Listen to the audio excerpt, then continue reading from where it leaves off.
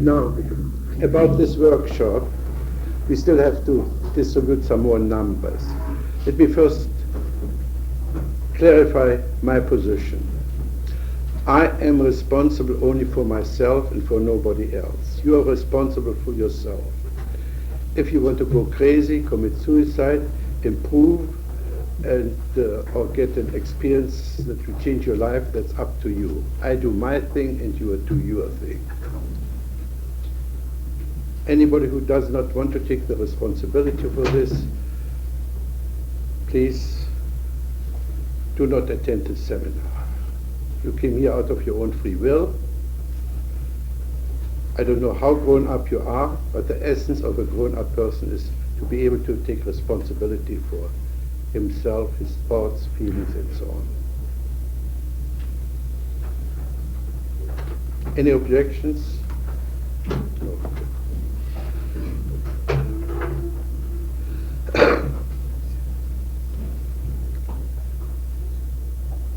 Let me tell you in this context, the Gestalt prayer I've conjured up. The Gestalt prayer is this: I do my thing, you do your thing. I'm not in this world to live up to your expectations, and you're not in this world to live up to my expectations. I am I, and you are you. Amen.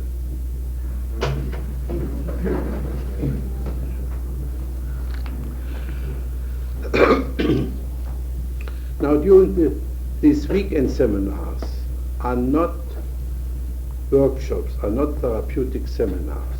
They're kind of a sampling situation. And in order to give you some idea what Gestalt therapy stands for, there are always a number of people who volunteer to work with me, and I already had some requests tonight. You see, I need, I think, 6 items for my work. Skill, Kleenex, which apparently is here, the hot seat, the empty chair, my cigarettes. And number 6, some people who want to work with me. So, who really want to work with me, not just make a fool out of me, that's fun too, but in this situation it's not so easy to difficult to work with. Okay, now, let's start from here. Now, I give preference, and you will see what purpose, to working with or around dreams. If you understand what you can do with dreams, you can do a tremendous lot for yourself. If you understand in Gestalt therapy, we don't interpret dreams. We do something much more interesting, exciting with them.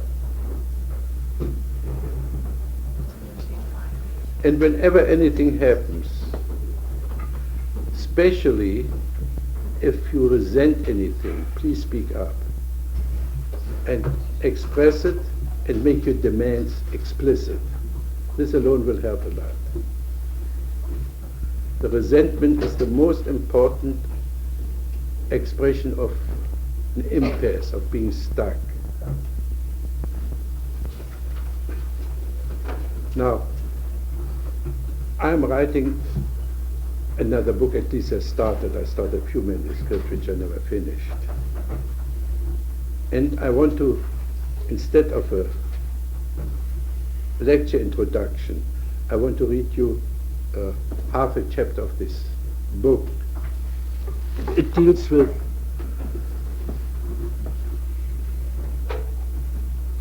some essential about growth and the relationship of growth to neurosis.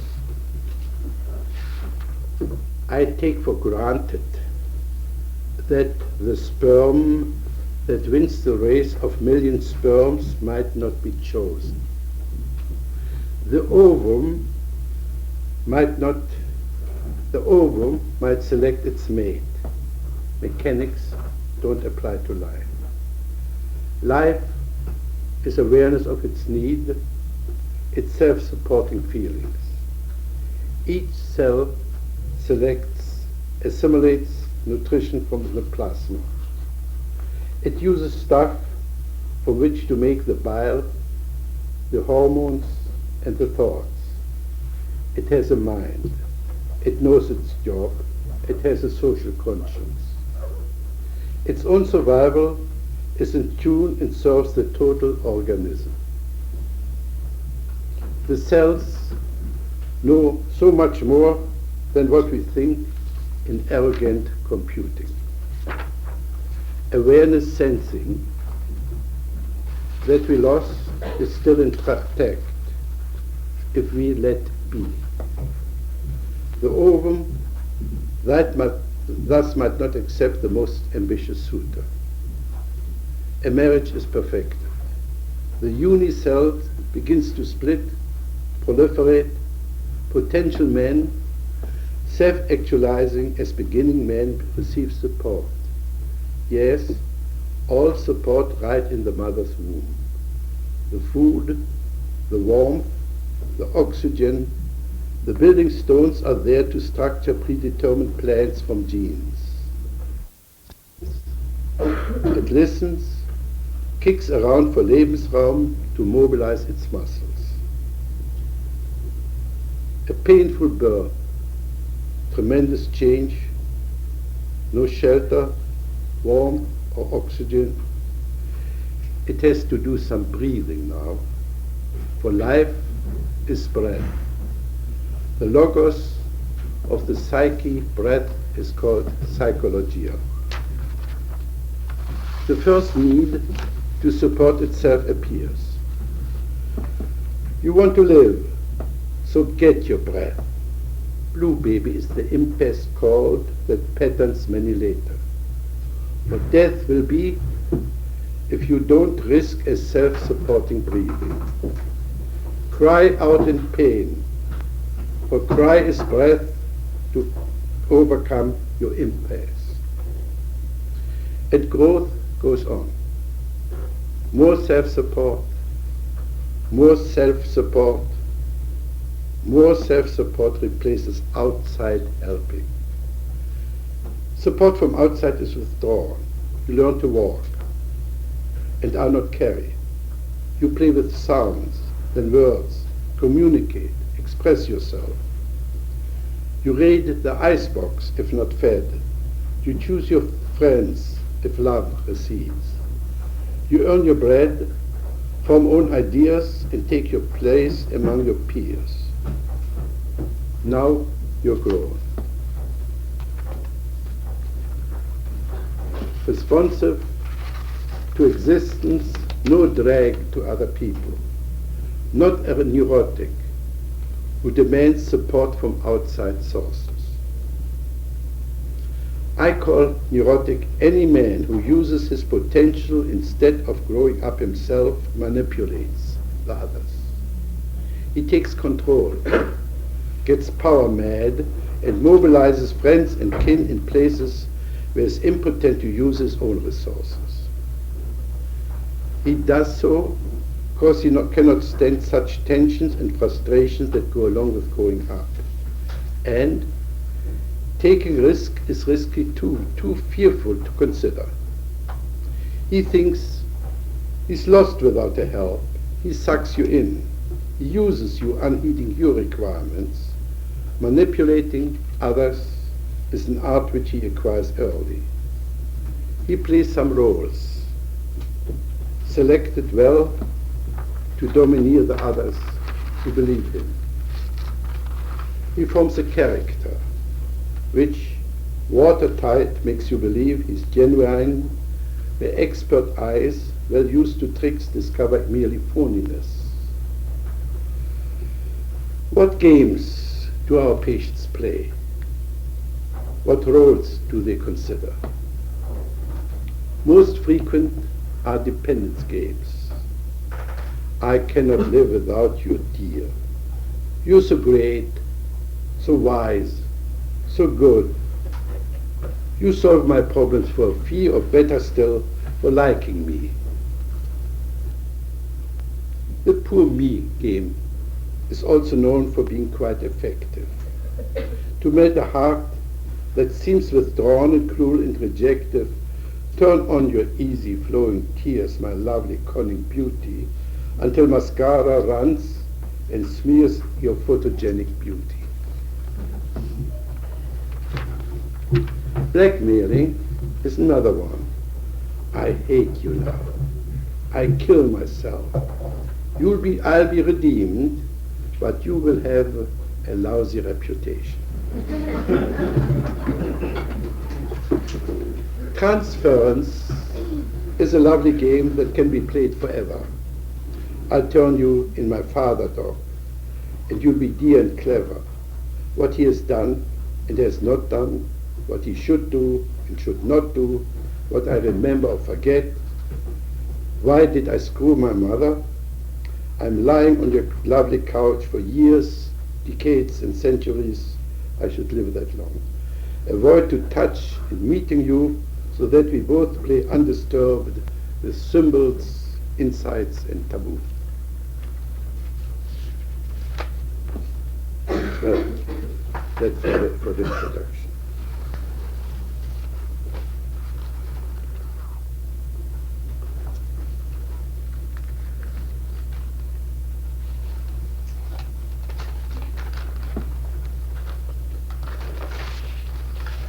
So in other words, the whole neurosis question shifts more and more from the medical to the educational field. We see more and more the so-called neurosis as a disturbance in development. A disturbance which has two results. One is that we do not develop our potential. Now what does this mean? It means that the average person in our time, and I want you to for once listen to numbers, a person of our time lives only on 5 to 15% of his potential.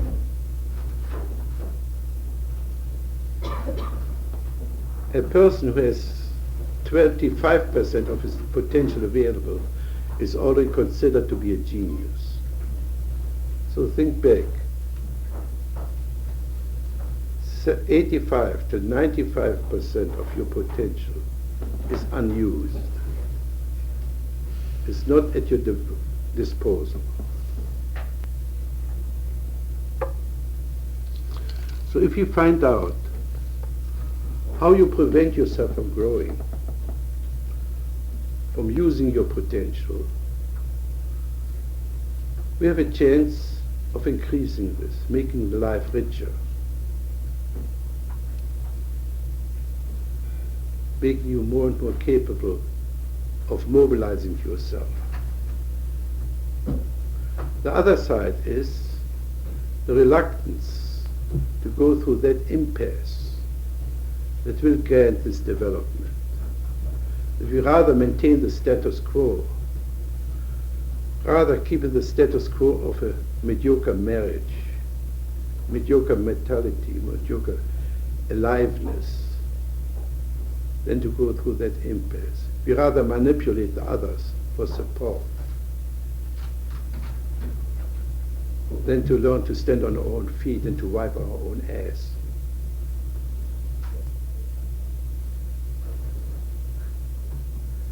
And in order to manipulate the others, we become control mad, power mad.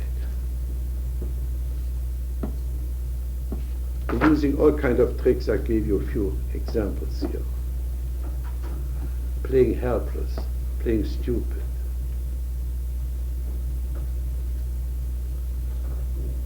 Being control mad. And the most interesting thing about the control mad people is that they always end up being controlled.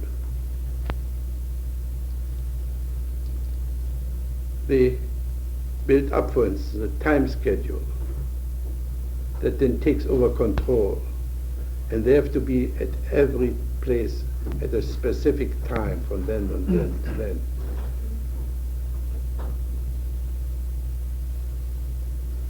So the control mad person is the first one to lose its freedom. Instead of being in control, he has to strain and push all the time. The enemy of development is pain phobia, the unwillingness to do a tiny bit of suffering. You see, pain is a signal of nature.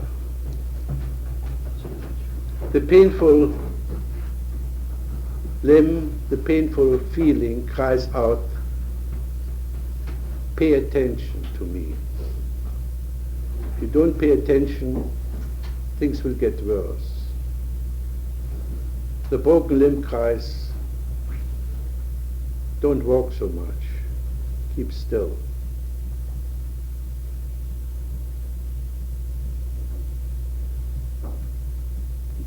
We use this fact in Gestalt therapy by understanding that the awareness continuum, which lasts any time if you're not asleep, you're always aware of something, is being interrupted, that you become phobic. As soon you begin to feel something unpleasant, soon you begin to feel uncomfortable, you take away your attention. So the therapeutic agent, the means of development, is to integrate attention and awareness. Our psychology doesn't even differentiate awareness and attention.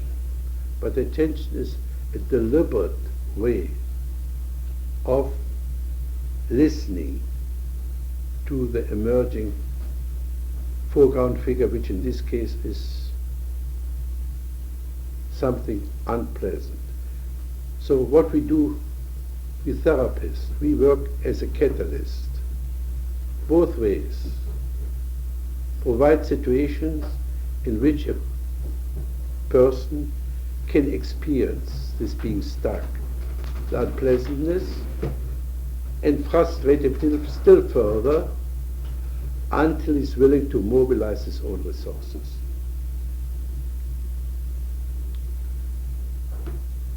He might become phobic and run away, or he might play such games which will lead our effort ad absurdum, like making a fool out of the situation, or playing the bear trapper game. You probably know the bear trappers. The bear trappers suck you in and give you the command, and when you're sucked in, down comes the hatchet, and you stay there with a bloody nose, head, or whatever is being injured. Or you have the Mona Lisa smiler. They smile and smile, and all the time think, you're such a fool, and nothing penetrates. Or you have the driver crazy, who have only one interest in life, to drive themselves and their spouse and their environment crazy, and then fish in troubled waters. But with these exceptions, anyone who has a little bit of goodwill will benefit from the Gestalt approach. Because the simplicity of the Gestalt approach is that we pay attention to the obvious, to the utmost surface. We don't delve into a region which we don't know anything about, it, the so-called unconscious. I don't believe in repressions. everything a person wants to express is all there, not in words. What we say is mostly either lie or bullshit. But the voice is there, the gesture, the posture, the facial expression, the psychosomatic language. It's all there. If we learn to more or less let the content of the sentences take second, play the second violin only.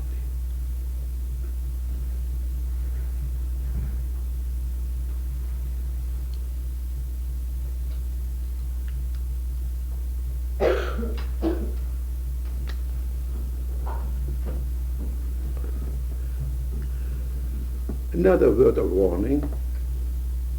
Fortunately or unfortunately, I've got lately such a reputation as a therapist that I cannot possibly live up to it.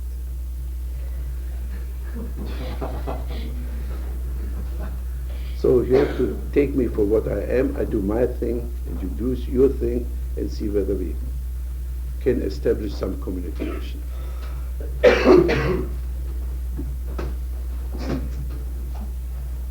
So let's start with number one.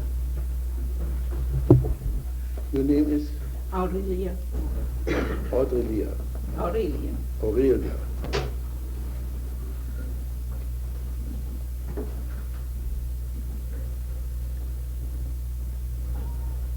I don't know what to say. Playing stupid and helpless.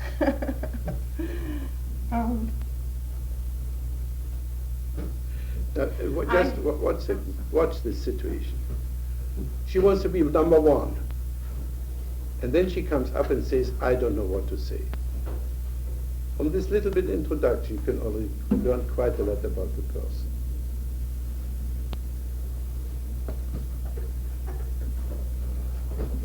My tendency would be to defend, don't want to.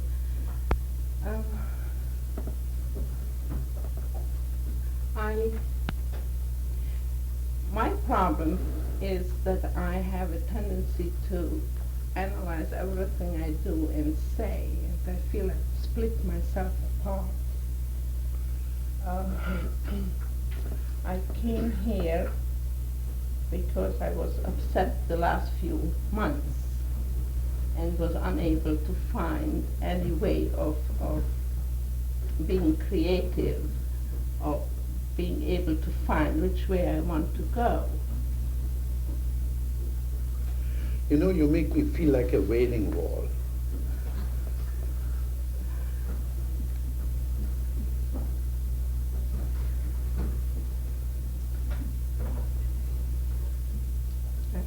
I'm really lost.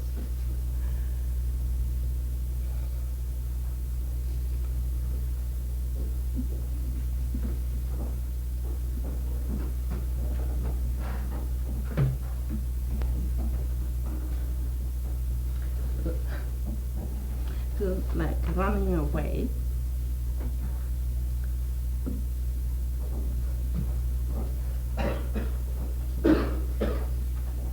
Terribly embarrassed, don't know what to say. Now, do you notice that you were smiling all the time? Because I think it's funny too. Because I put myself in that position. Okay, let's laugh. Ha ha ha. Are you satisfied? No.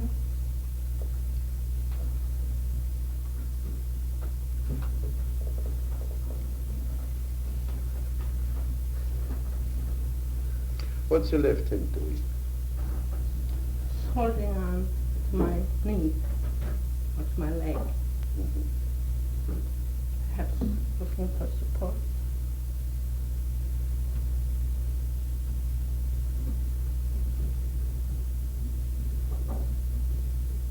I'm afraid that I am going to make a fool of myself. What about making a fool out of me right now? No, I don't think that is my mind.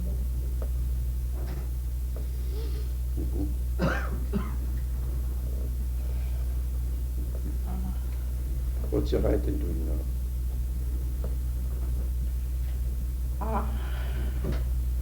Rubbing my upper lip, touching my face.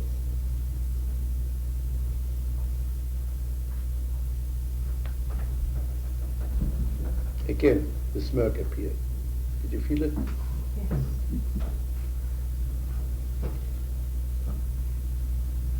Yes, because I can go out, somehow I look at myself and I think it's very funny.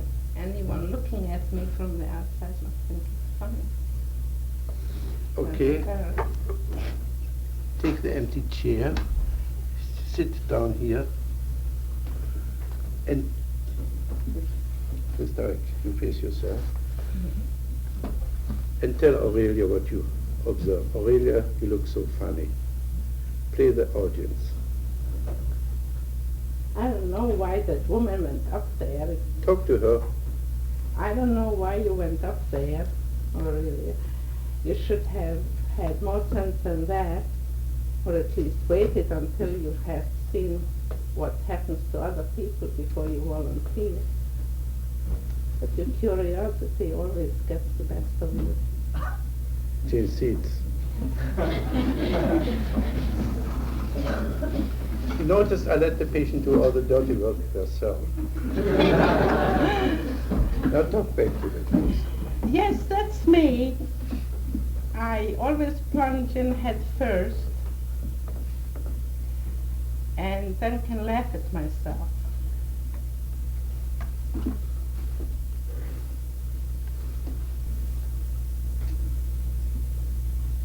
You think you are terrific, don't you?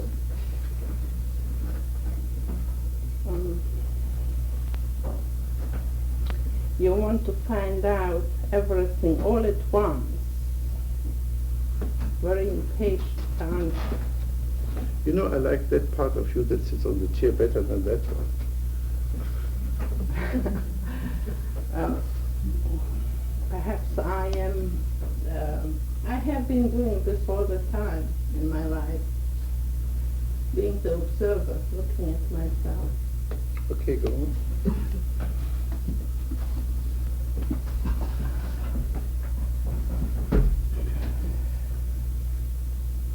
Well, I thought that somehow I will be able to tell how I felt before I came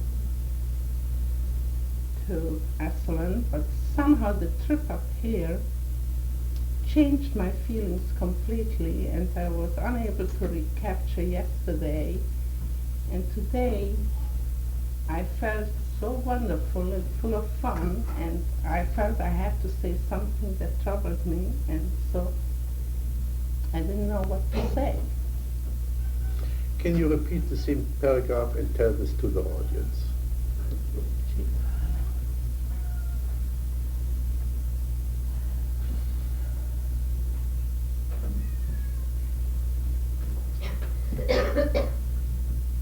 I don't remember what I said, but in essence that I had a lot of problems yesterday, but I couldn't recapture it today, because somehow on the trip coming here, yesterday is forgotten, the problems of yesterday are forgotten, and there is a kind of joyous feeling in me. And I had the feeling I had to tell what my problems were.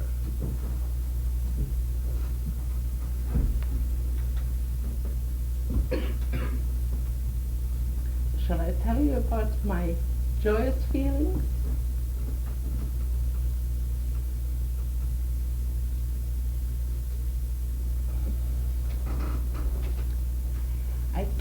This is the first time that I have driven a car a long distance, and I was terribly afraid of all kinds of things that would happen on the trip, that the car would break down, that I'm a lousy driver, that the people would honk their horns. This, by the way, we call the catastrophic expectations.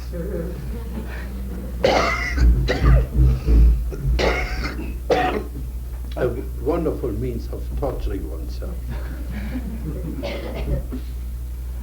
but I was determined to make it. And so I started out on the trip yesterday afternoon to take it leisurely and stopped over at San Luis Obispo. And it was a beautiful trip. I felt very secure. Nobody except one person honked the horn behind me.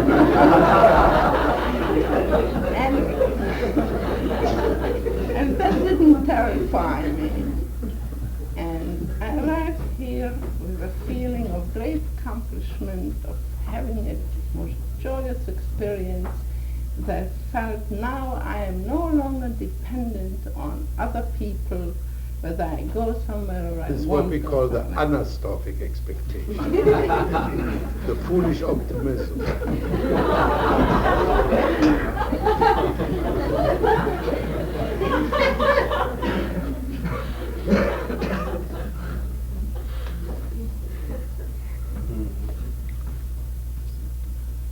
So perhaps tomorrow I find my balance.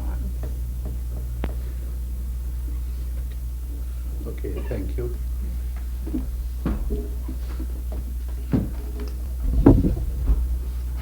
My name is Sai.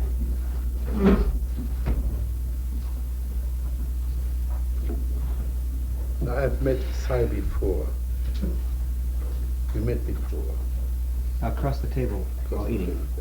But you never worked with me. No.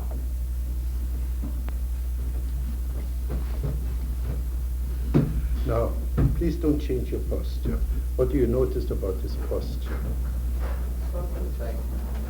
He's a closed system. And not only is he a closed system, but the right side goes to the left and the left side to the right. So, how mixed up can you get? He hasn't said anything yet, but you can see how much he expresses with the posture there. Yeah, I feel very secure. Will you do me a favor? See how you feel when you open up.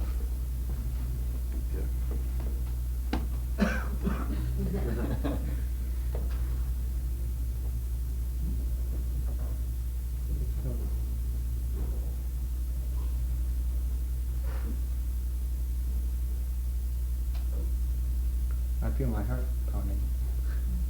Now we get stage fright. Not more so secure.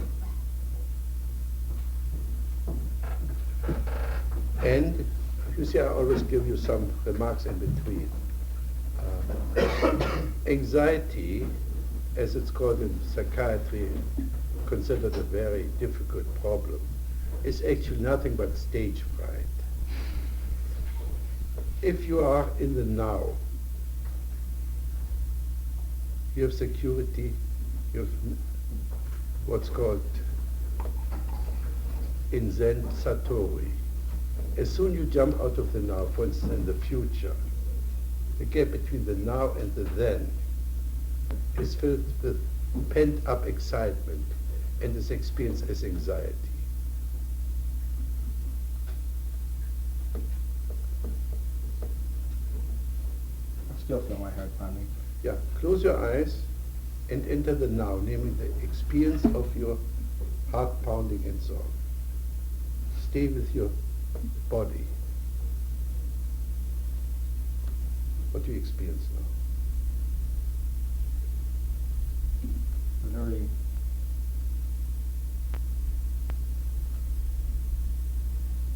My whole body, I can feel my heart pound.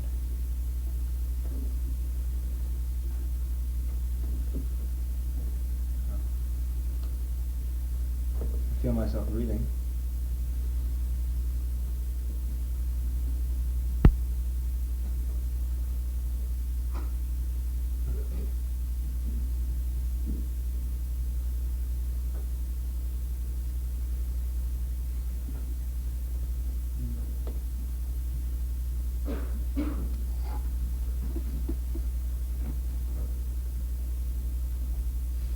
Yeah? What do you experience? Let's move on. What's your objective to stay in the now? Let's move on means, again, towards the future. What's your objection to sitting there?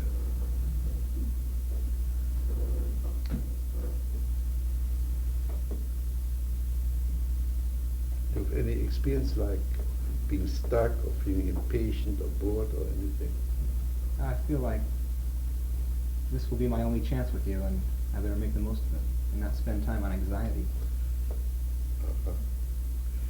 Will you take the empty chair and talk? What was your name? Sigh. To Sai. Sai, that's your own chance. Make the best out of it.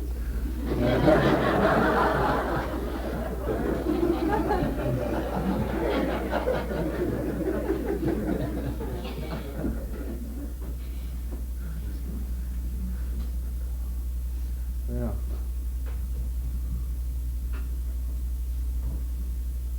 you're sitting there looking pretty stiff.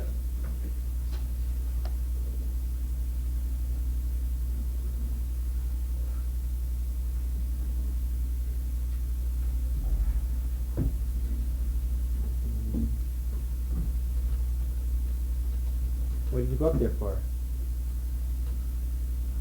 Change things. Now, the term I have for this is write your script. You invent a scripted dialogue between two opponents. This is part of integrating the fragmented parts of our personality. And they usually go in opposites. For this top dog, underdog, we have to talk about this later. So talk back to me. It's a he or she who sits there. That's a he. You don't know how many people have a she as top dog for this Jewish I'm not mother. so sure anymore.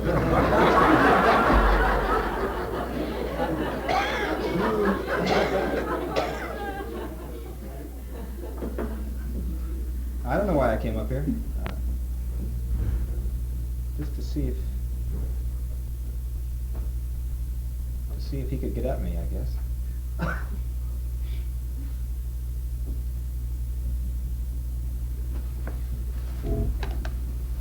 That's a hell of an attitude. You think you're up there to fight with Fritz?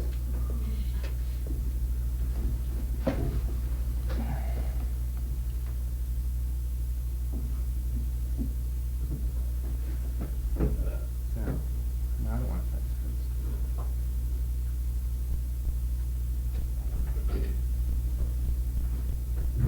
Fritz.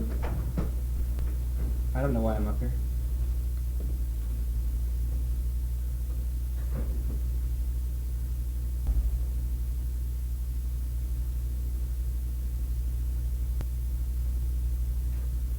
Who are you anyway?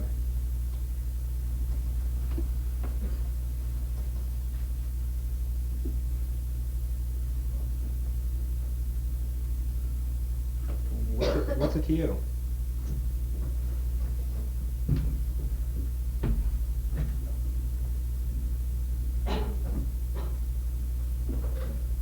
What's it to you?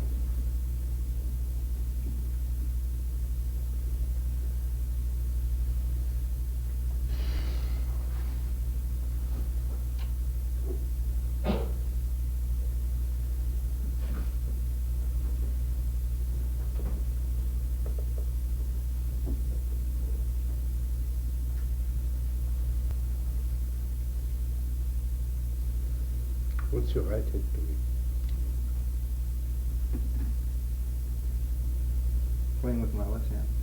Okay, can you invent a dialogue between your right hand and left hand? Let them talk to each other. I'm going to hold on to your left hand. Makes me feel it.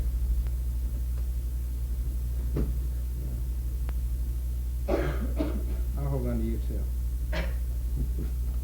Well, don't let go. Okay.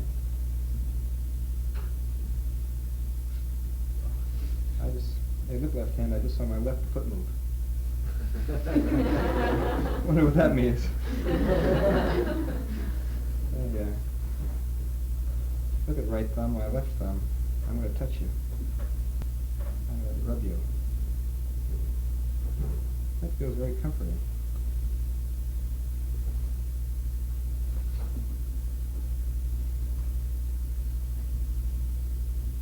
All right. I'm going to hold you.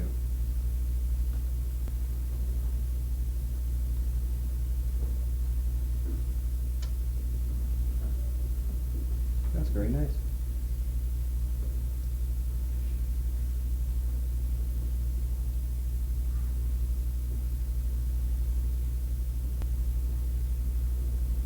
I don't feel like holding you anymore.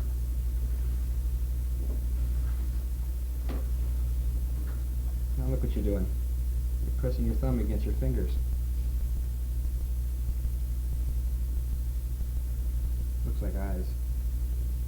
Doesn't it, left hand? Yeah. You look more like an eye than I do. Can you play the eyes now? Look, go to the audience. Audience. Do you have eyes or has the audience eyes? You feel that you're being looked at, or you have your own eyes and can do some seeing? Or as I call this type, many people are mirror draggers. They always drag the mirror and use other people for reflections. They usually have no eyes themselves.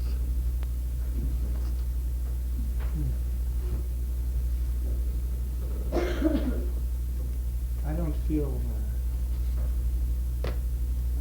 governed by all your eyes. What do you see? But I'm really not looking at you either.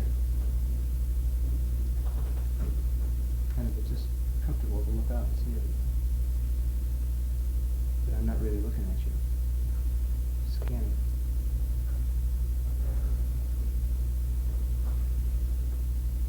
This is my wife.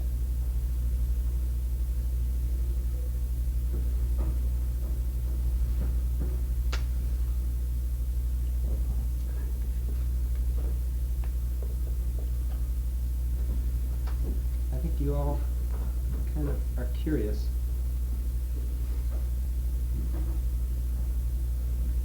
And yet care. But not too much. Now play them. Take this chair here. I'm curious, but I don't care too much about you. I'm curious, but I don't care too much about you. Really what I'm doing is waiting for my turn up there. You are kind of an interesting looking fellow, though. A bit closed. You don't look like you let go very much.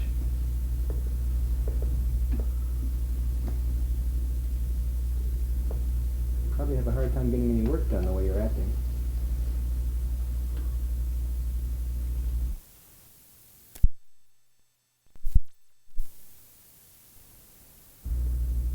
But I suppose you don't know any other way to act.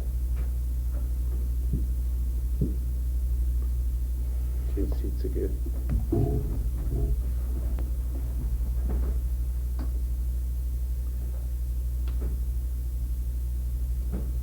I wouldn't exactly call that a caring comment. What would you call it?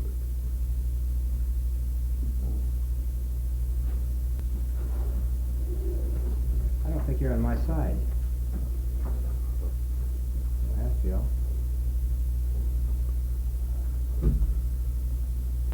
You're just taking care of number one.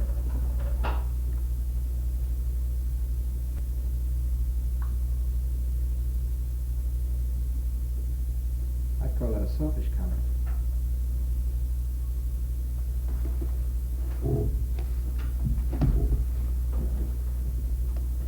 Well, you are using up a lot of time. You know, nothing's happening. Let's get on with pretty soon it'll come to me. I'm number 20 or so. How long are you going to sit up there?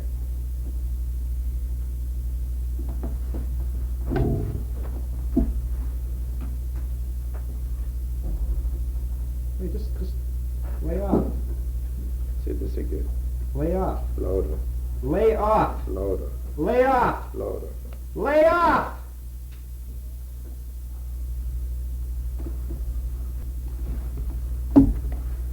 getting so excited about it?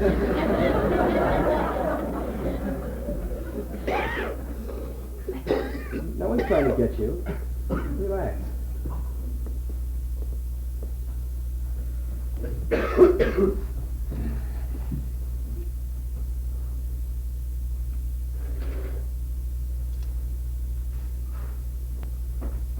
Okay. How do you feel now?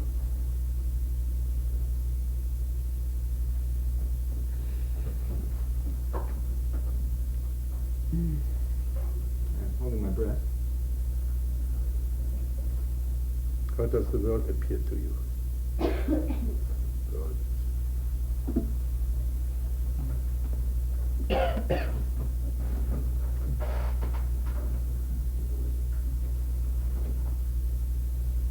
Curious, interested, caring,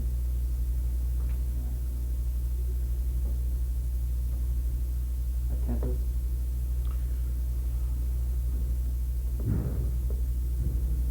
You see anything?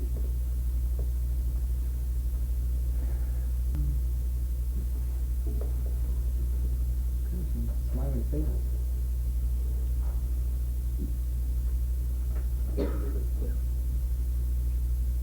Anything else? You see any colors? Now I do.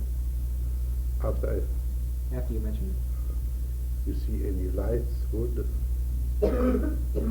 Now I do. but not before. Now, before I saw a lot of interesting people. I think before you saw your mirror again. You used them for mirroring you. They exist only as far as they were of interest to you. Yeah.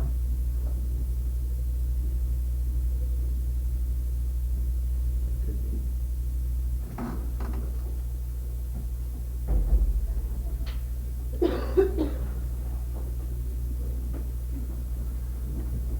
You noticed already something here inside, something very interesting, that in the course of the development, when we put up a game, a role, instead of actualizing ourselves, that during this process, most people develop holes in their personality. Most of us have no ears. At best, they only listen to the abstractions, to the meaning of the sentences. Usually they don't even hear that. Many have no eyes. They have the eyes projected, they always feel they are being looked at. Other persons have no heart. Many people have no genitals. And very many people have no center. And without a center, you wobble in life. Now, those are a bit more complicated to investigate, but I'm sure that we'll come across these holes in the personality too during our work here. So, let's go on. Your name is? Lisa. Lisa.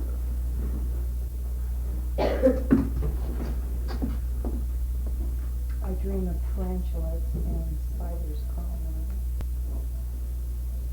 And pretty consistent. Okay. Can you imagine I'm Lisa and you're the spider? Can you call on me now? How would you do this? Up your leg and Do it, do it.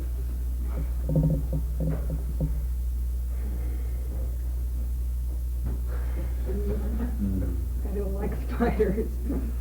You are a spider now. It's your dream. You produce this dream.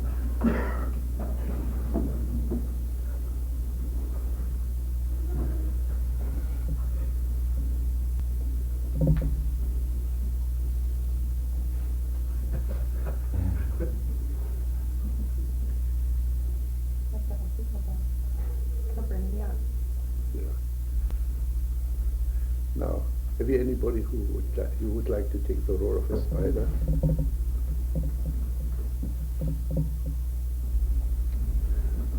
I don't see anyone that reminds me of a spider.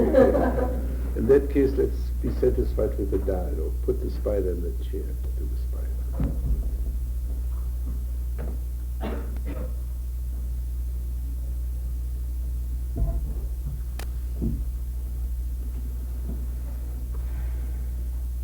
I don't know what to say except to get it off of me. That'll be the spider. I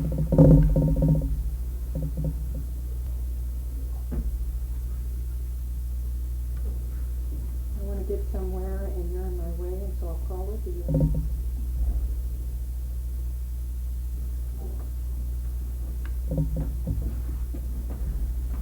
That was very symbolic.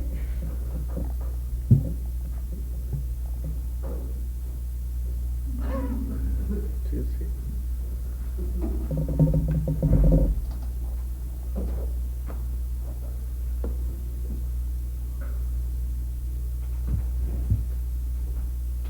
I feel like you're inanimate, and it doesn't matter if I crawl over you. So this again. I feel as though you're inanimate, and it doesn't matter if I crawl over you. Again. I feel as though you are inanimate, and it doesn't matter if I crawl over Say you. this to the group.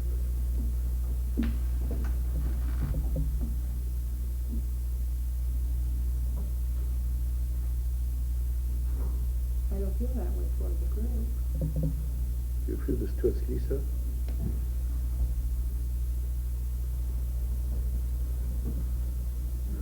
Towards whom do you feel this?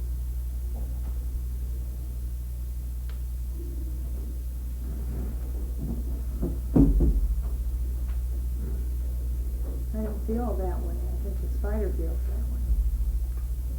Oh, you're not the spider. No, Can you say this again? I'm not the spider. I'm not a spider. Go on. I'm not the spider. I am not a spider. Which means you're not what? Aggressive. Go on. I'm not aggressive. Give us all the negations, all what you're not. I'm not a spider, I'm not aggressive. I'm not ugly. I'm not black. I'm shiny. I don't have any more than 2 legs.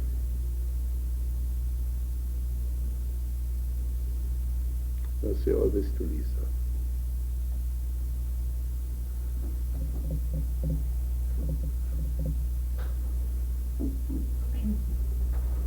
You're not black and shiny. You only have 2 legs. You're not aggressive. You're not ugly. 3 seats. Talk back.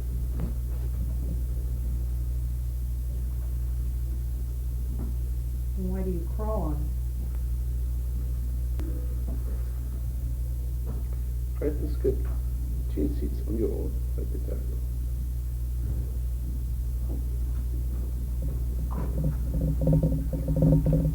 Because you're not important.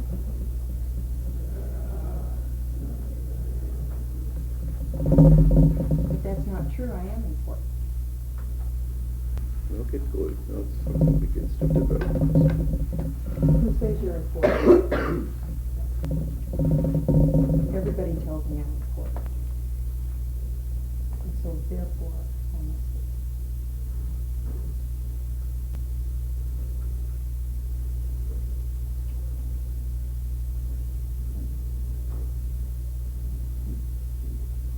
It's healthy to be important and feel worthy. Hmm? It's mentally healthy to feel self-important and worthy. Sounds like a program, not like a conviction. It is a program. 3 seats again.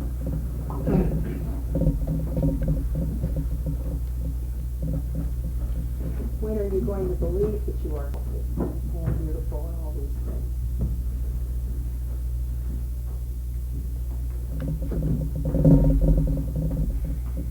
Someday when somebody like Mr. Fritz gives me a magic pill and I'll feel all better. Now, let the spider say the same. I'm ugly and I want to be beautiful. The spider say the same. I'm ugly and I want to be beautiful. To a spider lover, I probably am. But a lot of people don't appreciate spiders. Okay, go back and give the spider some appreciation. Spiders are necessary because they keep the flying insect population down. Spiders are fantastic because of the webs that they can build. Talk to him in terms of you. You are important because You are important because you keep the insect population down. You are important because you build beautiful webs.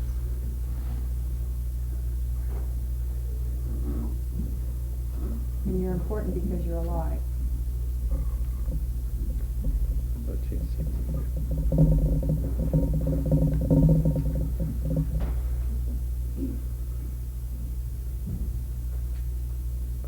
I would like you to try and let the spider return the appreciation. You're important because you're a human being.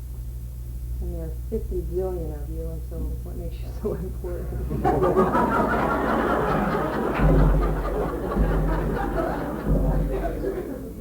Now you noticed only the body in her personality. Self-appreciation. Lack of self-confidence. Other people have a feeling of worthiness or something. She's got a hole.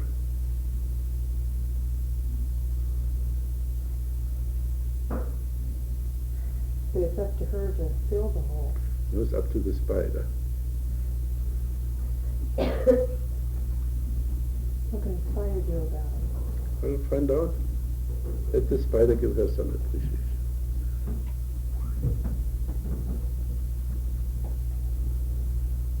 The spider can't think of anything.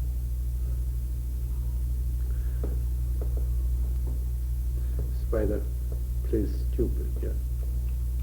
No. No, she does some, neat things, but they aren't. She doesn't do them as well as almost anybody she can think of. Are you by any chance suffering from the curse of perfectionism? Oh, yes. So whatever you do is never good enough. Right. I'll say this too. So.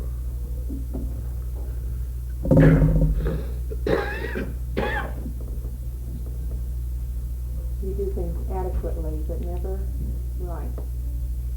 Never perfectly. Tell her what she should do, what you like.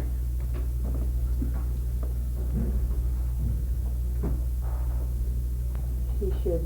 You should know. Never gossip about anybody who's present, especially not about yourself. Always make it into an encounter. You should be able to do everything and anything and do it perfectly. You're a very capable person. You've got the native intelligence to do it, and you're too lazy. Get the first appreciation you're capable. At least she admits that much. Well, she was born with that. She didn't.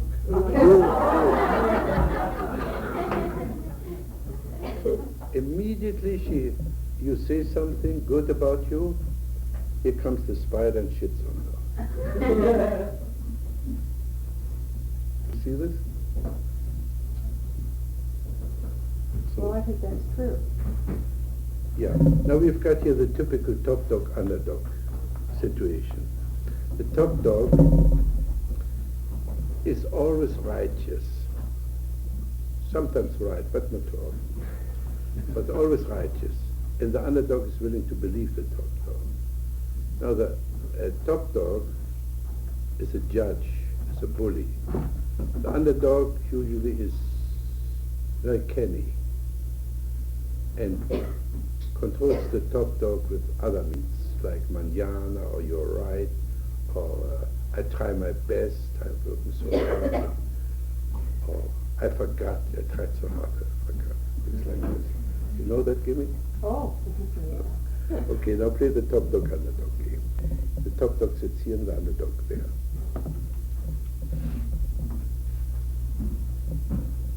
Why don't you ever do anything perfectly? Because I try to do too many things. Don't have enough time to spread myself around. And I like to read.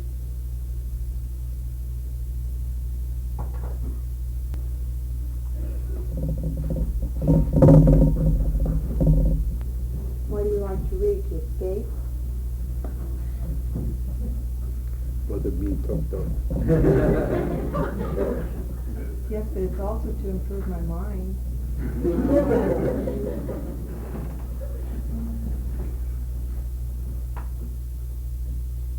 I have to get some enjoyment out of life. Besides being perfect. Say this again. Say this again.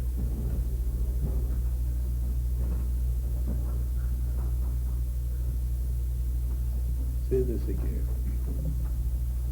I dare you.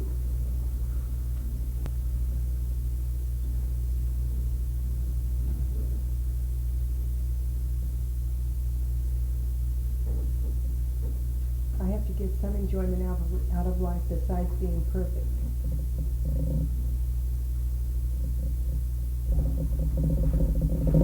This time I want to introduce a new element. Let the top dog go on talking to her, and I want her each time to answer back, fuck you. See what happens there.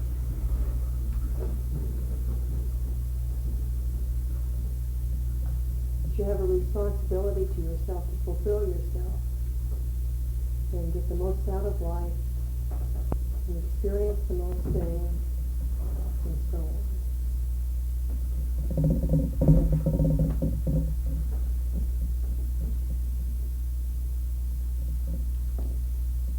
Fuck you.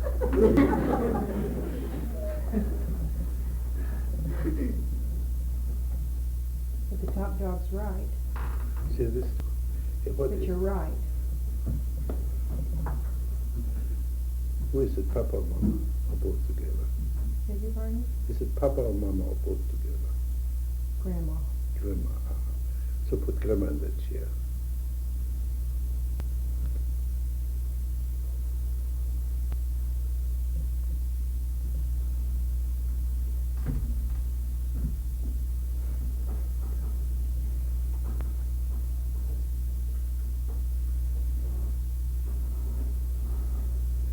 Everything you say is true.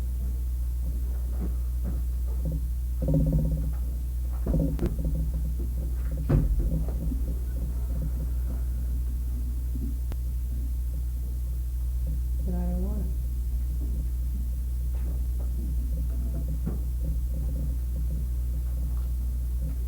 I like to try to work on a hunch. I might be completely off. Say, Grandma, you're a spider.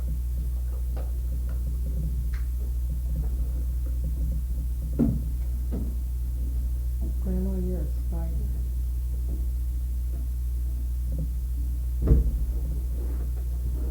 Change it.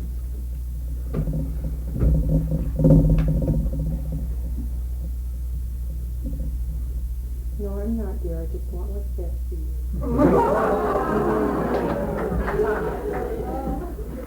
That is the stock phrase of the top dog, as you probably recognize.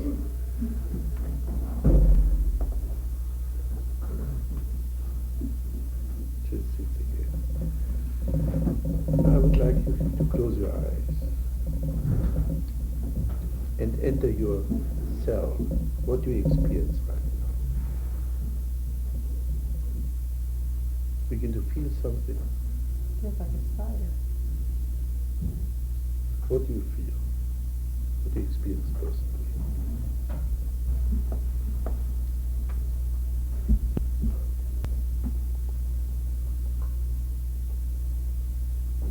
like I'm spider sitting on me and I want to go do something. What do you experience when the spider starts? It feels like black up here. No reaction to the spider?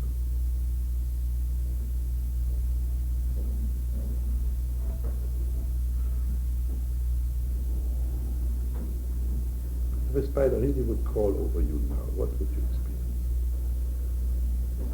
Adrenaline and jump and scream. How? Again. Spider's still there.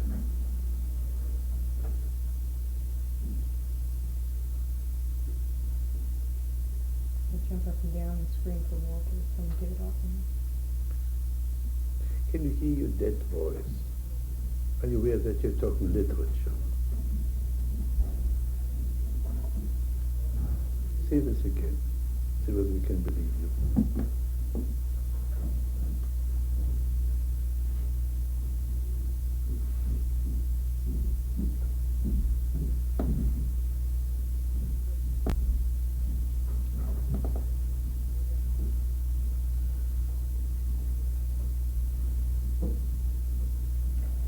I'd scream and How?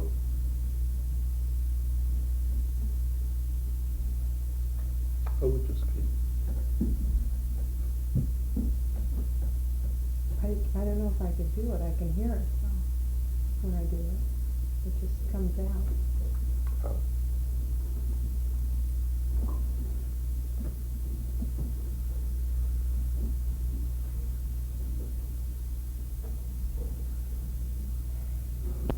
I feel too structured to scream.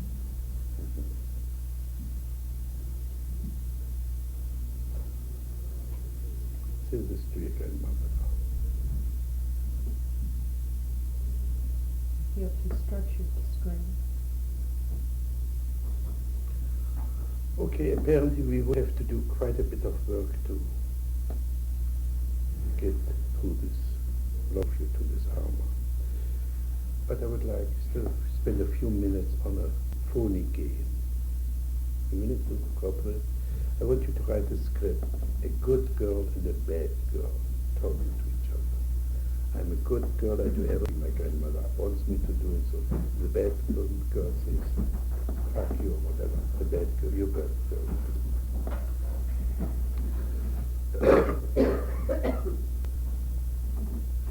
I'm a good girl and I use all my potentials to the greatest degree, all my, as my grandmother would say, God-given creative abilities, my God-given intelligence and appearance and whatever.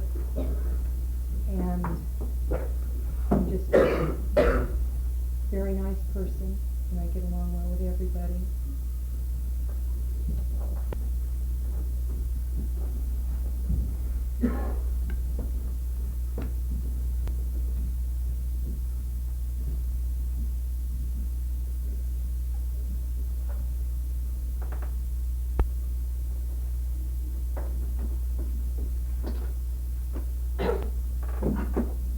That's very nice for you, but you're not going to get any kicks out of it because I have a very good time and you can go fuck yourself.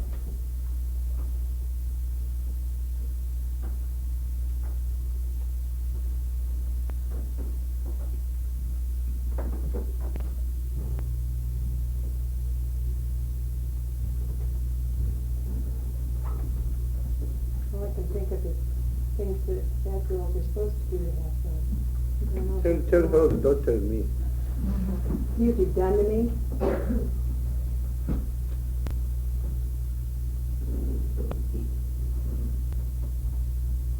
You don't enjoy yourself and I don't enjoy myself and we wallow around in it. You can't be bad and you can't be good.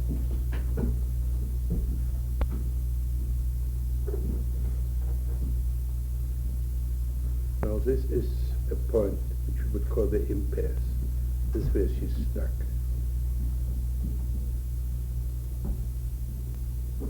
Okay, be the good girl again.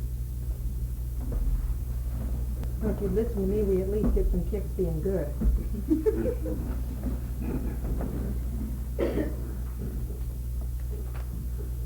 You have no self-discipline whatsoever, and the greatest joys in life are productive ones.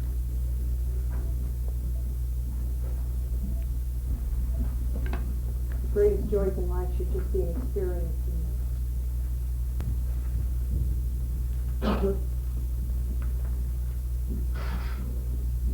Live a little here and there.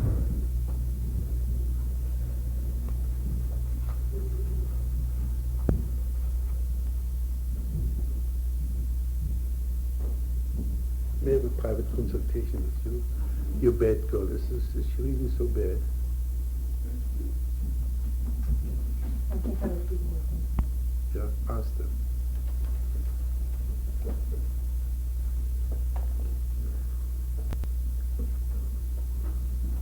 Walter, would you think my bad girl's so bad? Yeah, don't ask me. No, I don't think Chicken. it's bad. I don't know which one you feel best. Up there now. Neither one. Yeah. That's the same, because you're stuck. You're stuck.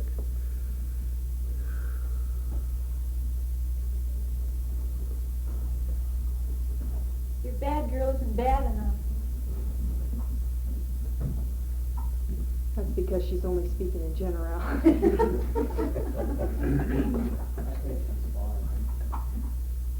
I do too. For bad girl. A good girl. A bad girl, either one of a girl. That's a female observation.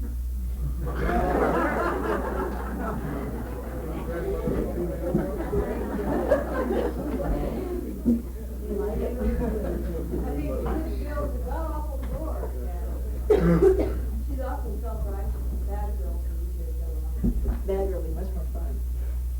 The bad girl is almost impotent to be bad. She's really too good to be denominated as bad. I was hoping you'd feel better being bad after you got up there. The bad girl doesn't really feel too self-righteous, which is one of the things that the good girl would like to give up. What is bad? Great. Good. Good deal. Being unproductive and using your greatest potential. Bad is what grandmother disapproves of, and good is what grandmother approves of.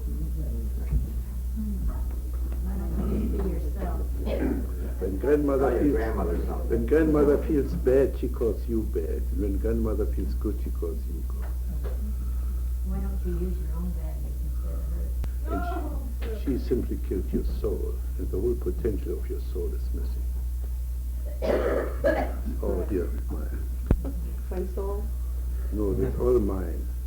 Yeah. So there's just a little bit of your potential used. I don't see any usage of your emotions, of your femininity, of your joy de vivre. All that is wasteland so far. Thank you.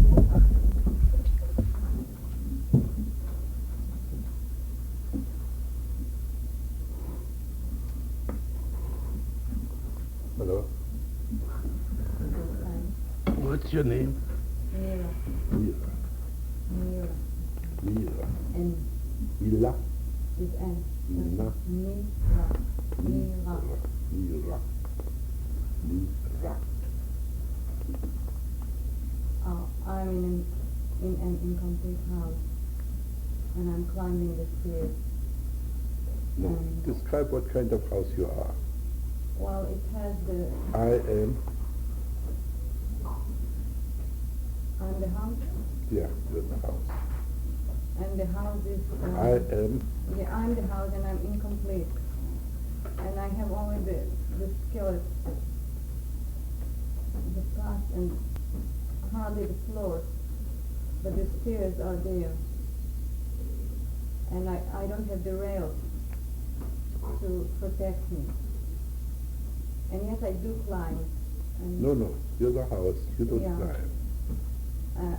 Here I'm climbed on. Yeah. And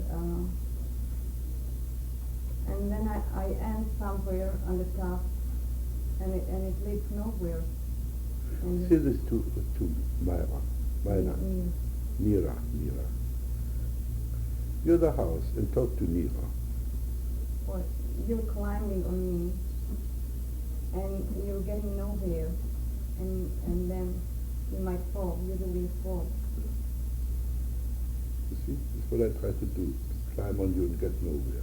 It took a long time till you even could identify with the house. Now say the same thing to some people here as the house. If you try to climb on me, If you try to climb on me, you'll fall. can you tell me more what you're doing to them that they try to live in you and so on?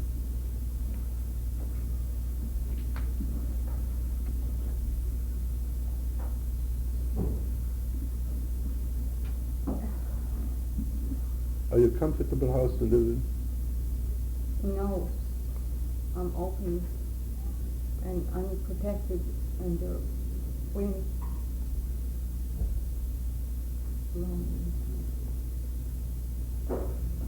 And if you climb on me, you'll fall. And if you judge me,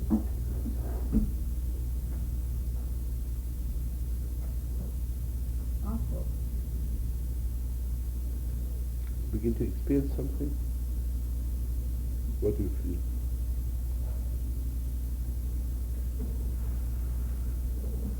I want to fight. Say this to the house. I want to fight you. I don't care about you. I do. I don't want to.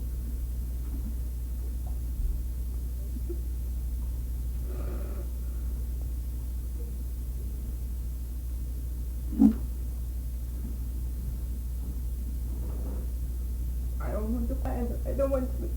I don't even want you to see me cry.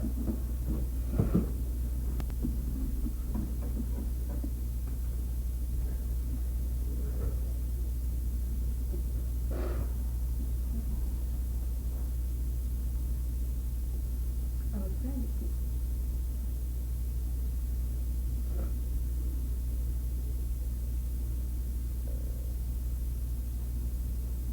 I don't want you to pity me. Say this again. I don't want you to pity me.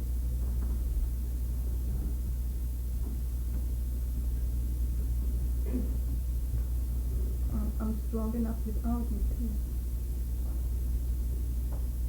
I don't need you, and I wish that I would. I don't need you. Okay, let the stairs have an encounter with the non-existing railings. Railings, where are you? Hold on to you. Railings. I can't live without you. I'm climbing to it. It would be nicer to have you. So it would be nicer to be complete. To have something on top of the concrete. And to have nice, polished rails. What kinds of floors have you got? Concrete. Hmm? Concrete. You know, Concrete just floor. with uncovered.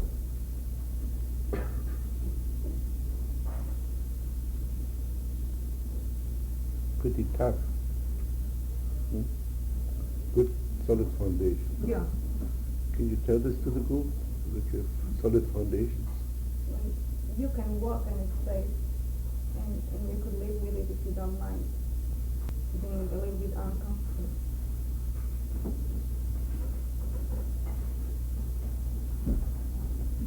Undependent. So what do you need to be completed?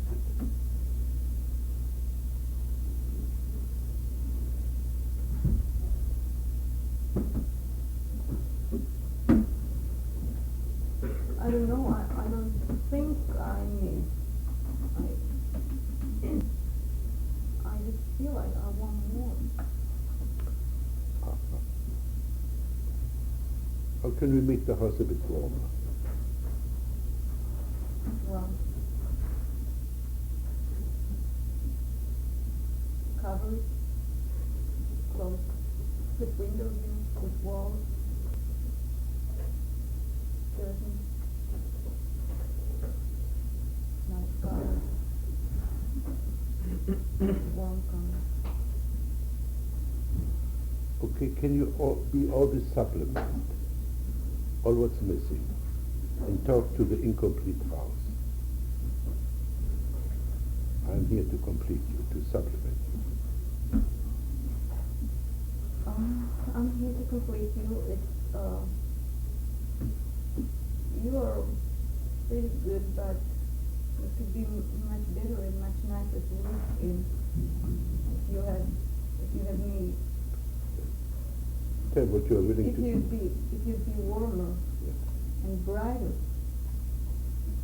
and softer, have nice colors, have more, have maybe carpet and curtains, some soft and bright things, and maybe some heating. Yes, it's an incomplete house.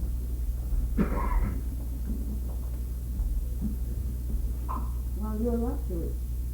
You can do without luxury too.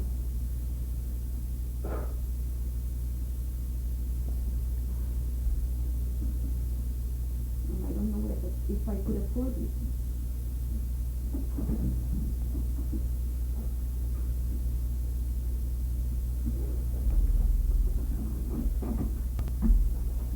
Well, if you think I'm worthwhile, then you could. Then you'll try and get me. And it will make you feel nicer, better. Go on.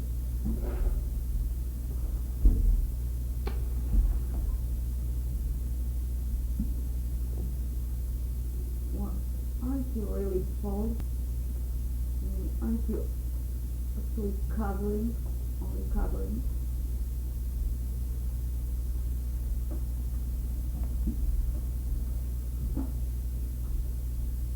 You're responsible.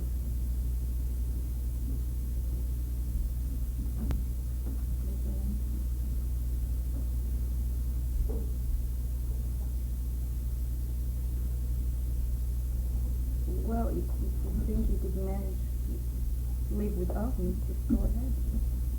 Why don't you? What does he have to do? Did you notice? Yeah. Do this.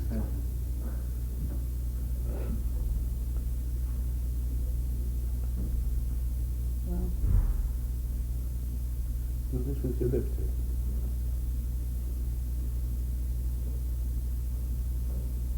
I'm not pushing you away. Tickle you.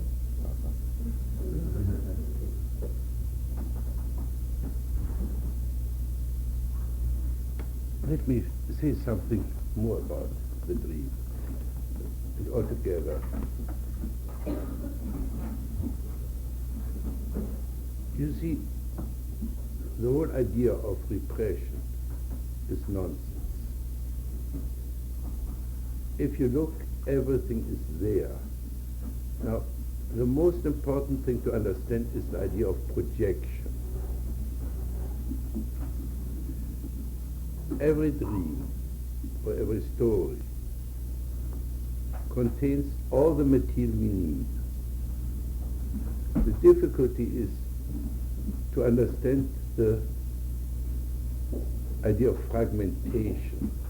Now, Nara's projection was the incomplete house. She doesn't experience herself at the beginning as the incomplete house. It was projected as if she was living in this house, but she herself is the incomplete house. What's missing is warmth and color. She admits that she is, as soon as she becomes the house, this solid one. Very often the projection is not even visible But it's obvious. If I have a staircase without railing, it's obvious that the railings are somewhere in the dream, but they're missing. They're not there. So where railings should be there as a whole. The warmth and color should be there as a whole.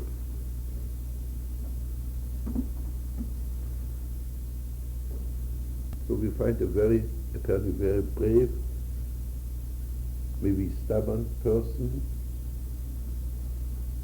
who can make it. Okay.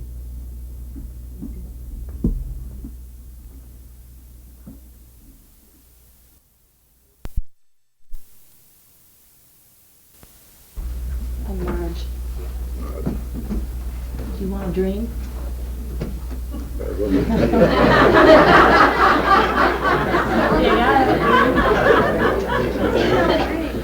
You see, the first step is, I always listen especially to the first sentence. The first step is you put responsibility onto me.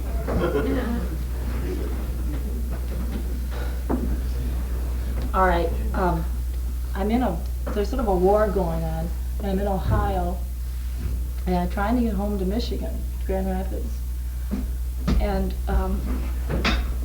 You know Littleton? pardon? Little Fair? Yes, he was my minister. Oh, I love it. Yeah, I do too. And it's like the Second World War. You got to show ID and everything, and or like movies I saw of the Second World War. For some reason, I haven't got the ID, and I'm with another woman, and I don't know who this woman is. I can't remember. But anyway, we have an awful time, and we're arranging to go across Lake Erie and sort of be snuck in like the French underground or something. And I'm trying to get home. It's the main thing, and I can't seem to get there.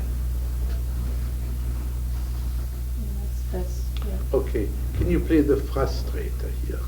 Sit The here. what? The frustrator? Yeah, Marge, I don't let you get home. I put obstacles in your way. Okay, I'm not going to let you get home.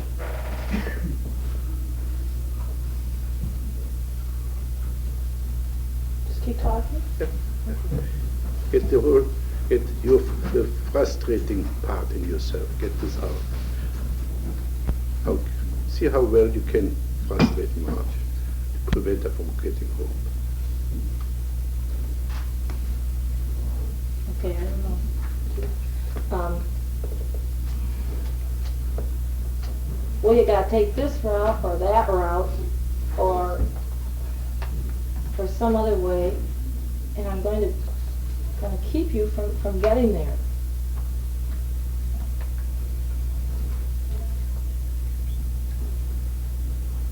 I'm not going to let you remember how to get there.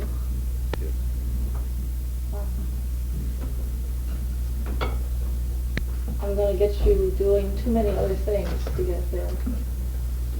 Too many other activities.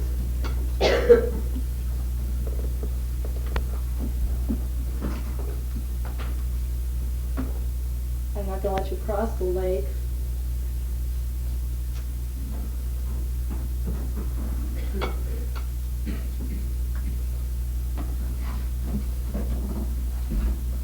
I'm just going to keep you all the time from Do doing this it. again. I'm going to keep you from doing it. Do this to Marge. Do it to me? Yeah, sure. You're frustrated. I stay back where you are. Don't go ahead. No, change seats. Be Marge again. But I want to go ahead. Say this again. But I want to get there. Change seats again. I'm not going to let you. I'm too angry at you. I am not going to let you get there. I'll go on writing the script. Go on with the script, the dialogue. Back and forth. Not sure where I'm going at the moment.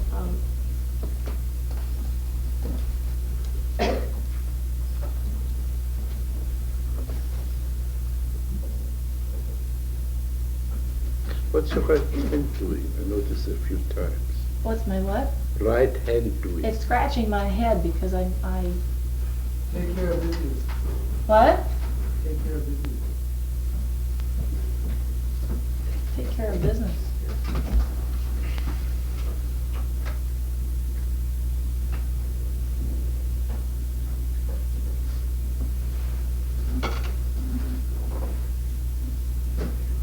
I think where I want to get is I want to find to get to myself.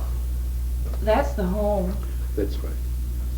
There's a beautiful poem by Hölderlin, and Heidegger, one of the first existentialists, writes about it. Homecoming means to come into your own, into yourself. And you prevent yourself from homecoming.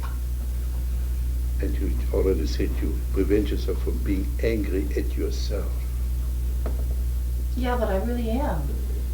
The angry me is winning, and he keeps fighting the maturity or something, and keeps winning. He keeps preventing me from maturing, I guess, from finding myself. Say this to me. I'm angry at you. Okay. I'm angry at you. I'm angry at you because you won't look at me.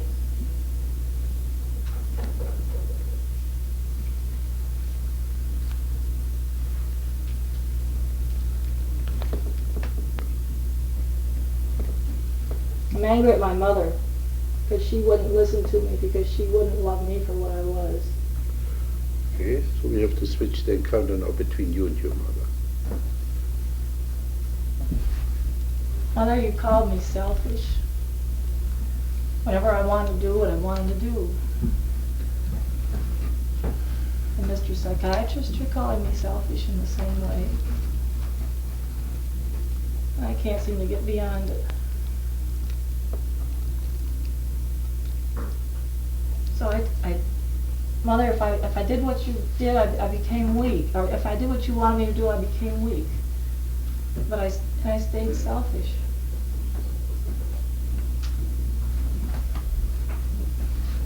But you were selfish. You always want to get ahead of the other guy. You want to eat. You want us to get, me first all the time. And you think only of yourself. And if you're not happy, then by God, you're going to get there somehow.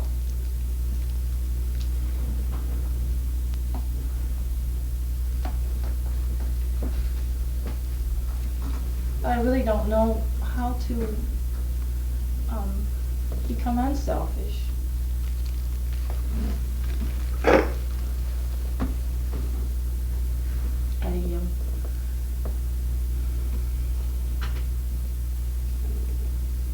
What you were looking at me, what you want from me? I have trouble staying with it. I get stuck like an impasse. Okay. Are you actually feeling the impasse? I cop out. I kind of feel it, yeah. How does it feel to be at the impasse? How to cop out? I don't like it. Damn it. I shouldn't do this anymore. Go on. What the hell am I doing it for? But this is what I do. I get in a group of people, I get in front of people, and bang, I can't get in my feelings. Because I feel self-conscious or something. Tell this to the group. I cop out to you. And I don't mean to, but I do. And I think this is the angry me in me saying, Marge, you're not going to get there. All right, close your eyes and cop out. Go away. Go to any place you like to. Where would you go to?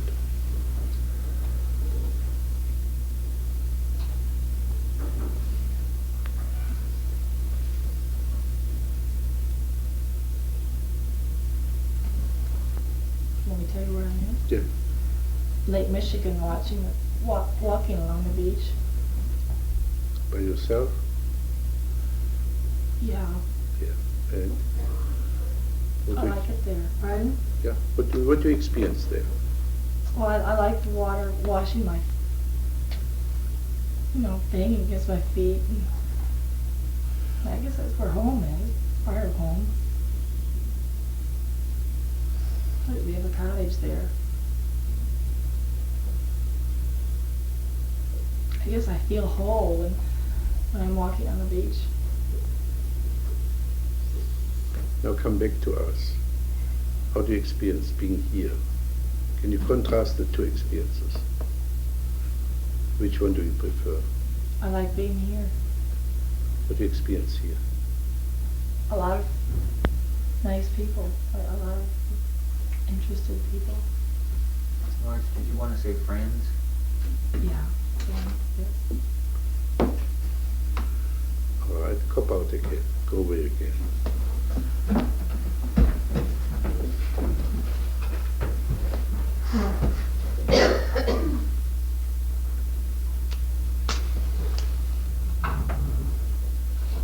I don't want to go away. Okay, you feel more comfortable here?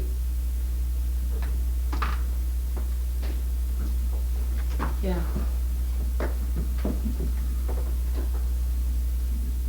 There's still something incomplete. Ah, you just interrupted. What were you doing? Yeah? No, you're cheating. Yeah. So let right and left talk to each other. Right, you're going like that. Oh. I want to hide you. But I don't want to be hidden.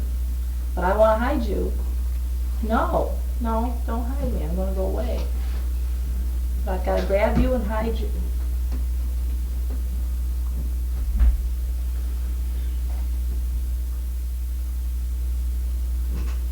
Or I'll just let you be. And don't need to hide. Say this again. I don't need to hide. I don't need to hide. Again. I don't need to hide. Louder. Louder. I don't need to hide. Say this to your mother. I don't need to hide. Did you say this to her? Does she listen? I don't know. Lloyd.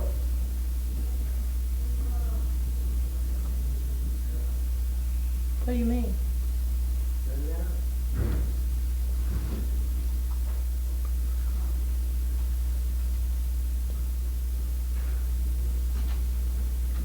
What am I hiding from her?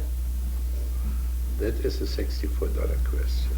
The main question, of course, what do you need a mother for? Why do you carry her still around?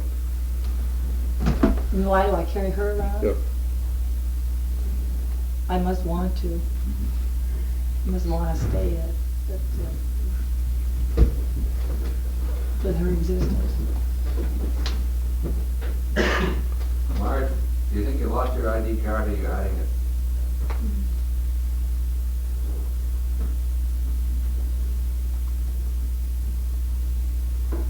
I think I'm hiding it.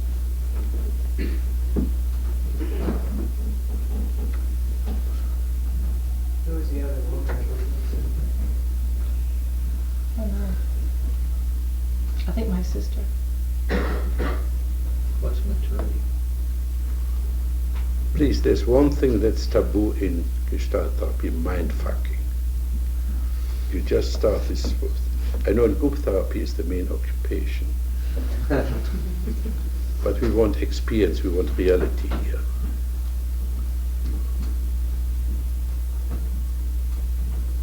What do you experience now with all this interference? I didn't like it too well. But you didn't speak up. Okay, I didn't like too much interference because I'm trying to concentrate.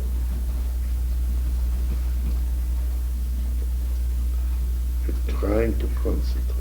What does it mean? How do you Get try? with my feelings towards my mother. Uh-huh. Is this an effort? sometimes. Now say this to your mother. Okay, Mother, sometimes it's an effort to get at my feelings towards you. That I really don't want to hide myself. I don't want to be what you want me to be. I want to be myself. Okay. I want to be myself, Mother, and if that means Louder. being selfish, it means being selfish, damn it. Louder. Okay, I want to be myself. I want to be me. I want to let me come out. And if it Yes. means being selfish, it means being selfish. Now say it with your whole body. Okay, I want to be me. I've got to be me somehow. I'm not going to be what you want me to be. You still say it mostly with your voice in this part. The rest is still dead, not involved. Say it, get up, say it with your whole.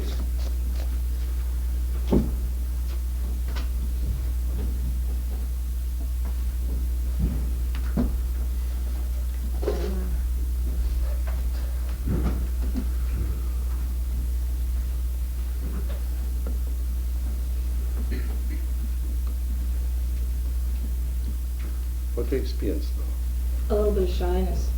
Say this, Again. say this to your mother. Mother, I'm shy. I love all these people, but I'm still shy.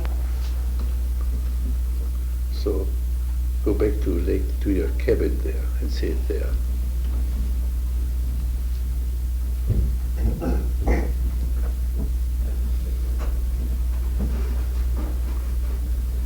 Can you say it there? Yeah, I can, but I can't go back to my cabin very easily. Where would you be comfortable enough to say it?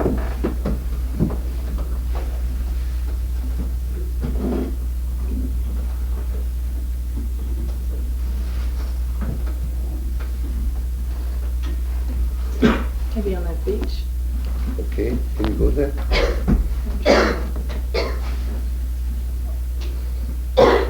Shout it across the lake.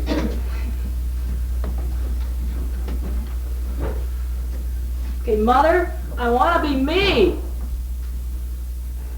It's still false. Can you feel it? Still harsh, yeah. Now, we have to pick up something else, shyness.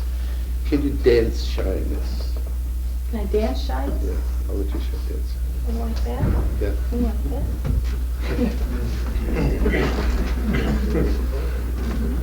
I want to see everybody out. Yeah. How do you feel about this now? So good. Enjoy it. Now try again to say it to your mother. I mean, yell it out. I don't care whether you yell it. Yeah. As long as I have some feelings that you actually get the message across.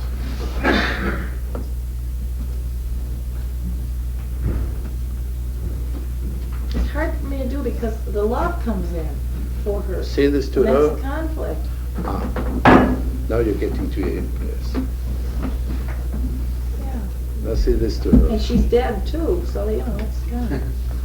But you still carry her. She's not dead. Well, okay. Okay, Mother, I can't say it to you because I love you too, and I want you to love me. And that's it. I want you to love me, so I do what you want me to do. Damn it. Say her. That's right. I want you to do what I want you to do. But I do love you. But it was just hard to get at you. Because you were selfish. And I decided that I wanted a boy, I didn't want a girl. Well, Mara, I wanted to be a boy. Tell her that she's selfish. You're selfish, damn it. Because you didn't want me, you wanted a boy. And you got me, and look what happened. You got a big, tall me. You didn't know what to do with. But I gotta be me. Can you say, I got to be a girl? I gotta be a girl. Say this again. It's hard to say. Yeah. Again, you're stuck. Still want to be a boy.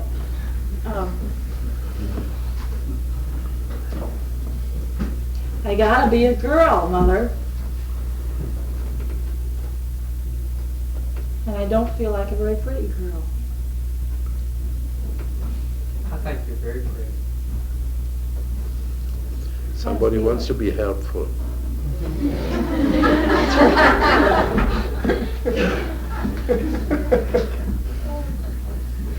can't see it, I can't see it.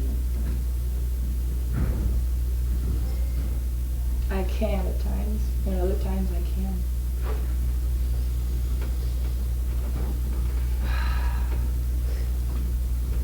Now be again, play coy again. Shy? Well, you call it shy, I call it What? coy. You know, Bradley's people. They don't shout too. I see. So they can't see that you have no prick, yeah? I know. Oh.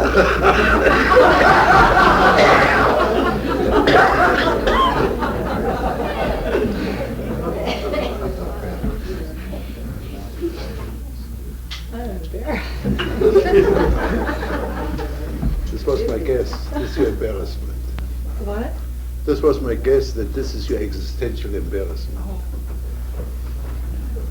Supposed to be a boy without a break is not much of a boy. Okay.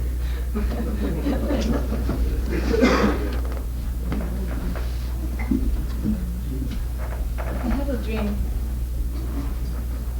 which covers a great deal of my life.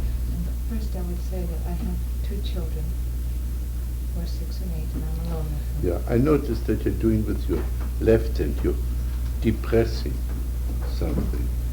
You depress yourself sometimes? You get depressed?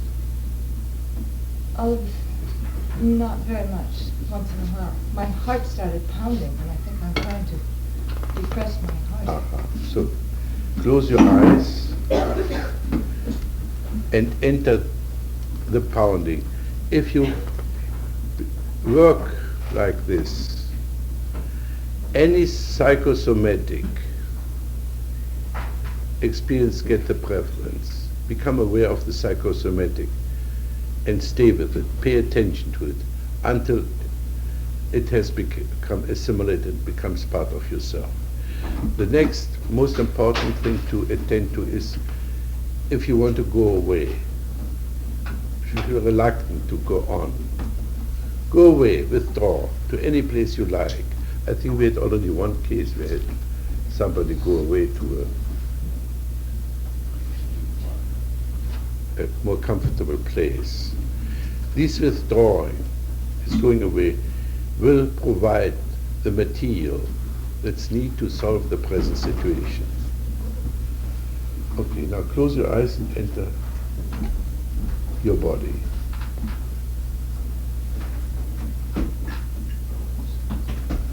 How do you experience yourself? First the pounding filled my body, it's all through me, and then it sort of subsided. Subsided.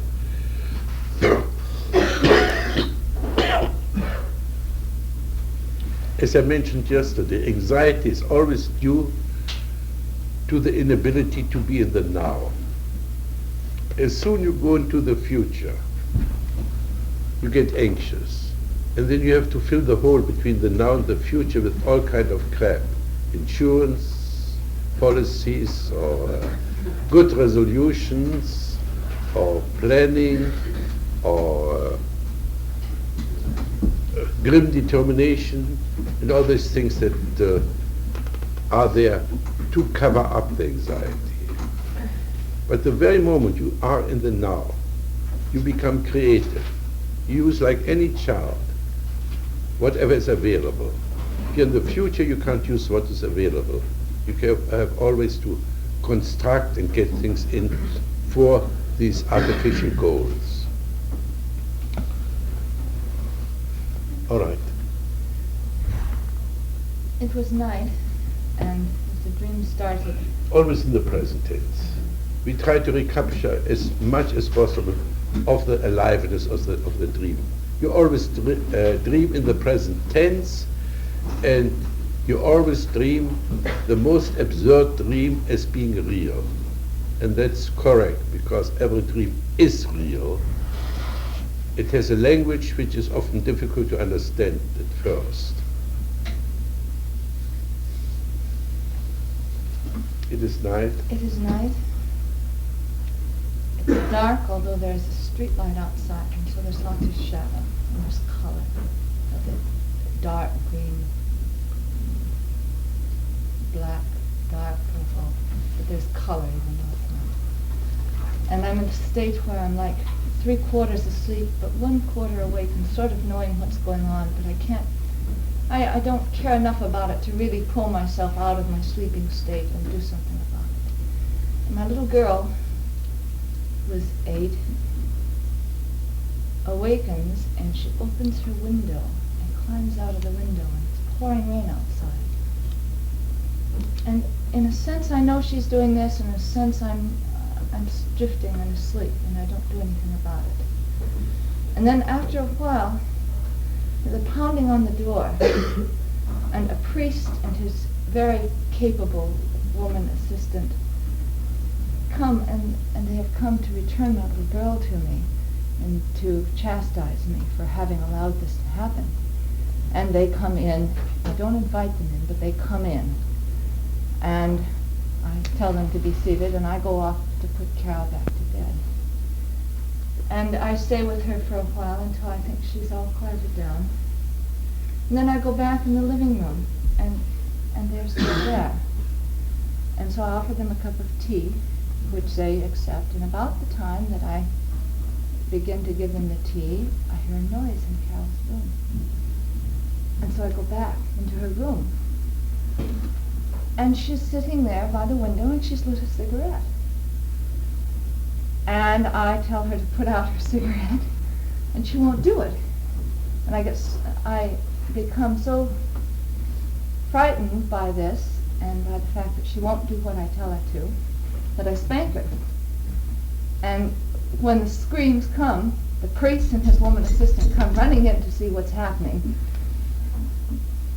And then they see the cigarette and they see me spanking Carol, and they approve of this, and they leave, and they go back out to the living room. And, again, the cigarette is put out, and I stay there, and I think Carol's out asleep. And I hope to hell they've gone away. And I go back out in the living room, they're still there. So I sit there for a minute or two, I don't know. At any rate, they're there, and I go out there, and I don't remember what happens when I get there. Pretty soon I hear another noise back in the bedroom, so I go back in the bedroom. Carol has, what? What is she doing this time?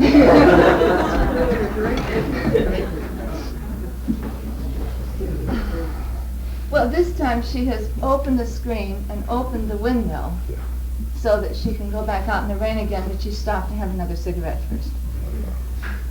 And I'm pretty nonplussed by this, and I don't spank her. I just take her cigarette away from her, and I close the window, and I lie down with her until she goes to sleep. And Go back to the living room. what? Go back to the living room. What happens there? Well, I haven't done this yet, and then finally when I do get back to the living room, the other people will come. Yeah. You understand it? And No? that's the end of the dream. Uh-huh.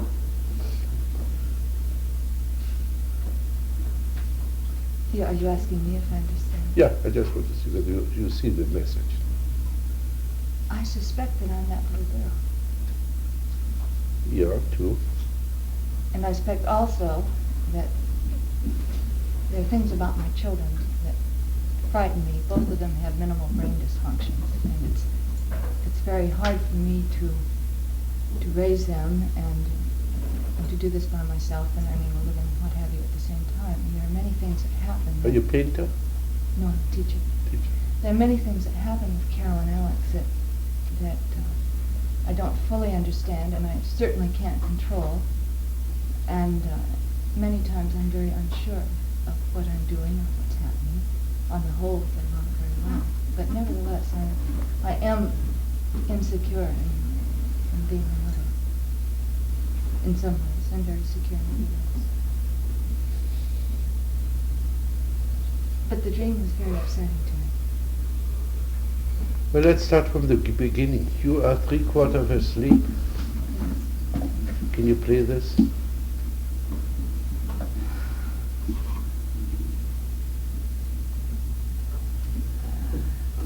do I go about playing being 3/4 asleep? It's a foggy state where I sort of know what's happening, but I'm not ready to deal with it. Go on. And although I sit and don't deal with it, I know I should do.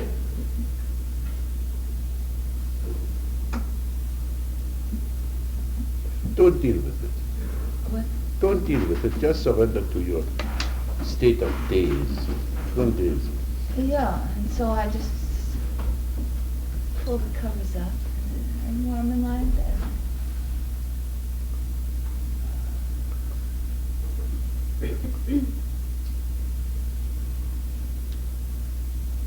And then all hell breaks loose as a result. Hell breaks loose. Yes, and that all these upsetting things happen afterward, because in the first place I didn't go deal with it when I was somehow aware that this was happening.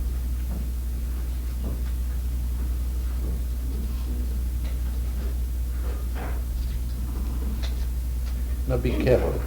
Dream the dream again from the point of view of Carol.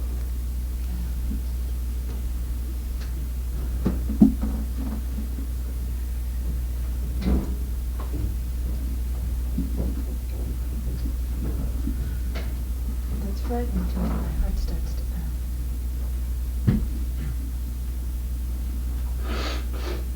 Madeline Carroll. I wake up in the middle of the night. It's dark outside. I see the street light, and the rain is pounding down, and a light going up, walking in the rain.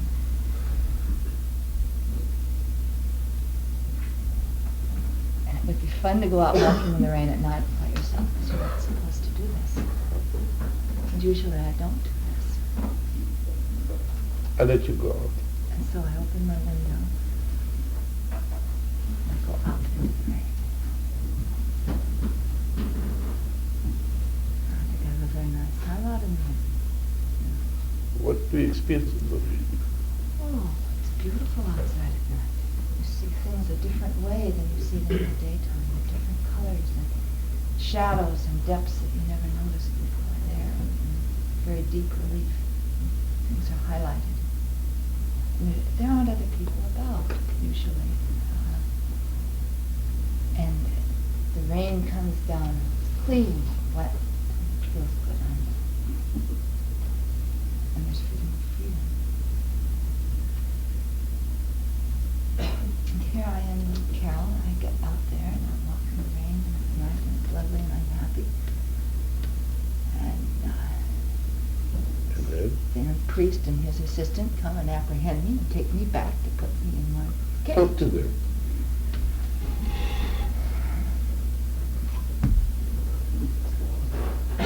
Why do you take me back? I don't want to go back. I'm having a good time. I don't understand why you take me back. I'm doing what I want to do. Change it.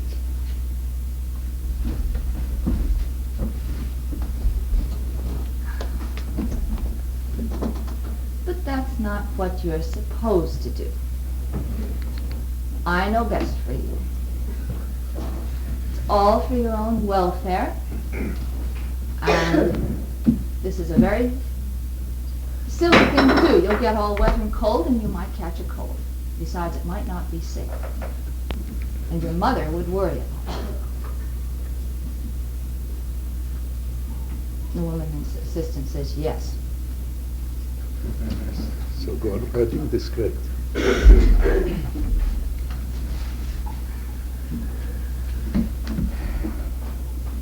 Why don't you leave me alone? I don't need you, and I don't want you. And I'm not going to do what you tell me to. You're bigger than I am right now, but you won't always be.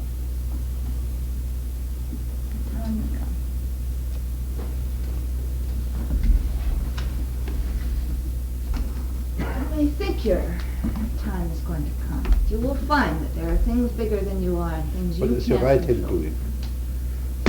Yeah? Yeah? Good. Do this to Carol. Well, I'm not doing that at Carol. I'm Carol right now. Oh, I I'm said the do this. priest. Yeah, yeah. The priest plus assist. Yeah. I switched roles for a minute because Carol's doing that too, you know. All right. Here, Carol. You will find that there are things in this environment, things in this society that are beyond your control, and you will be subjected to them. And there won't be anything you can do about it but live with it.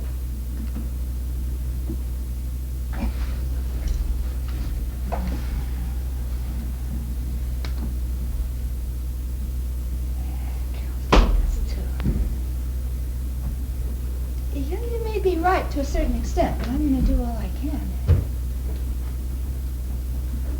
I want to walk in the rain. I like it outside. My mother wouldn't worry that much about me. Just on the book. How do you feel about the dream now? I'm much better.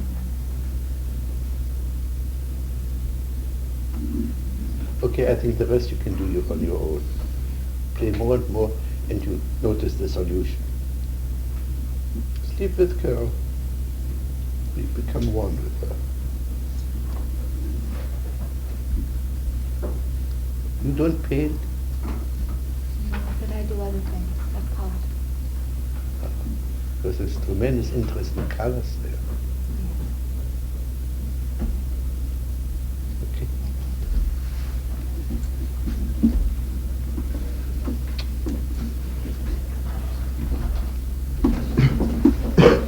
Again, let me emphasize, many of you might have been brainwashed by psychoanalysis.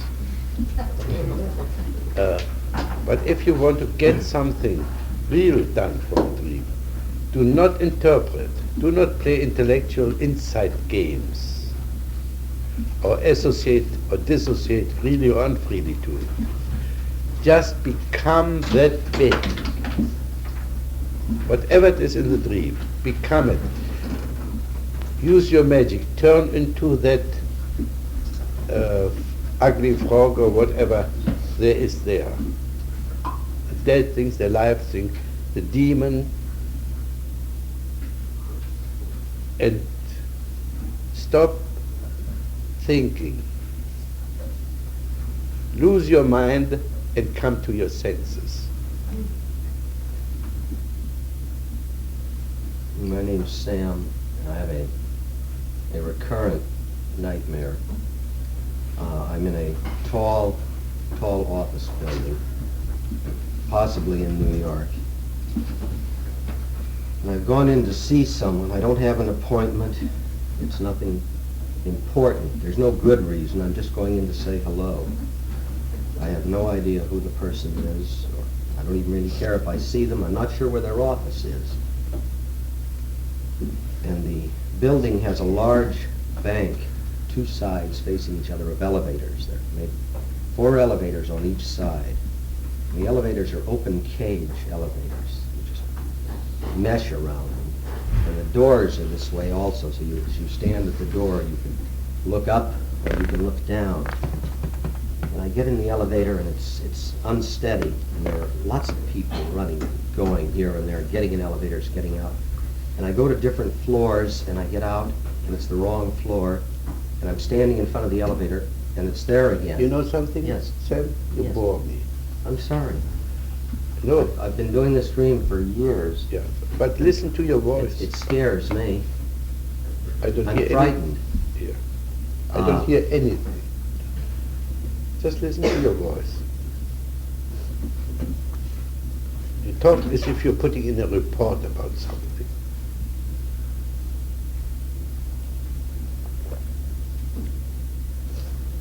Well, I have a great fear of high places. As I'm standing in the elevator, I'm always looking over the edge. It's a long ways down. I don't want to get back in the elevator.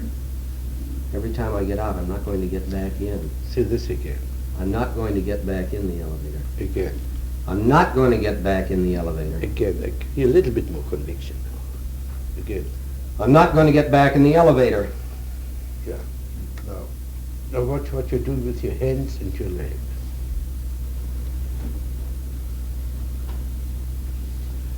Let's put it free and say this, I won't get back into the elevator with your left foot. Oh. Say this again. Now you have two legs to stand on. I'm not going to get back in the elevator. Whom would you like to say that?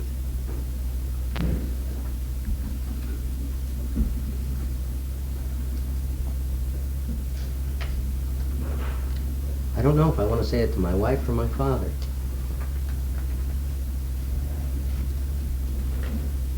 I want to say it, in the dream, I want to say it to the crowd that's around me. Okay, say this to the crowd.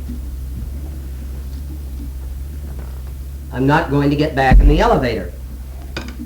What does the crowd answer? The crowd really doesn't care. What does the crowd answer? Don't get in the elevator.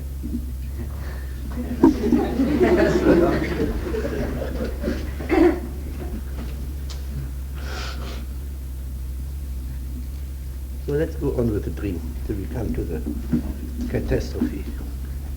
There is no catastrophe. That's the dream. It goes on and on like this. I don't know how long. What's your job? What do you do in life? I'm an attorney. An attorney. You enjoying it? Most of the time, very much. Any dream? Well, somebody who enjoys life. Well, when the dream started, I was in the retail business. Now, maybe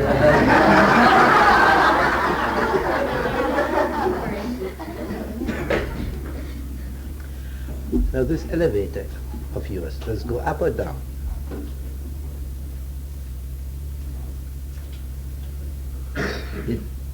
I think it's going down more than up. But I get on the elevator going both ways. But it seems to me predominantly I have the feeling that it's going down. Okay, let's start out with your being in the building. What kind of house are you? Your house is definitely different from Nira's house, yeah? Oh, yes. I'm a Important building in New York, aren't you? I'm a very tall building with many corridors, many offices. Have lots of people coming and going all day. There are many things going on in my building. Business transactions, people seeing people. Yeah. 6 or 8 elevators that are just kept busy all the time. They're flimsy elevators. They're not substantial. Okay, be a flimsy elevator.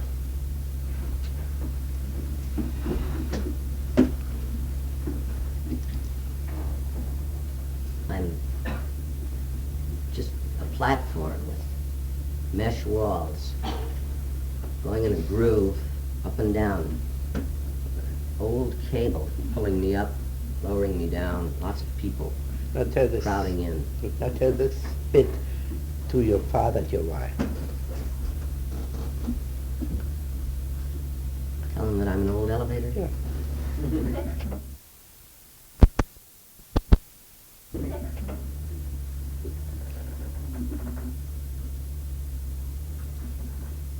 I'm an old elevator.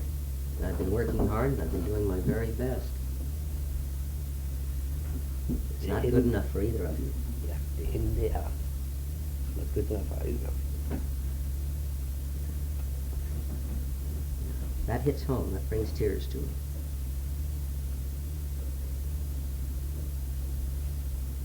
I'm the elevator, and I've worked hard, and I've fulfilled my function as an elevator. And it's not enough. You keep pushing this elevator that ought to be let to do something else, whatever old elevators do. Well, first thing, I'd like to know how old are you? 41. 41. What do you need a father for? I've always had one. What do you need a father for?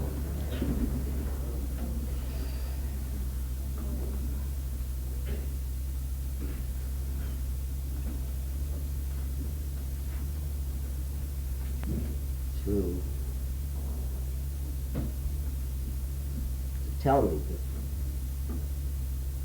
that I've done whatever it is he wants me to do.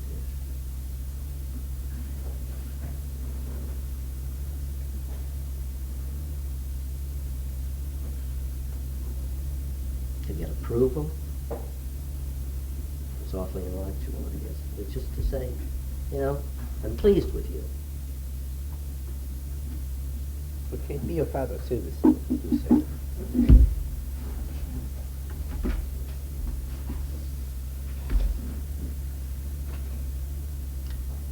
I can say you're not as bad as I thought you were going to be. It's something. Something? Yeah. I said it's right with it. No, Say this to him. that's not nearly good enough. It's about time to have it out with him. Give him a few of your resentments.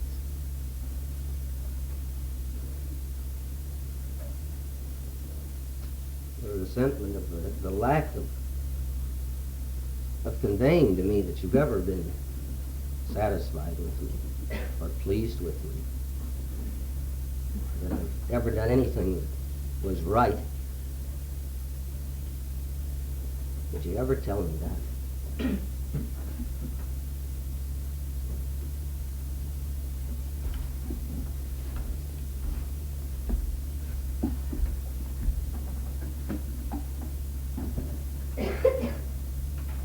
I can tell you that you've almost done right.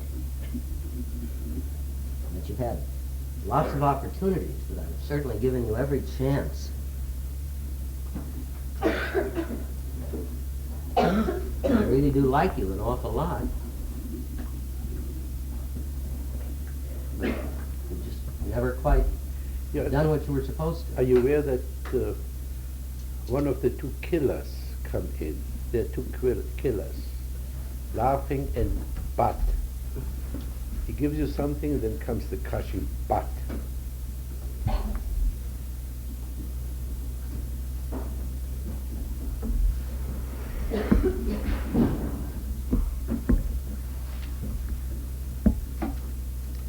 But Dad, can't you just say to me, you're good the way you are.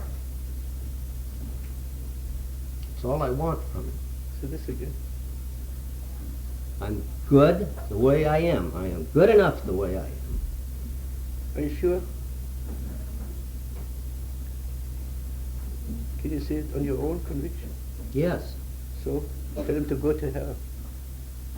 You don't need him anymore. I can tell the chair to go to hell, but I can't tell him to go to hell. Oh, yes, you can. Is he here? No. Okay.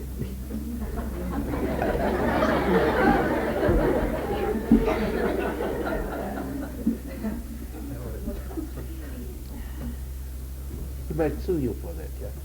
No. No, it would hurt him. It would Okay. hurt him very much. I'll not hurt him. He isn't here. You can hurt him till doomsday. But it's all right if he hurts you. You mustn't hurt him back.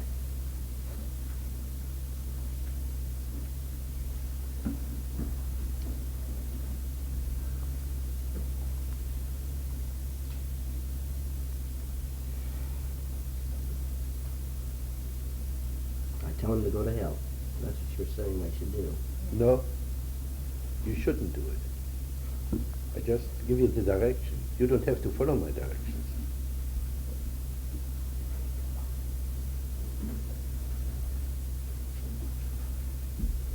I'm very fond of him. I like him. Now say this to him. I love you. I like you.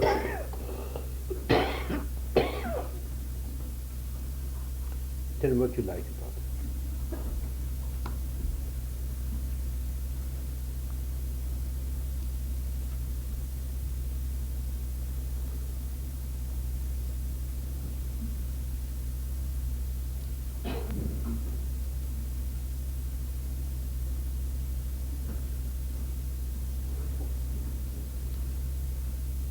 like him because he is. Say you. I like you.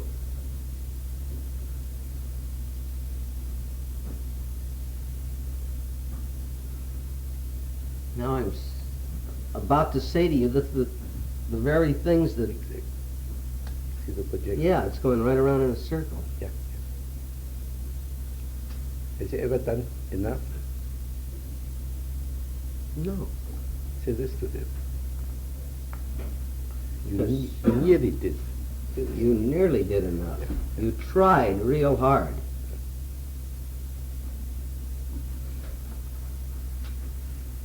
You worked real hard, but it wasn't quite enough.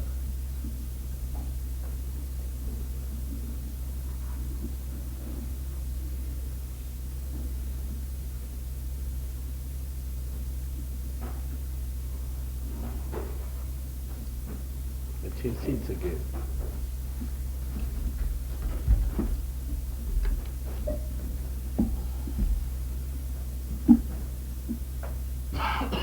Well, I can say that I've always done the best for you that I could. I'm glad you realize that.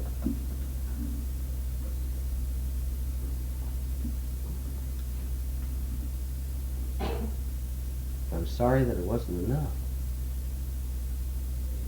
It wasn't for want of trying. So what's missing? We're both saying the same thing to each other. Yeah.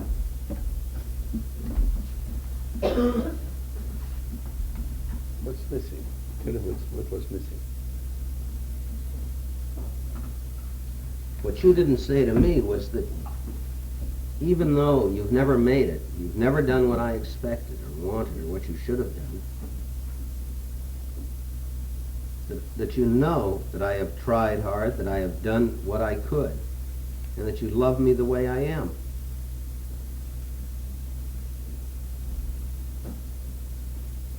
Can you tell me that?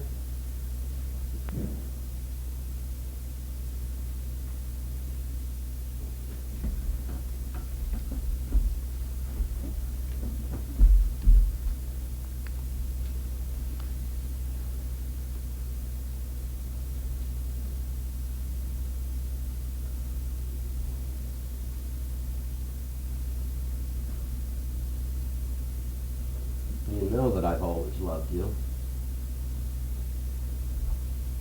I've always tried to help you, do what I could for you. Why do I have to now say, I love you? You're my son, I've always done everything for you. You know I love you. What's missing? He won't say it. Maybe he doesn't.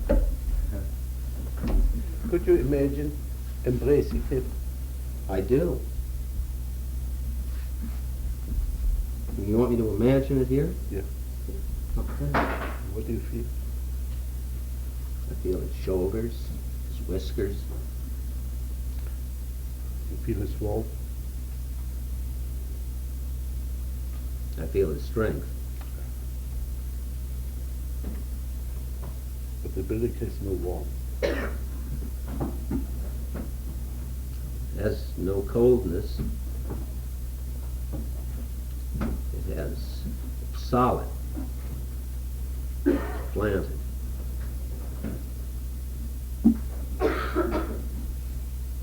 It knows its function and what it's to do, and it does it.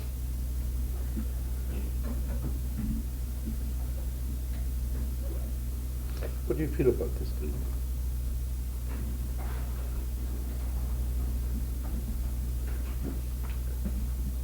Right now, I've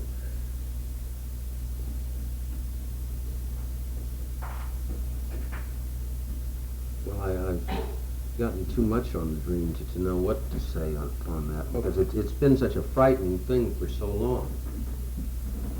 And it ties in very neatly with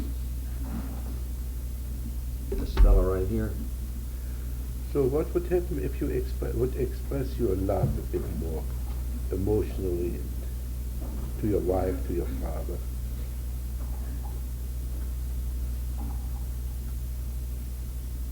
Provide a bit more warmth.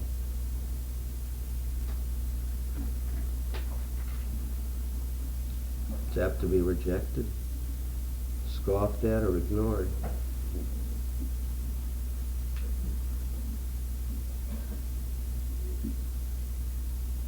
It's nice that you love me, but go take out the garbage, sort of thing.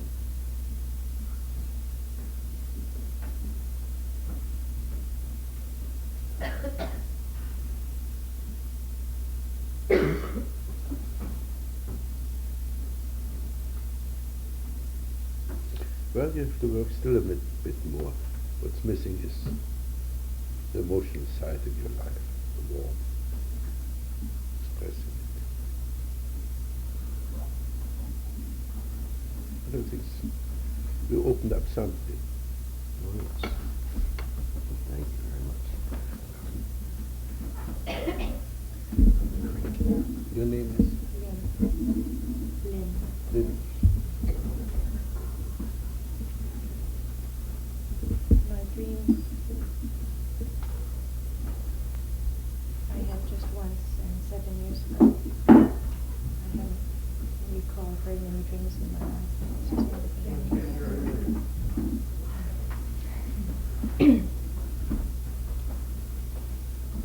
My dream, I had this dream just once, and 7 years ago. It's one of very few dreams I've ever been able to recall. I'm running down the narrow streets of a cobblestone streets of a European-type village with not so tall stucco houses right next to each other. And suddenly in the second story of a house there's a window and there are bars on it. And there's a clean-cut looking young man behind the bars. And I don't know him, but his name is Larry. And I either am told or I know that he is behind those bars for having committed the crime of having been living with me. And I'm very upset by this. And I'm upset because we lived together, but we had not slept together or done anything. That is a crime.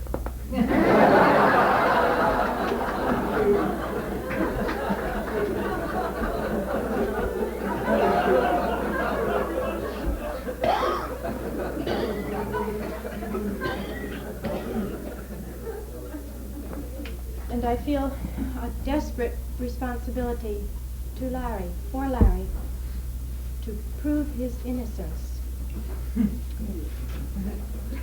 And I run around the town very frustratingly trying to find the authorities to try to tell and explain and acquit Larry. And I go to a gate of a town hall type thing, a window, and nobody will see me. And I run up and down the town, and I can't get anyone to listen. I can't get anyone to hear, and I can't get anyone to direct me to the people who are in whose hands Larry's fate is. And then the scene changes, and I am in a room with a lot of women, and they are all lesbians, and they have accepted that they are lesbians, and there's something commercial involved. I think it's jewelry that somehow is a payment to them for their lesbianship. And I'm in that room, and I'm being forced to participate. And I don't like it. And there is a man who is repulsive to me, repulsive looking. He's tall and very thin, bony, and he has a cold, non-receptive face. His heart is cold, and he demands participation of me, my participation with the other girls, and I submit, and I'm very unhappy about submitting. And he takes my earrings away. Now, are you aware that you use and? As if you're afraid of letting the events stand by themselves. You never use a period. This goes on and on and on and on. I would like you to do something. I'd like you to start out, work on the dream all by yourself, and see how much you have learned since last time.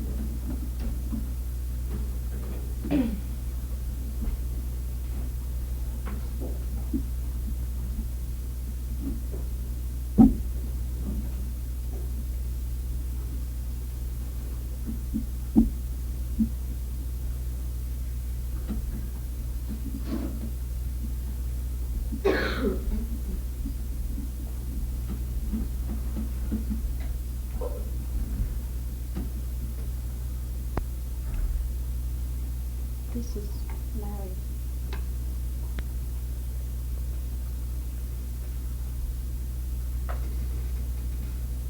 Larry, I don't know who you are, and it's funny, I don't feel any involvement with you.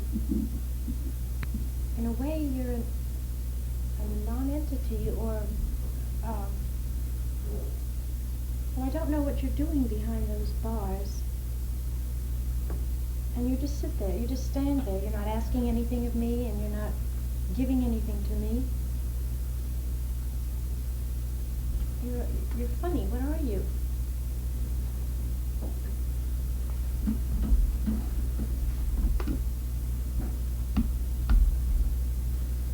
I'm an extension of you.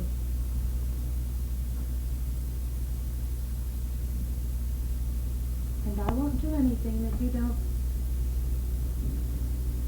direct me to do.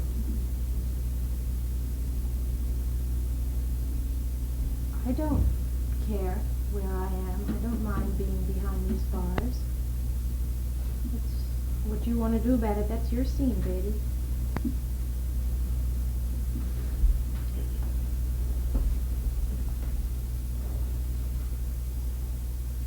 Well, fuck you. I've got better things to do with my time. I don't know why I feel this responsibility to clear you.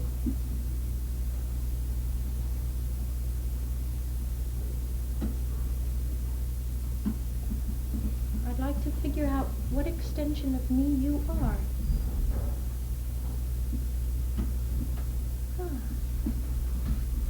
I'm your immobility.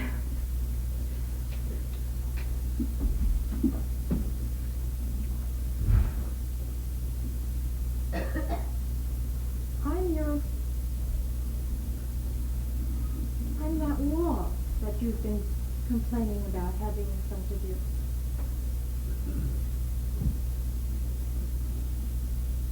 And I'm just going to stay here.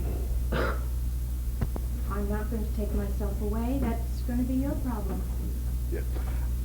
One suggestion I have to make.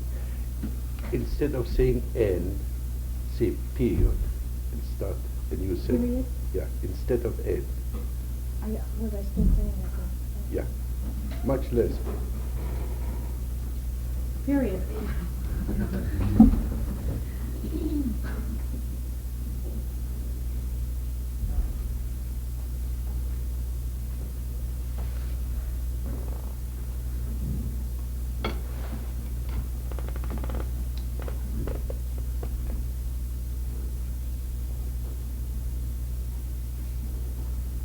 You stymie me. Period.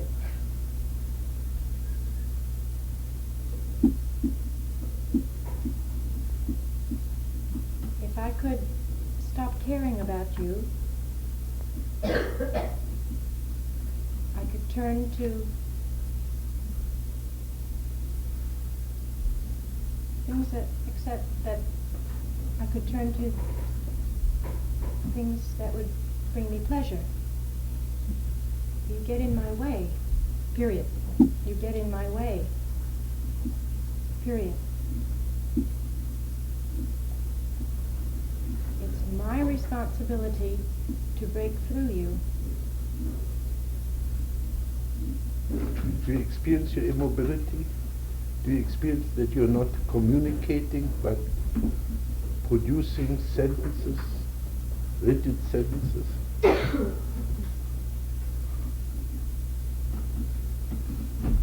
Yes.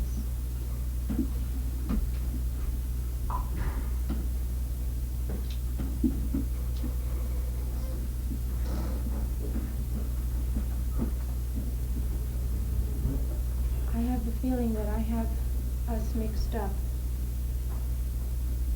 That I am the immobile one.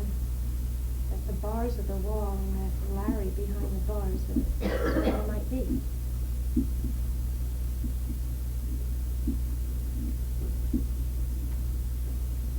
So you see, always go along with the shifting scene. Now the scene would shift to a dialogue between him and the bars. This is the new opposition. Fine. Have a dialogue between Larry and the bars.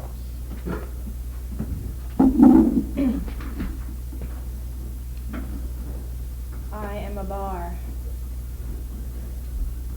And I am many bars. I am a whole set of bars close together so that I can't be broken through. I'm secure top and bottom.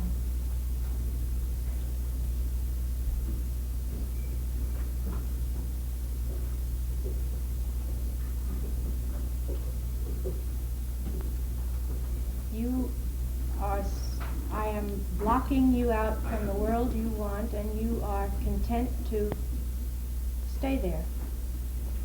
You're holding on to me, but I have nothing to give you. I am bad for you, and you hold on to me. I am willing to be destroyed by you, but I will not destroy myself.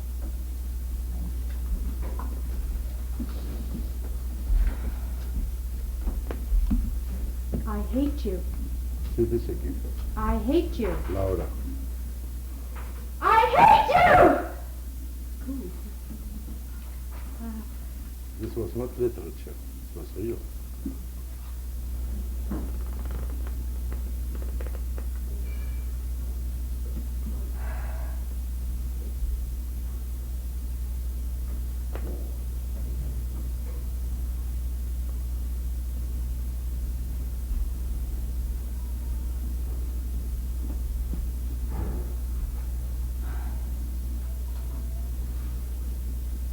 Now you experience something. Enter the experience. Close your eyes and change from world awareness to self-awareness. Be aware of yourself.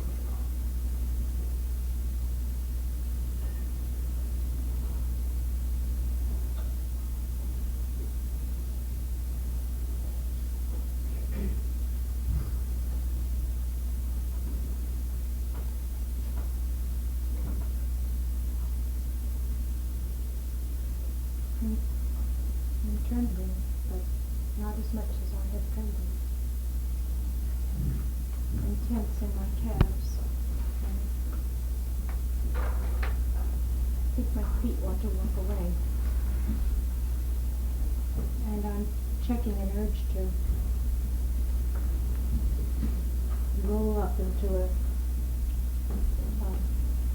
self-pitying kind of morose. Do this again. This is what wants to come out, so do this.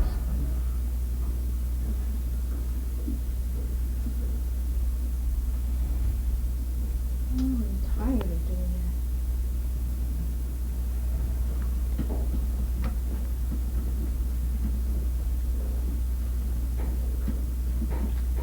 Fool me.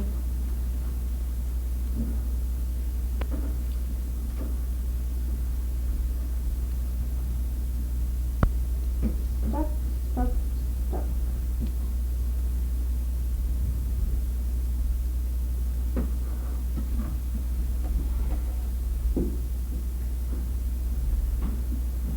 But I feel almost strong. I feel ready to take what I have to take to explode through that wall. And I have to wait till it comes to me to explode. I am impatient.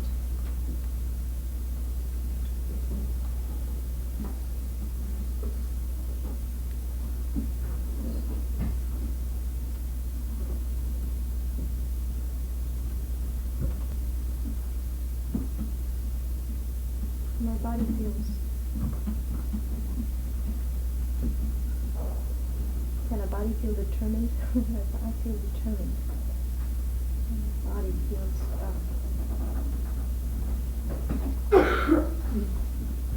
As though it would. Instead of talk to me, talk to the bars. It's all between you and the bars.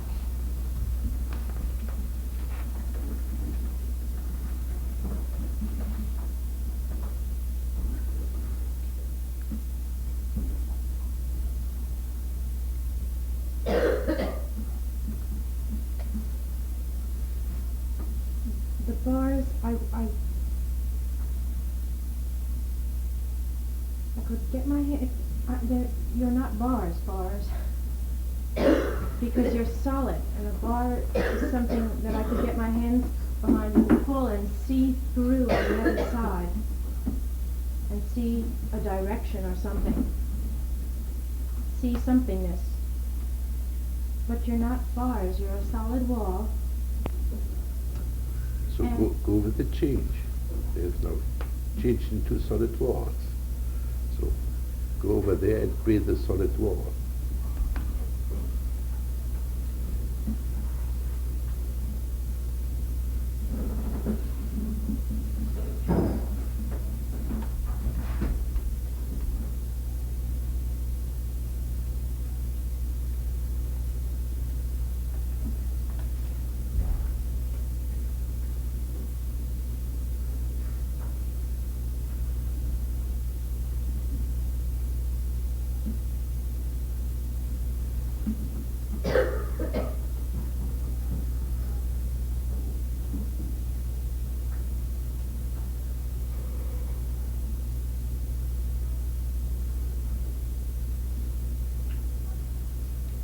You're a stupid idiot.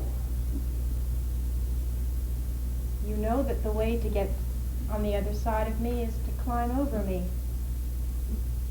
But you're really a nut, because the way you try to climb over me is you keep taking new blocks and putting them on my head to try to get to the top, and you don't leave me where I am. You keep adding new blocks to try to get grass over the top, and you're really fucking yourself up. You don't want to get over me.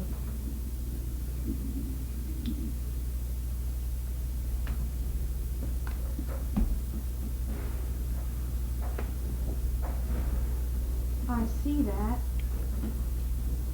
and I see myself doing what you say.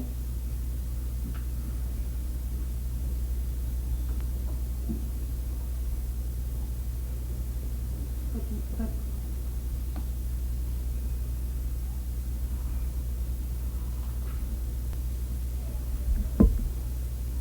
you are my impasse.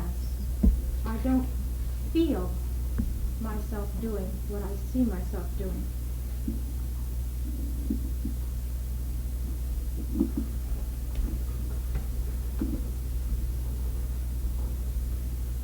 I'm not going to help you.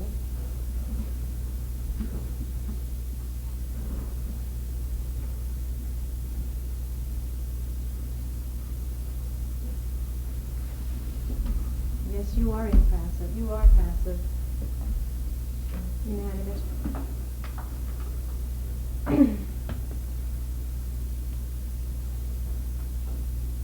I feel that I want to help myself, but that must be a lot of shit because I don't help myself.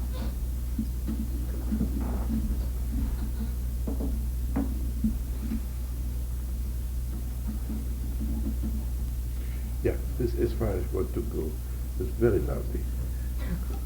No, what I suggest you do is, if you really want to work, write the dream down and get all the 15, 20, 40 items out and work on it to become, hem up, whatever you want. Really transform yourself into the different items.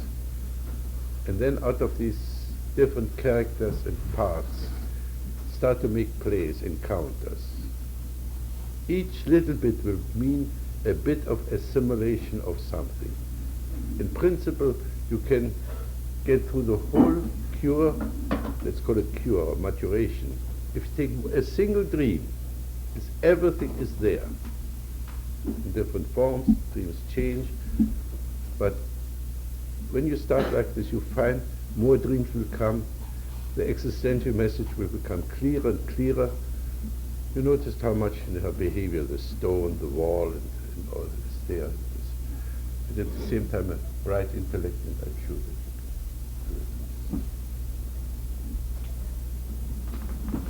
the main thing is notice how much she has achieved without my help.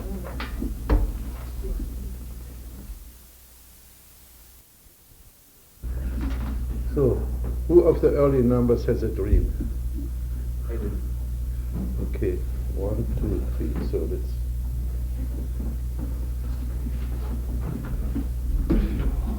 The dream is Your name is Cal. Carl? Yeah. The dream is a dream that's reoccurred twice. Yeah, those are the best, the most important dreams, the recurrent dreams. If I may say a word here about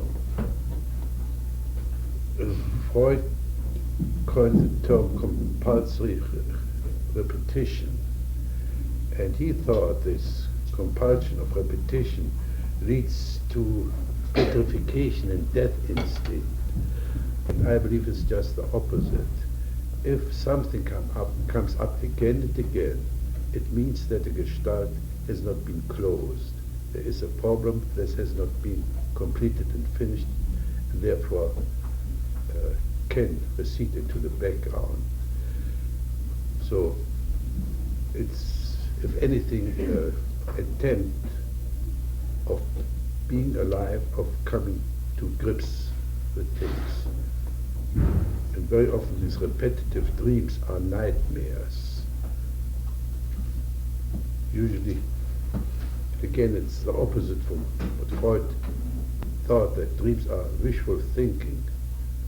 In the nightmares, you find always a way how you frustrate yourself.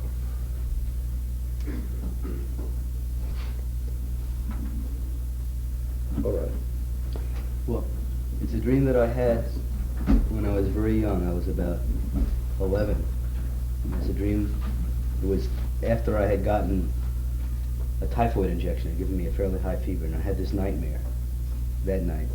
And I also had it about 3-4 days after the death of the dog that I was very attached to not so long ago, in the same dream.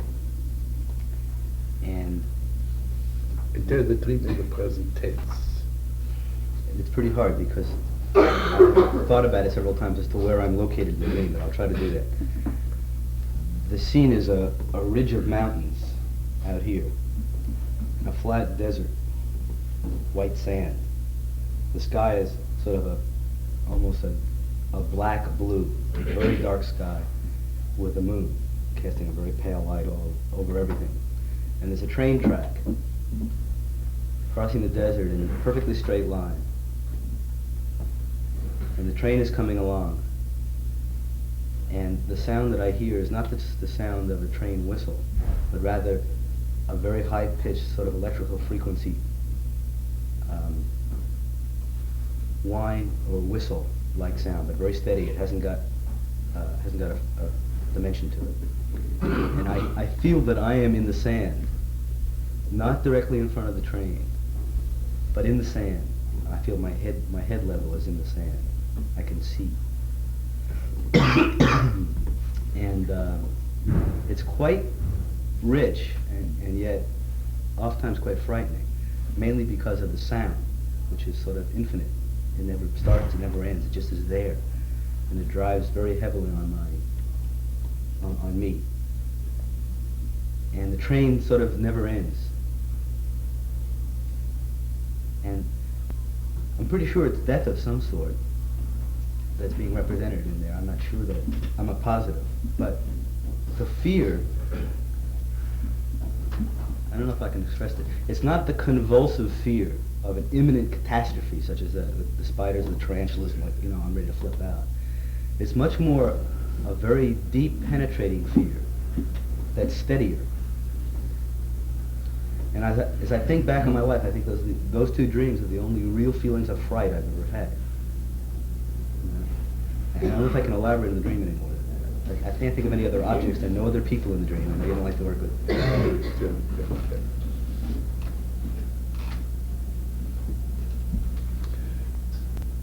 So can you play the desert? I'm a desert. What kind of existence would you lead if you were a desert? If I were a desert, I would be sand. I would have no construction. I would just be fluid sand that wove into itself all the time and was blown by the wind. I would roast during the day and be cold at night.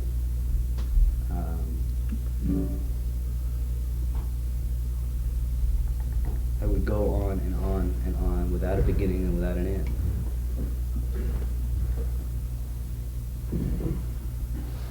And if you were ridge of mountains? I beg your pardon? If you were this ridge of mountains?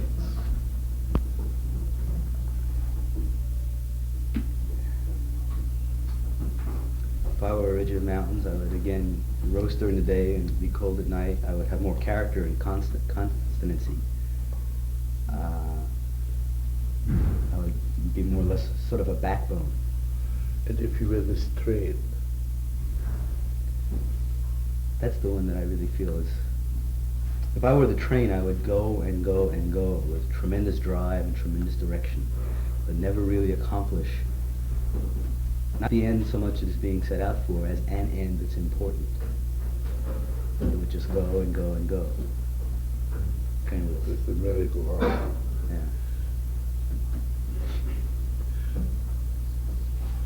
Yeah. Let me tell you something how I see the structure of a neurosis. I see 5 layers. The first layer is the cliché layer. If you meet somebody, you exchange clichés. Good morning, handshake, and all the meaningless token of encounter. Now behind the clichés you find the Eric Berne or Sigmund Freud layer, the layer where we play roles. The very important person or the bully or the crybaby or whatever roles we choose to play. So those are the superficial, social, as if layers. And then we come to a very interesting layer, death layer, or the implosive layer, where people contract and nothing happens. And this is a very typical dream of the death layer. You see, the desert is, here's already the interpretation, it's dead, no life visible. But at least we see something stirring, the power of the train. There's some energy somewhere. Not leading anywhere, but there's power there. Now behind the implosive layer, when we get through the impasse there, you find an explosive layer. And there are at least 4 types of explosions that, let's call it a healthy person for the time being, must be able to experience. That is anger, joy, grief, and orgasm. Orgasm, sex. I especially say orgasm, not sex, because there's plenty of sex without explosion. Now the explosions in themselves are not the meaning of life or existence. They're kind of an energy that bursts, so to say, a dam and links up with the authentic person, so that the feeling, the ability to participate, to have, excuse this old-fashioned expression, to have a soul, to be emotionally involved, will be possible. Once you're through the explosive layer, the authentic person, the real person, is coming through. Now you see, here, he's stuck in the implosive layer. It's also twice coming in connection with real danger of death.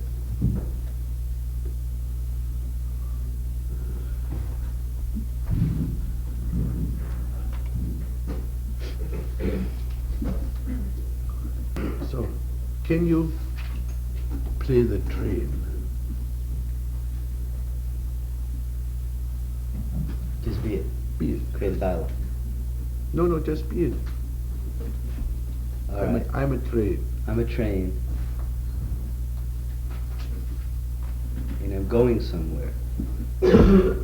But it's nowhere. It has direction. I have direction. I have direction. I have enormous direction. Straight. On a track. But there's no home. There's no resting place at the end. So it's a straight track and direction of power, direction to go in with power.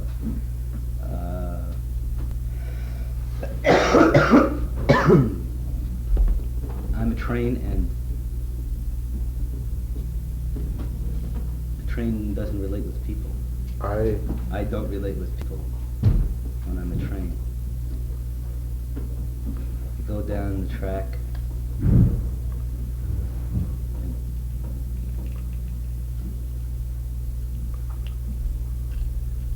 You carry people?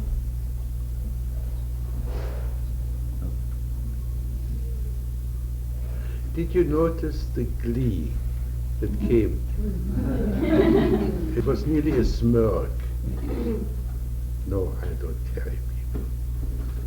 Yeah.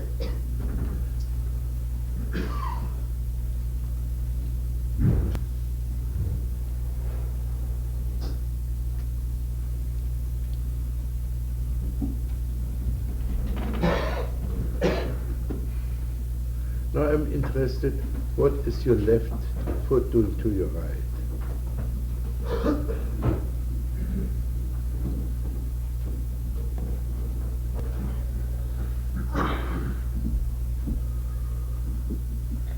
Sort of exercising my knee. You're exercising.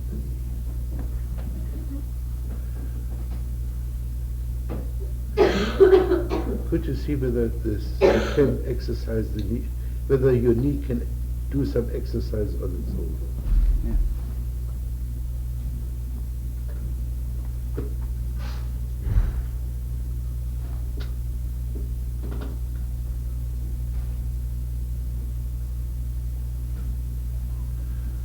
Okay. So be the tracks now.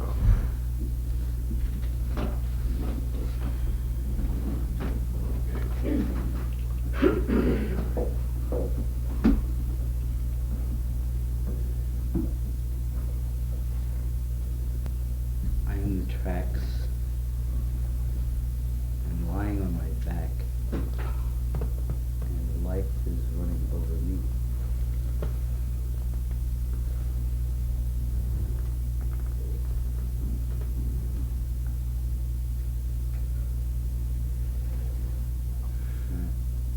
So at least we have the word life now, for the first time, really. Now have a conversation between the tracks and the train.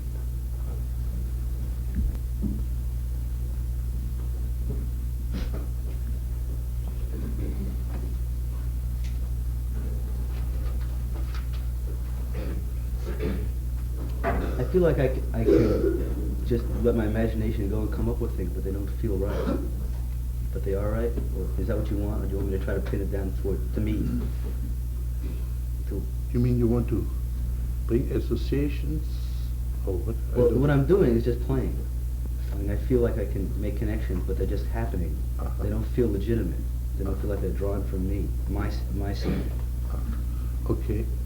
In other words, maybe you're not so completely dead. Maybe you are somewhat creative.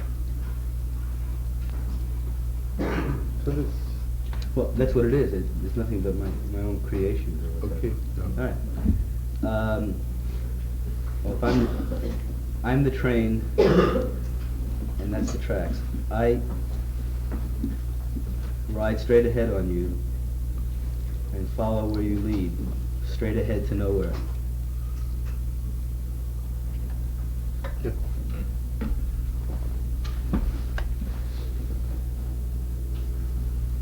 I direct you, but I direct you passively. Your force directs you, but I channel where you go. I channel where your force goes. That's it. That's right. You control where I go, and all my force is channeled into where you tell me to go.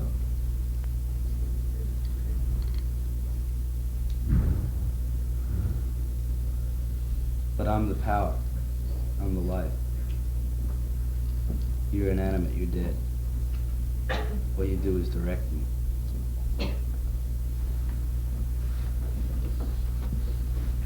I just got people into it. Should I pull it in and do it? Oh, wonderful. So it's not so bad. Good, no, we're good people.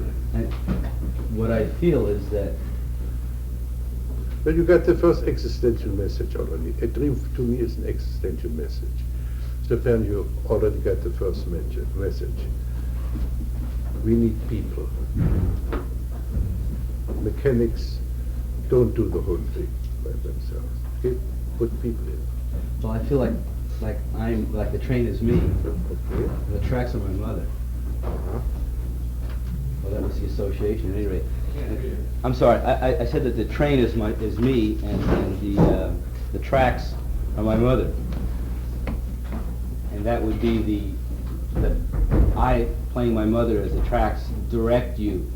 I am inanimate. I am dead, but nevertheless, I structure your life force, and although you are the life, I lead you in such a way that you're not unique. You're not your own thing. You know something? I don't recognize your mother's voice. I think you're talking literature. So play your mother. My mother, I direct you. Is this how you speak?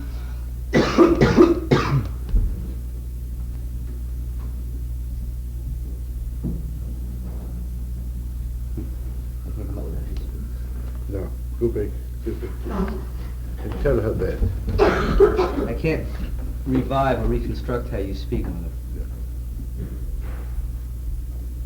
What does she answer? You see, we pick up every experience and feed the experience back. Rogers found first a feedback technique, but he always feed back mostly sentences. We feed back the experience, the part that is alive.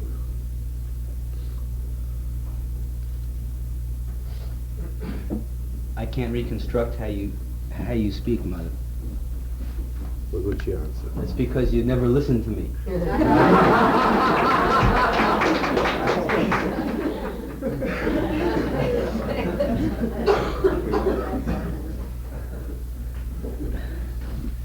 No, it's because you never spoke to me. You always textbook at me, trying to direct me away from myself.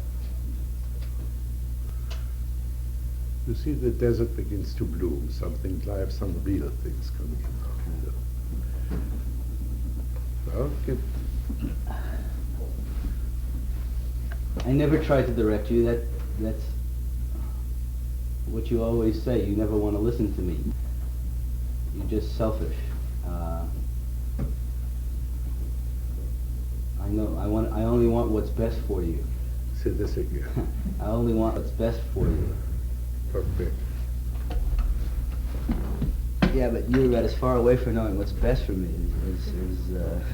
you're pretty far away from knowing what's best for me. But you never agree with me. You never let me. You never do what I say ever. It's just like if I say that's the kiss of death, you always do the other thing.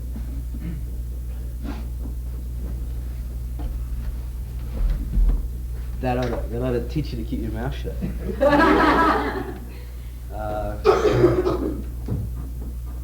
You've got to try to pick up on where I am and who I am, and let me lead my life, and not try to control it. Say this again. And not try to control it. That's where it's at.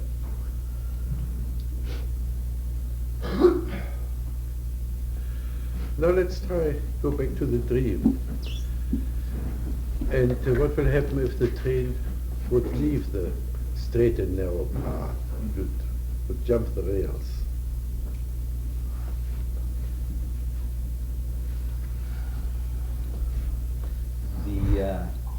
Well, the desert balloon's pretty quick, and doesn't stay night all the time. This scene is different. This scene is just a creativity. The problem that just comes to my mind is that I don't often feel constricted. I did. I feel I broke away from it. That I am creative. That I do my own thing. That I don't feel bound. I see how this thing's set up, but I think I saw it as a young boy, so I left home early. And I developed counter techniques to the Jewish mother scene, which are equally devastating when I apply them to the world. But they work for that scene. Okay. Now, I notice, you see, you're not restricted, but all the movements you do are usually just in your heads. Once or twice, you made a little bit of an excursion, but otherwise,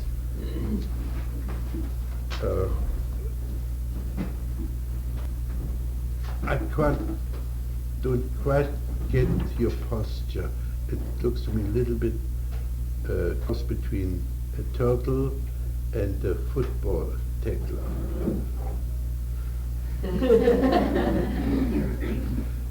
Ram, yeah. That you fight with your head first. Yeah, I do sit forward. It feels more comfortable that way.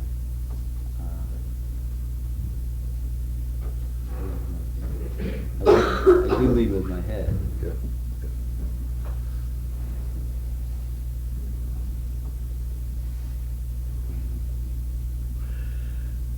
So let's finish up with some discussion between your head and the rest of your body.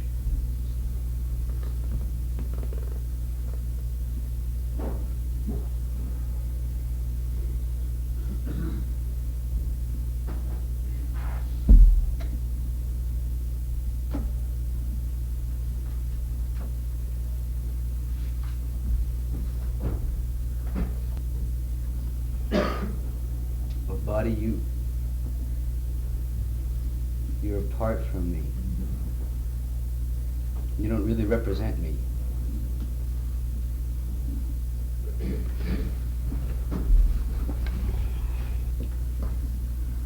But sometimes I represent you completely. Sometimes I am who you are. And there is no you.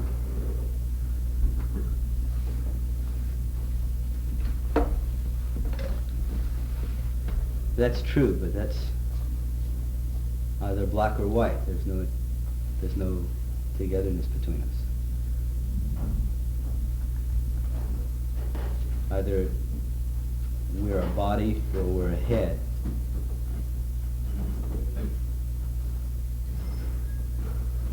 When we played football, you were the body. That was all we were. You play football?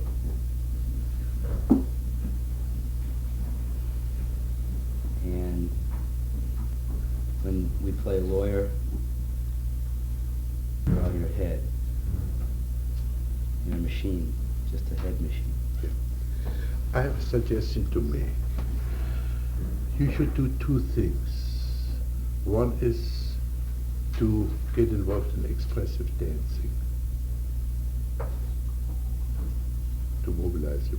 And the other is to get some Ida Rolf treatment of your pupils. To Ida Rolf treatment. Ida Rolf has a method of realigning the body. There's much with becoming the ram, the attacker, the train, the blind energy, because this is what the tackler is. There's no differentiation of the body. If you would dance, you would be effective as a football tackler. But the fact is that he chose that.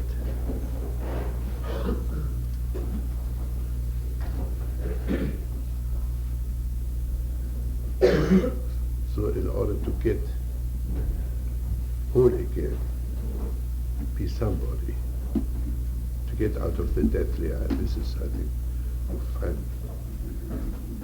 very remunerative if you can re-own your body. You see, the third layer, the implosive layer, is just the opposite from explosive. In implosive, we implode, we contract, we pull ourselves together.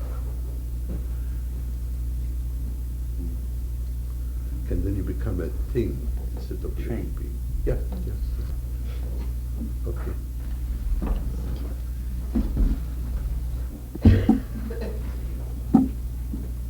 Well, I had this dream that I was my husband's mother rather than his wife, and he was a younger boy. And when I woke up, it seems like I had a hard time getting back to reality. It seemed the dream was forceful, more forceful than I. So tell the dream once more in the present tense. Pardon? Dream the dream once more in the present tense. I am a mother, and my husband is my son, and it's frightening to me, and I'm unable to come to terms with it comfortably, and I'm afraid. Afraid of what?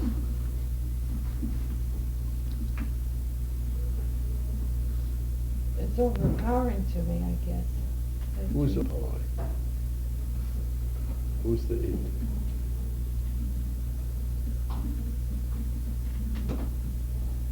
The meaning of the dream is overpowering to me. So put the meaning of the dream in the chair and talk to the meaning. Oh, the meaning is in it. I don't understand you, and I'm bewildered and afraid to face the possible meaning of the dream. What does the meaning answer?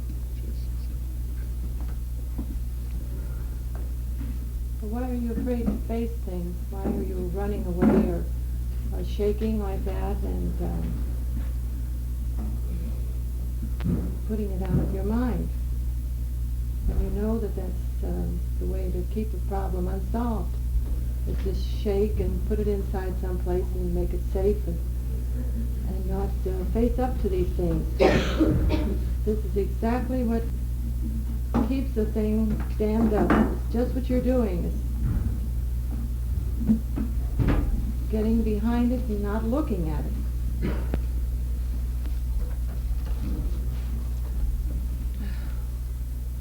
Yes, but if you look at it, it shakes everything up all over again, and you're back where you were last summer with all those problems, and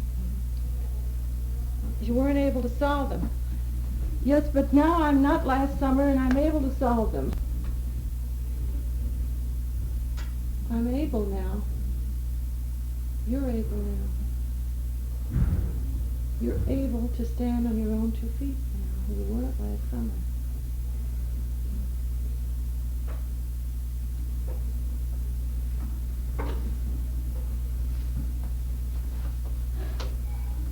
Is this what you want out of your marriage, to lean on somebody? Or to have them lean on you and be their mother? Is this the kind of a grown-up person that you are? Close your eyes. Stay with your experience. I can't. I'm too afraid. How do you experience being afraid? I'm ready to cry, and I don't know how to. I'm being a big baby. I'm not going to do that. Say this again. I'm not going to do that. I Again. have to solve it. I'm not going to be a baby about my problems. Again. I'm not. I'm not going to do it. I hope I'm not. I think I am, but I don't want to. I want strength. I don't know where to get the strength from.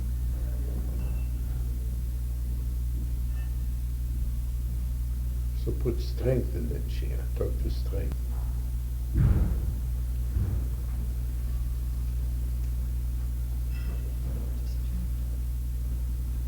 You're something that I want. I want my own strength.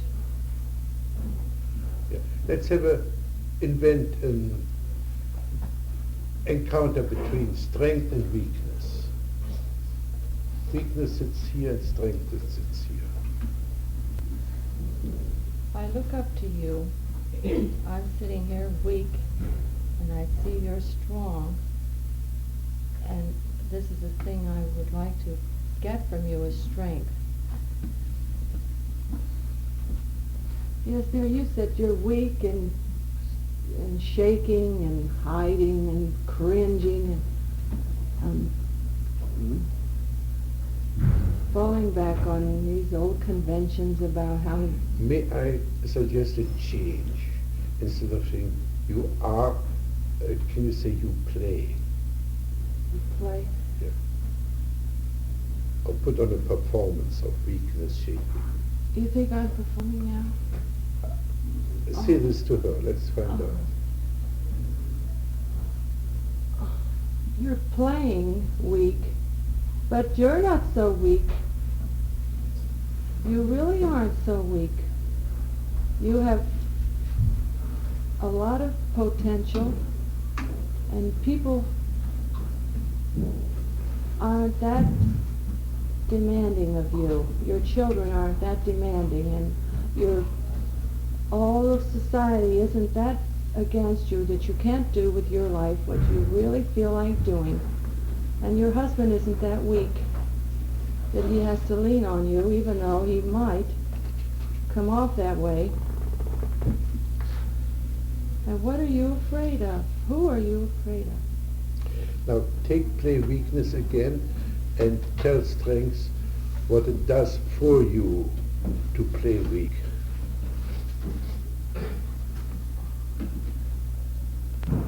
When I play weak, then so and so. Oh.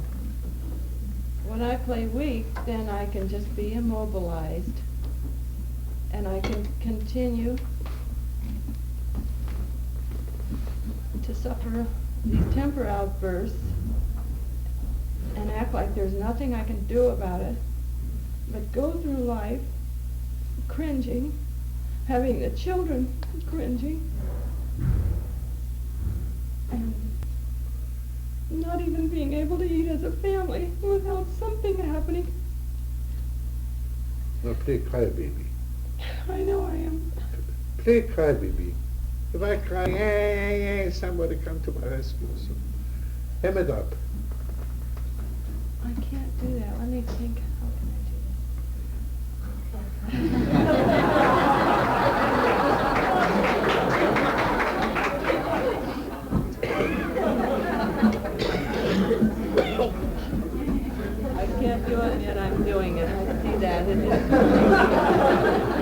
I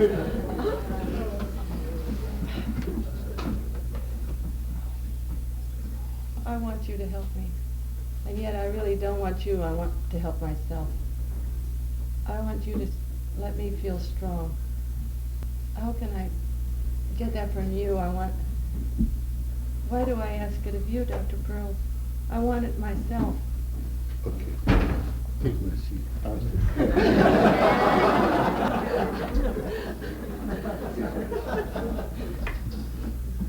Why do you want it from me?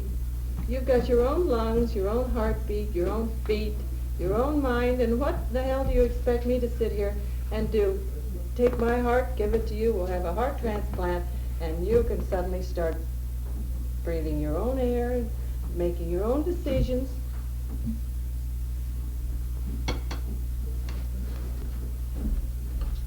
Well, you're right, Dr. Perls. Then why is it that I feel strong sitting here, and then when I go home, I'm weak again?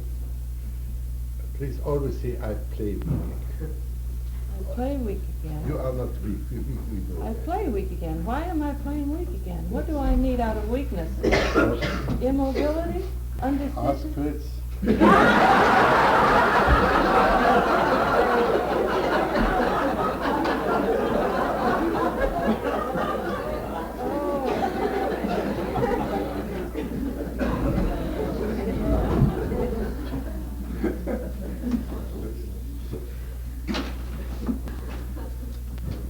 Well, there really isn't any, Fritz.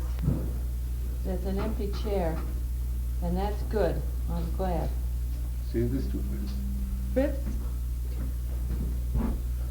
you're an empty chair, and you're just...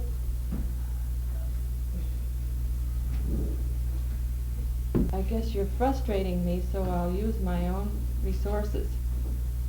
And you're being empty, which is good.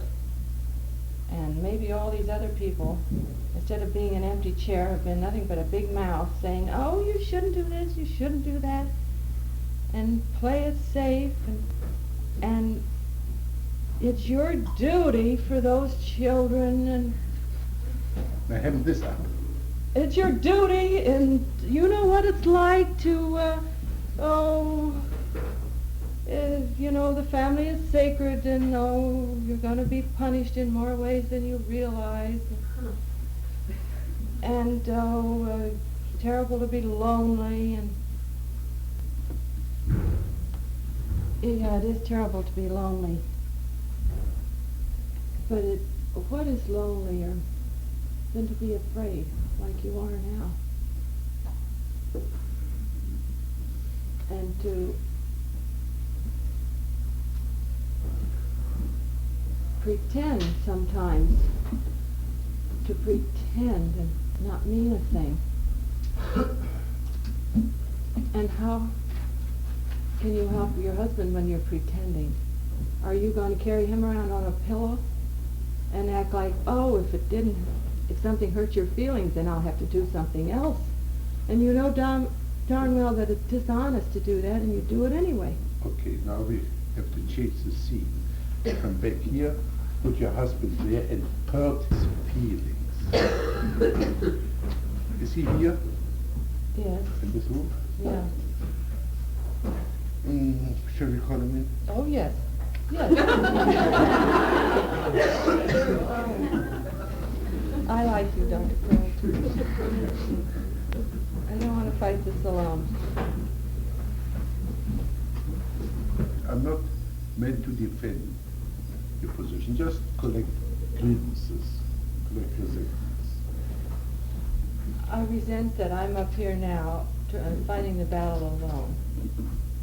And you're back there waiting to see what's going to happen, and you're going to react to what I do. And you're not going to act on your own.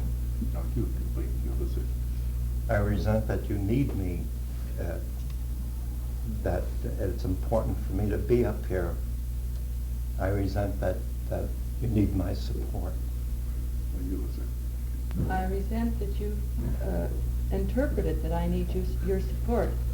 Well, let's see, I just Now, said I need... do you notice you are not even looking at each other? Your eyes are going all over, and you don't even see him. Let me give you a little bit of theory.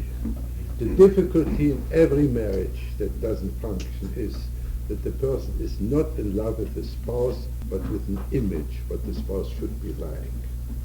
And then rather to take responsibility for one's expectations, they start the blaming game. You should be different from what you are. You don't fit the bill. So the bill is always right, but the real person is wrong.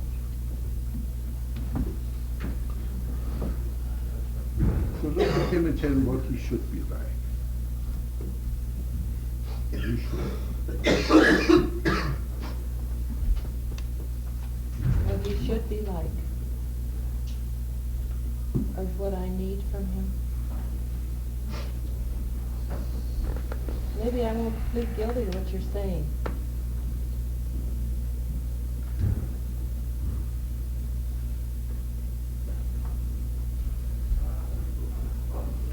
What happened when you took your eyes away? You looked at me and you suddenly... I guess I felt threatened because maybe I don't want to face up. Maybe I am living with a myth of what I want him to be like. And yet, how else can you be married to somebody without expectations and without needs and frustration when there aren't met? Good, no, tell him that. How can you be married without having expectations? He or you? How can I be? How can I be married to you and not feel a sense of frustration when I feel a calling out for something in you that I don't get, and when I so much feel like a leaning post?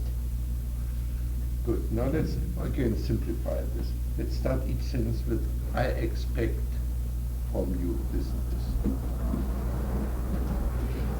I expect less chipping away at me,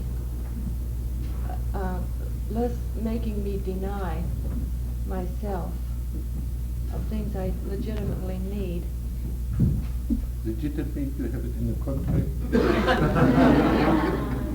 Any lawyer here? Well, now I think I do legitimately need some things without having to have it in a contract. You legitimately need things. You need this chair and this table to do your work, Dr. Perls. No, I don't need it. To do this work, you... No, I can do it completely without it. It's convenient. They're my props. Then, what's the difference? I'm hiding something now? What is it I'm asking that I shouldn't be? Well, you're not going to suck me into a side issue. Tell him what you expect from him. Give him orders. You should. I can't do that because it isn't my job to tell him what he should do. It's not in your contract. I know what I need and I'm not getting, but I can't make So what do him you be need? that. What do you need? Let's find out. A. Let's make it I need Tell comfort. him that. I need to feel comfortable being the person I am. And I need not to ever have to pretend. And I need not to have anger used against Again, me. you're avoiding. Your eyes are going away again. I need the freedom from being sort of tortured when I stand up for my rights. Being tortured by who? Or by him. Say this to him. You accuse him of being a torturer. Why, you're smiling at me as if I'm saying something nice. And I'm giving all these things out that are unpleasant for me, and yet you're smiling as if I'm giving you this Medal of Honor or something. This upsets me too. So, what do you expect from her? I expect you to accept me as a whole person.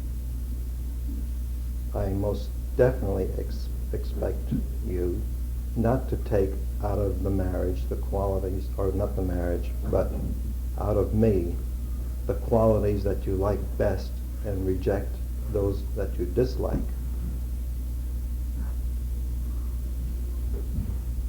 I expect you to give me the latitude and the freedom that I allow you to have, or as much latitude.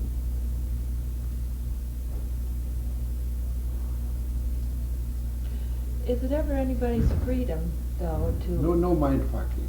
Just give you your... Good. You're great in mind fucking. Are you as great in real fucking?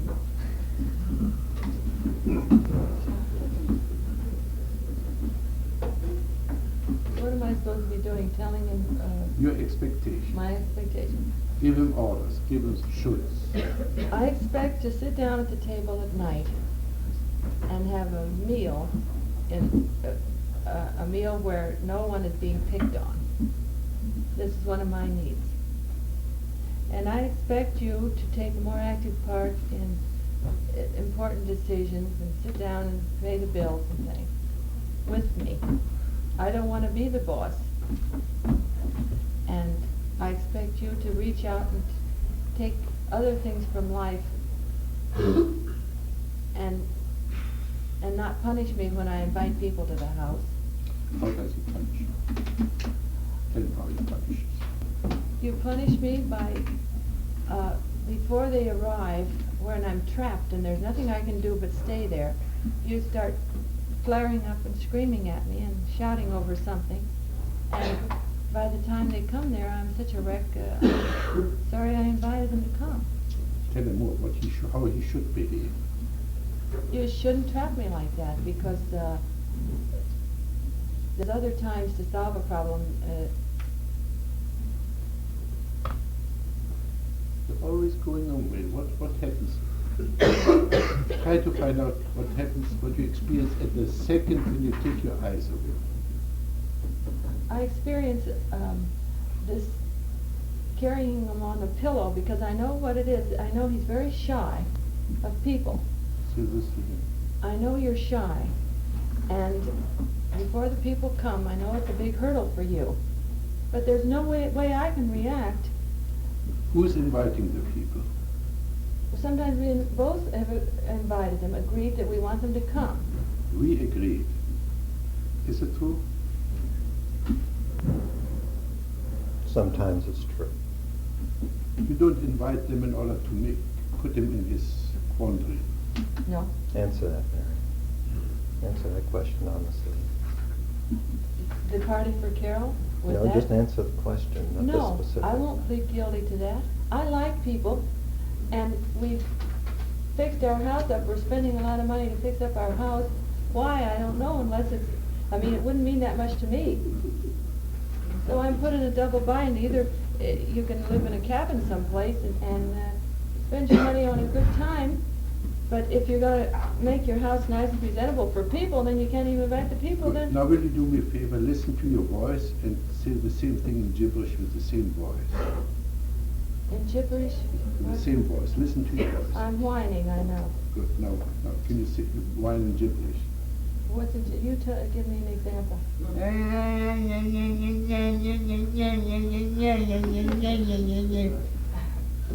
So I hear you. I'll plead guilty to that. Now talk to him in gibberish.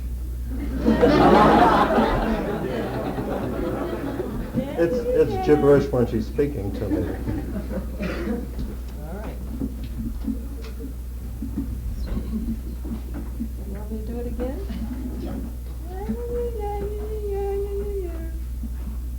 Now you answer gibberish. You're gibberish. Bullshit. But say it in gibberish. That is gibberish. Speak in gibberish. Mushroom. Yeah. Now you talk answer in gibberish. Have a conversation in gibberish.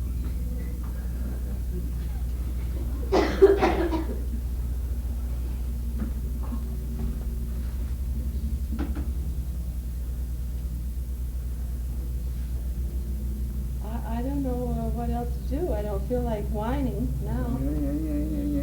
Yeah. Yeah. Okay, I did.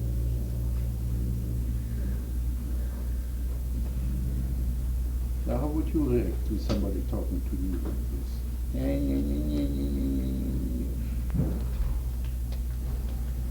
I would like a crybaby if they did that. Okay, treat her like a crybaby. You go ahead, you go on and cry. Make yourself heard. You're being a little child when you feel that your little toy has been taken away from you, and when you want to invite people, you want me to be all exuberant and all that, when all I am is just my own person, the way I am. You want to change me over, and when I don't change over, then you start the tears and you start all that crap that's supposed to turn me on and make me feel sorry for you, and I just simply won't feel sorry for you. Yeah. May I repeat myself and quote something from what I read yesterday? The poor me game is also known for being quite effective. To melt the heart that seems withdrawn and cruel and rejected, turn on your easy flowing tears, my lovely conning beauty, until mascara runs and smears a photogenic beauty.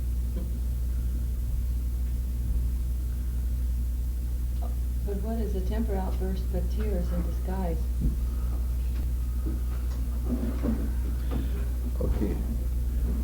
Can you exaggerate your playing the tragedy queen, the poor me game? Exaggerate. Look what you're doing to me. Now I'm inviting guests and Hamilton. Well, you know, I'm beginning to resent you, Fritz. Tell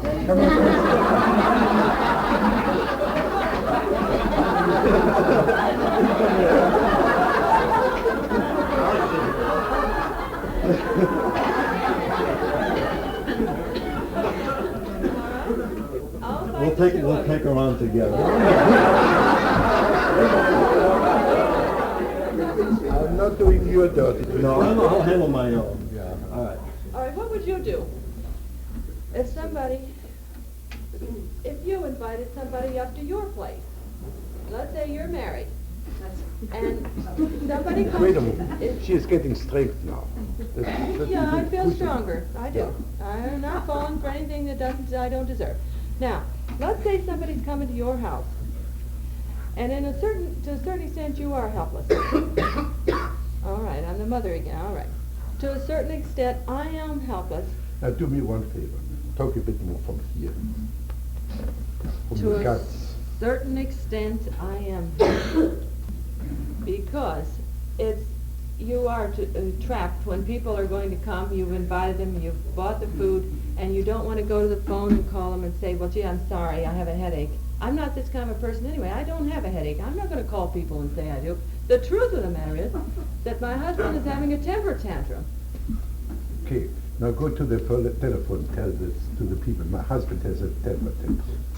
I'm sorry, but I can't have this party. My husband's having a temper tantrum. He's screaming at everybody, and I'm crying, so don't come.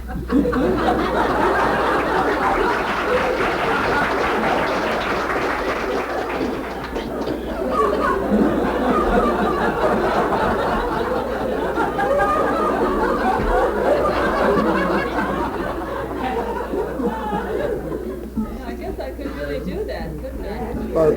Now you don't sound weak anymore. Yeah, but what if it's his boss? And he says, oh, I lost my job. I'm going to lose my job. You do that. Maybe he would lose his job. It's for you not to answer. What?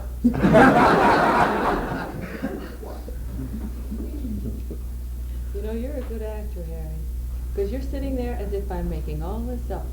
But be honest, maybe you should get involved. Maybe these are your problems as well as mine.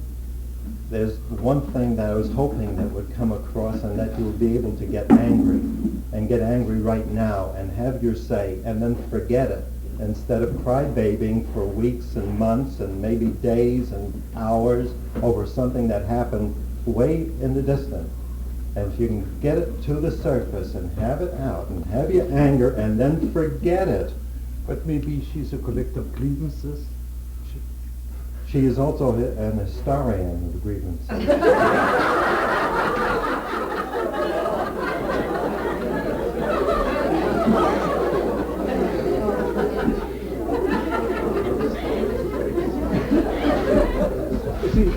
some people collect stamps, others collect grievances.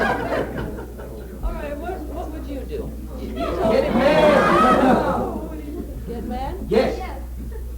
Well, you tell me what you would do. I will tell you, you do it I'm yourself. listening to him now. You do it yourself. Well, how do you get mad? Don't ask questions. Please give me Somebody- support. I'm so weak. You know much better. You're so wise, so great, so good. You solve the problem for a fee and let us more. So for like You're saying then that I'm a grievance collector, that somehow I don't have this problem. I didn't dream this. I came up here to tell you that I dreamed this, and that I do perceive myself as kind of mothering him. Now,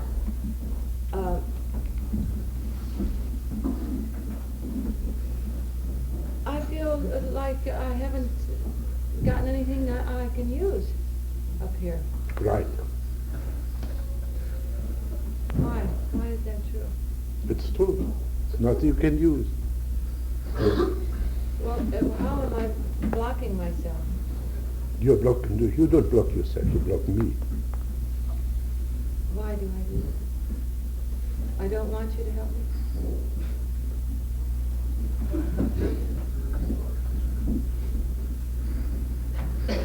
So, Fritz again.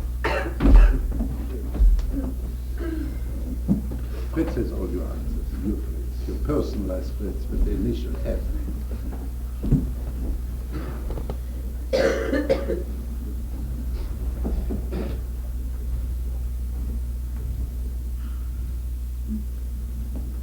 What did you really want me to say to you?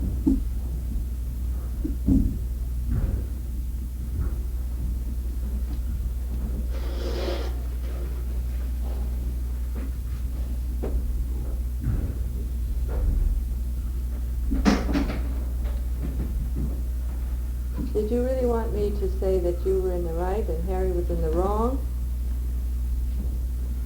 And because if you wanted me to say that, well, what good would that have done? Did you want me to say that the prescribed thing to do when somebody loses their temper is to do thus and so, that there's any formula for that? The only formula is something has to be built in, your own way of handling the person that's losing their temper. And so far, all you've done is cry and then call on all these so-called taboos that you have in your mind, that you don't dare do, be nasty to the boss or embarrass your husband in front of other people. You don't dare stand up for your rights because somehow the world's going to cave in and swallow you up. And if I tell you that, I'll be telling a lie.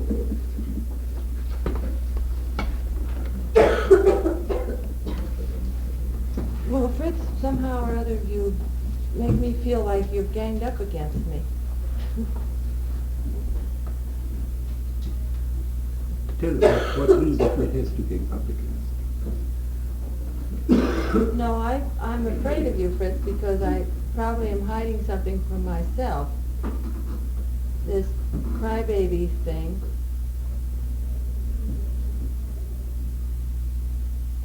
has become a pattern maybe that I've enjoyed.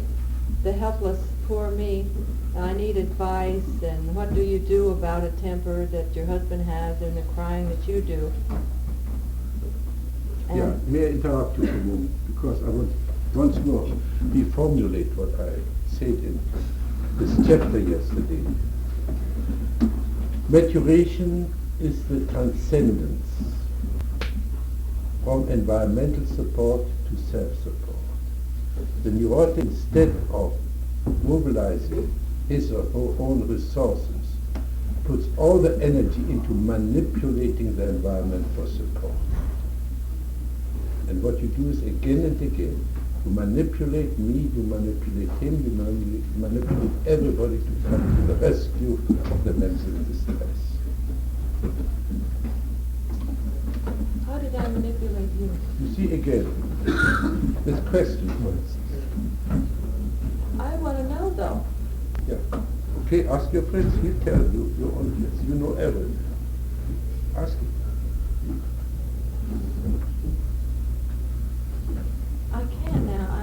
feel Okay, blocked. good. Now manipulate me with going on strike, playing helpless, play stupid. Play all the gimmicks you know. Anything except standing on your own feet, wiping your own ass.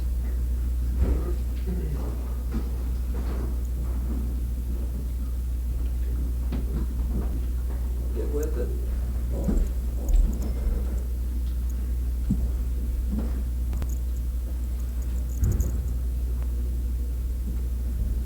Not play helpless, play stupid. Oh, I can't do it without your help, and I'm very stupid. I don't know as much as you do about these things, and I need someone to tell me what to do about these situations.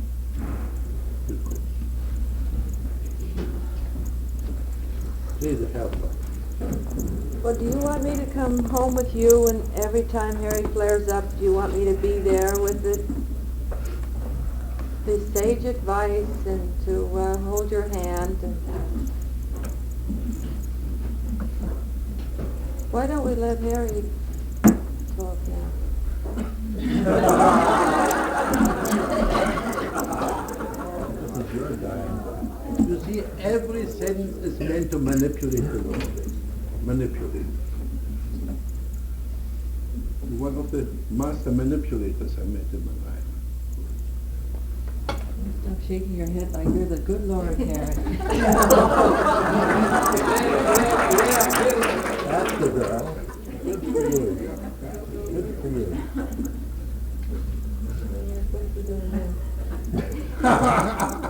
What are we doing now? Suck me in again. Well, Fritz, you're right, because you've lived your life, and that's your bag, and here's my life and my own. But then again, if I'm manipulating, I do need help. If I'm neurotic and I'm using people and manipulating people, then that's an illness. Well, let's put it this way. Why would anybody be here if they weren't needing help? Stay with you. So what are you gonna do? When you say to me, Fritz, that I'm an artist at manipulating, all right, I'll plead guilty to that. If it's I true. didn't say that. I didn't say that it's bad. I didn't accuse you. I described what you do. Oh, I feel better because I feel upset that I sort of had a feeling of being stuck with something that's intolerable and not having any help in getting over it. You see, when you said to me, you're one of the masters of manipulation that I've ever seen, it's like saying, this is a colored person, you're the blackest beast I ever saw, especially people that don't want to be colored. I mean, they can't help it. But I guess What is your left hand doing? I'm getting support from this sweater. What is your left hand doing? What was your left hand doing half a minute ago? I guess stroking the sweater. Be my friend, is that it? Yeah. You let me be helpless, the child, and support me? This sweater represents a stronger man, it seems to me. Somebody I could talk to. I can't talk to my husband that way. I want to. You're lying. How do you know I'm lying? You are lying. Am I lying or you? You are lying. I can talk to him that way, and I. You're lying. Talk to him, see what he wants. When I talk to you about something that isn't agreeable with you, you get angry. And the anger just is like a shade pulled down between us, and then there's nothing.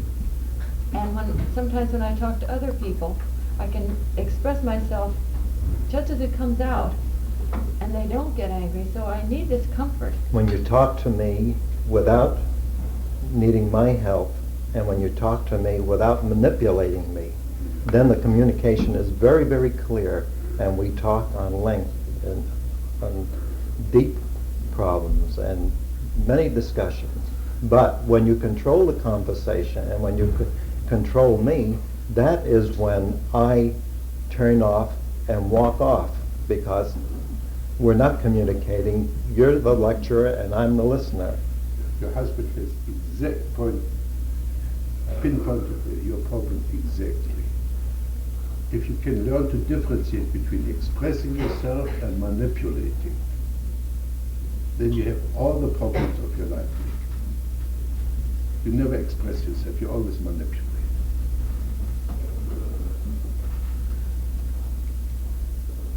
You're a basic hypocrite, liar, deceit. And this is an accusation. And you need all this because you don't have the guts to be yourself, what you always want to be, to express yourself. Now, try again. Talk to them.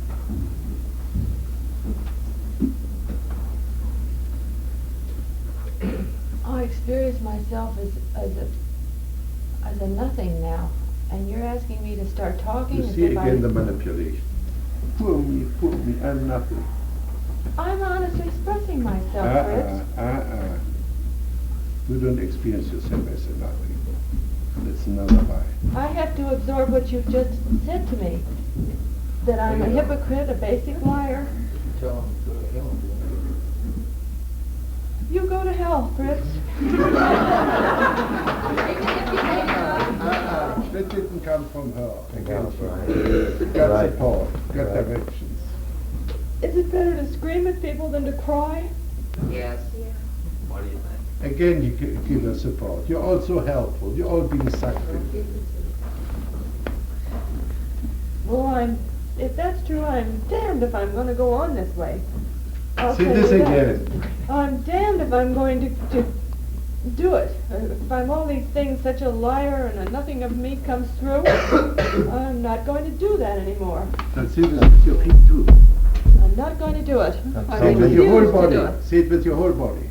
I'm not going to do it. That's all me. I'm not going to do it. Louder. I'm not going to do it Much anymore. louder. Scream it.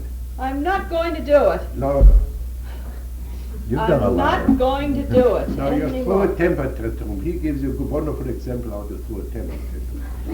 I hate it so much in him, and I'm not going to do it. I'm not going to become like that. Again. I'm not going to become like that and flare up in front of innocent people. Again.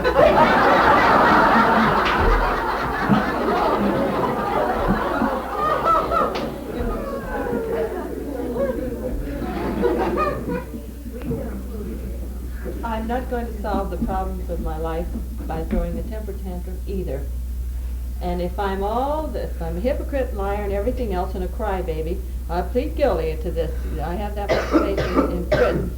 But on the other hand, I am not going to go through life screaming and blackmailing other people and throwing them in a corner where several people have been invited and then wham. Mary, if a temper tantrum means a display of anger, of real honest anger, you feel something, you say it, then I welcome it. I welcome it. You work under the wrong assumption. You work under the assumption that All right. ears. I need.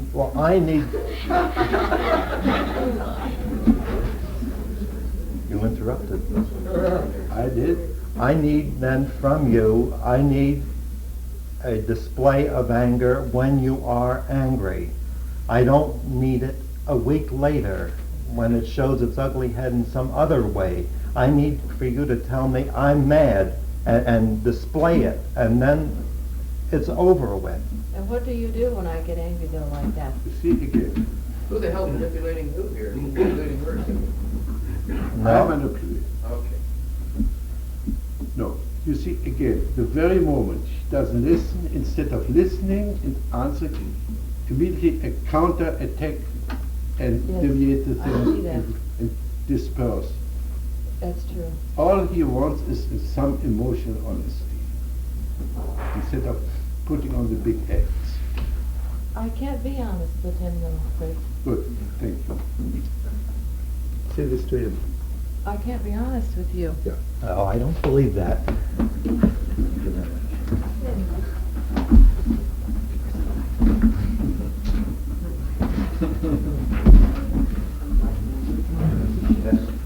Well, we found moments when she began to take a stand and displayed some confidence, but she has to be first very much pushed in the corner where she has no other way out anymore with her gimmicks and tricks. But good material. One day she'll grow up. What's next? I have a recurrent dream where I can't speak. In fact, it's more of a nightmare. So that the fear, I waken and speak. I just shout out any word to prove that I can still speak, and it frightens me. That thing has happened over and over. I stammer, and as a child I stammered a hell of a lot. Can you deliberately stammer? Exaggerate it. I don't know. I mean, just, well, here we are. It just comes up from time to time. I think I hesitate more now than I actually stammer, but on certain words I do. And like now in front of this group, I just feel my heart pounding like a hammer that I'm doing. Close your eyes and enter your body. And what? Enter your body. Pay attention to your physical existence. What do you experience? My heart is going like a trip hammer. And my eyes are quivering, and my thighs and my arms are quivering, shaking. I don't know whether it's obvious, but I am. Can you get in touch with your excitement? Well, it's a fear of long standing. Can you get in touch with your excitement? Can you feel any vibrations or quivering or whatever your excitement takes? Yes, I'm quivering with fear that I'll Where? Well, my heart, my palms are wet. I feel a weakness in my knees and calves and thighs. Deep and deep into this unpleasant experience. Fear of falling, of being helpless, weak, alone, not being able to communicate. I was stammering there, obviously, but hesitating. Yeah, you're not giving me your experience. You give me a lot of explanation. Well, my eyes right now, and my head is all throbbing. That's it. Just stay with you, whatever you experience. All right, cut out all the bullshit. All right, I'll try. My eyes, my forehead, my head is throbbing right now. And as to repeat, my heart is beating like mad.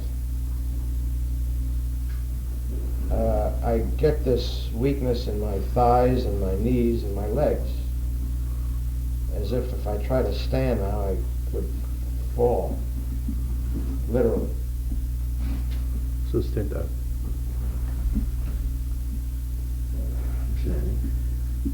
Keep your eyes closed. Keep in touch with your experience. I'm standing. What about your fear of falling? It's still there. I'm sort of wavering. Give in, waver. What's that? Give in. Just follow up. Let your body talk instead of this. I almost fell. Yeah. Again.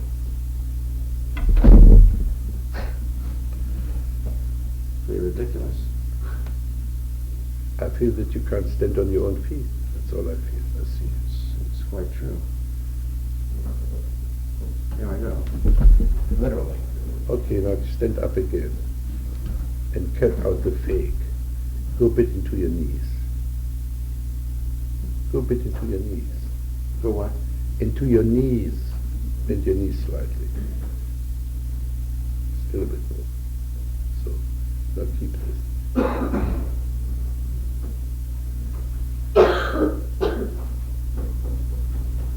And put your head up. No. Jump a little bit in your knees, just a tiny bit. Like this. Just like this.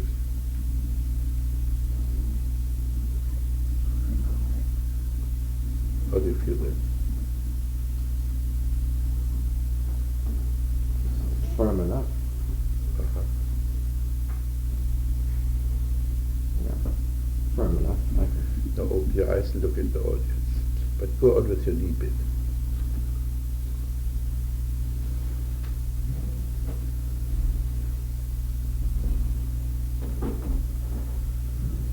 Always fall a little bit deliberately into your knee. Fall on the vertical. Okay. How do you feel now? A little stronger, I think. Yeah. Now Yeah. get your whole body into it. There's an ache now, but it's a kind of a stronger ache. And what about your voice? I think it's a little stronger, Yeah. firmer. I'm not really looking at them, sort of. I was looking out into the sea just now. Well, get in touch with people now.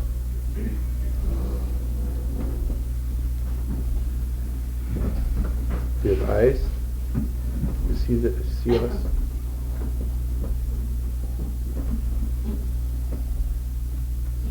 I see eyes. Have you got eyes? Yes. What do you see? Well, I Do see this that. less. Do this just a tiny bit. I see they're friendlier than I. Talk to them. I see you're friendlier than I thought you would be. Some of them are actually pretty warm, smiling. So how's your stage right now? Better. Okay, that's all I want to do. Thank you.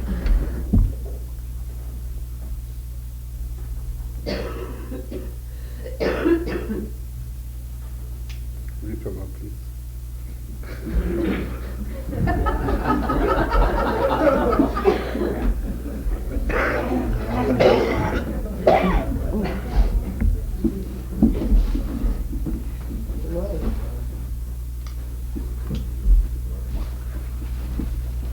Here's your cup.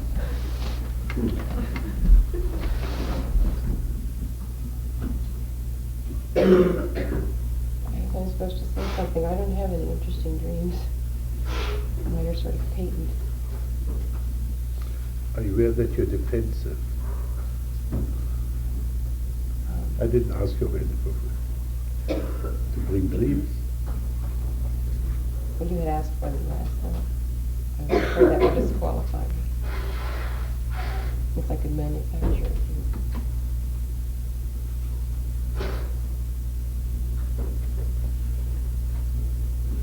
Now you have a very interesting posture.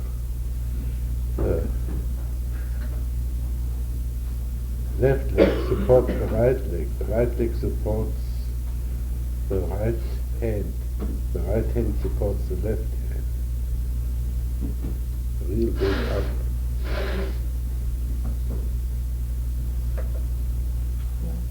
Give you something to hang on to.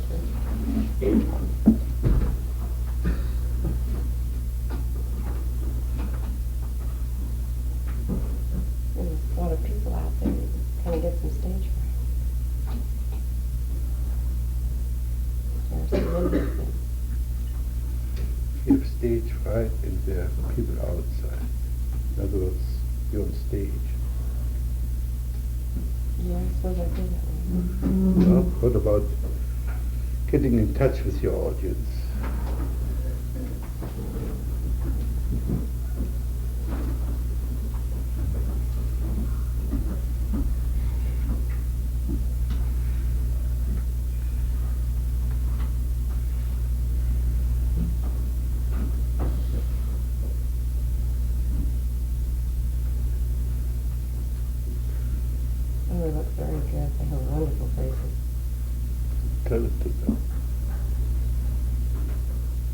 You have very warm faces, very interested, very interesting.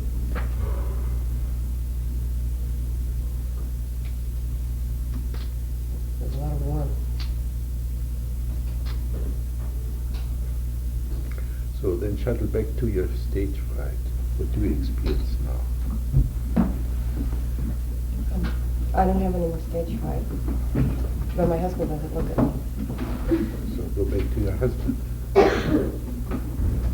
You're the only one that looks self-conscious. Nobody else looks self-conscious at me.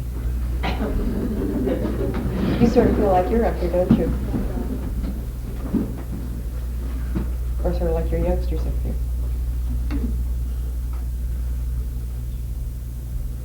No? Answer! She's the one who's up there. She's trying to place me up there. Yeah. You've got to answer. You have to know what I feel. He doesn't usually answer. Do you want him out of character?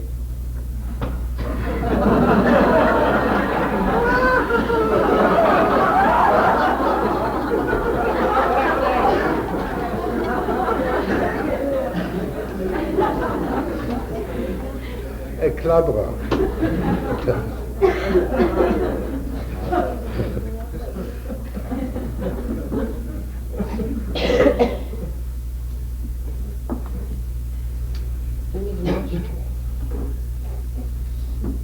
I need an ashtray. She knows what I need.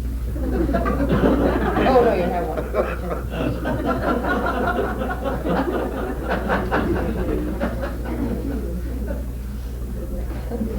I'll try.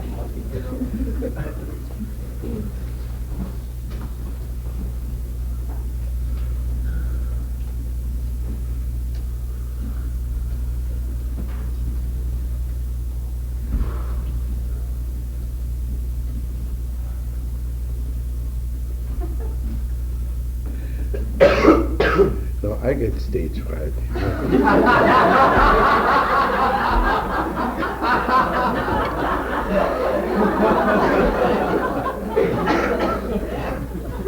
I always have difficulties in dealing with Jewish mothers.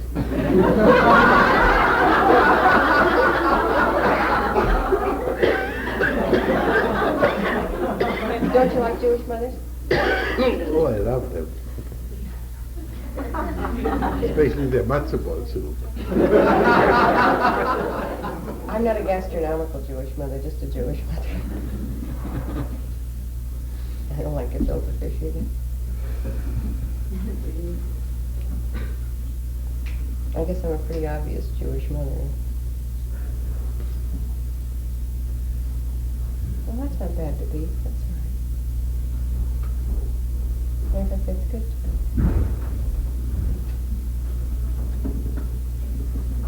What are your hands doing?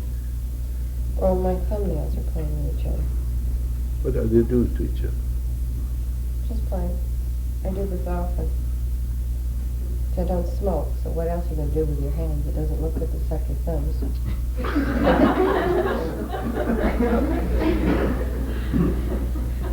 It's different. Also Jewish mother. She has reason for everything. And if I don't have one, I'll make one up. The ordered universe.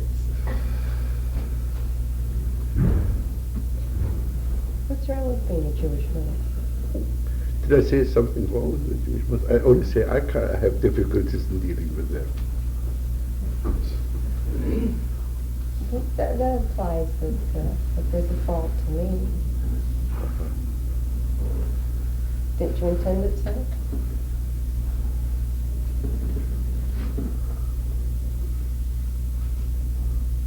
Put Fritz in the chair, ask him that question. Don't you like Jewish mothers? Did you have one that you didn't like?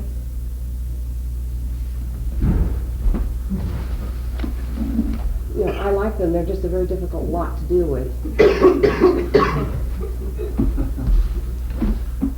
Well, what makes them so difficult? They're very dogmatic and very opinionated and inflexible. And a box and construct for themselves to dwell in is a little narrower than many. They're less easy to therapize.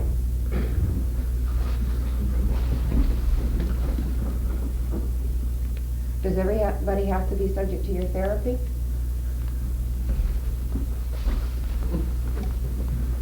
No.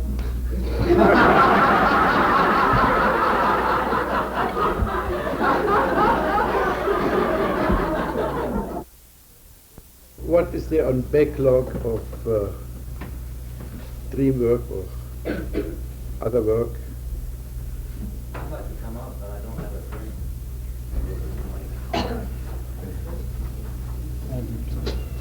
dream. Now talk to your dream. My dream? Yeah. You said you have no dream, so talk to your no dream.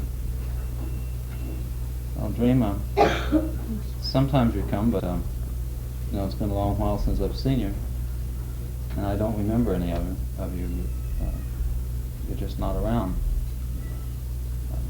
Change seats. Well, you know I'm here, but you just don't remember. You won't see it. It's See me. Don't say it. Always say I or you instead of it. You don't see me, and I come up, and you know that things are happening because you can tell in the morning that you've been dreaming, but you just won't see it. You won't see me. So I come around during the day to see you, and in the form of your chest getting tight like it does. That's what I do to you, and unless you're going to see it, that's going to continue. Change seats.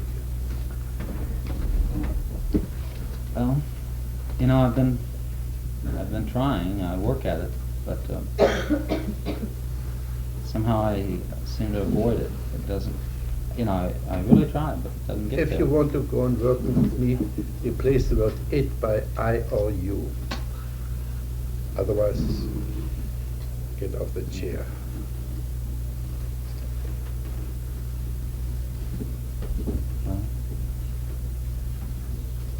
I try to see it, but I can't see. I try to see what it is in Jesus, you. the first dream is coming. Get support from Jesus. Yeah.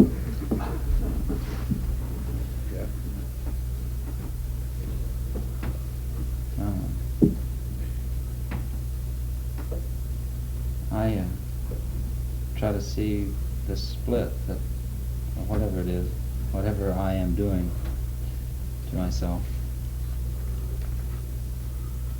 But I find it difficult. You find it difficult.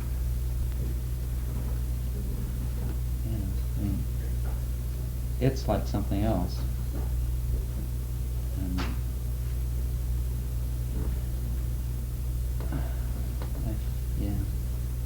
I don't own it. It's not part of me. So have an encounter with it. Put it in the chair. You are it. All right, it, you son of a bitch. I've just had it with you. You've just been doing this too long. You do a lot of things that I see, and they're kind of sick. I see myself doing things that are really pretty weak. They're using other people, and I won't get off my ass. And when I come here and hear the things that are said here, it really gets clear to me. So change seats, be the it, play it. You can use me to avoid responsibility.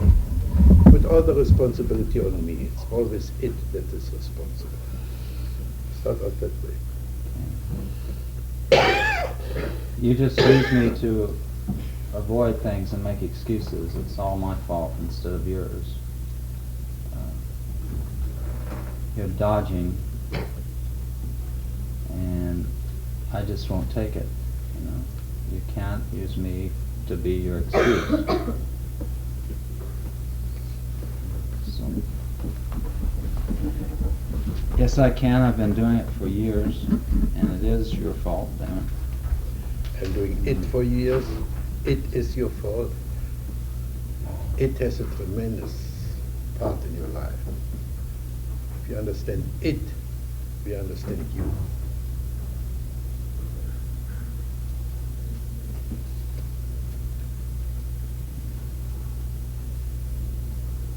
Yeah. It's like It like is like, what is it like? it is like my mother, I think. It's, The mother is an it. yeah. I mean, Tell her that. Mother, you're an it. You're just too much. It's just hard to deal with you. Now put all the responsibility on her. Look what you've done to me and so on. Well, yeah, that's a cop-out. Now the it is a cop out. All the things the it is unbelievable.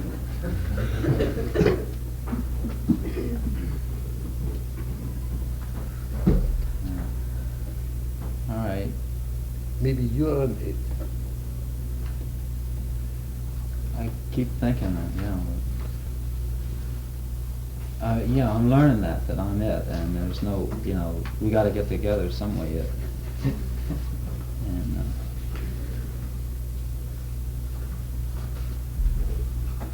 we get, it's just been. I haven't enjoyed the way it's been having you it, and I, Jesus. Okay, now let's change the subject. Put Jesus in the chair. You evoked him twice. Well, Jesus, you were always supposed to be a good guy. And not only that, you're not only supposed to help, but you were supposed to be a model, and so.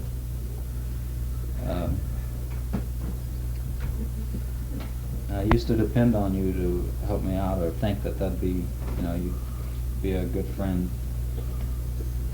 What's your name? John. John.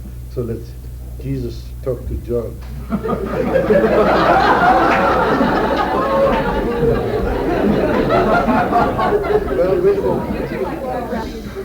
Well, it's not so funny because John was his boyfriend. It was the disciple he was in love with.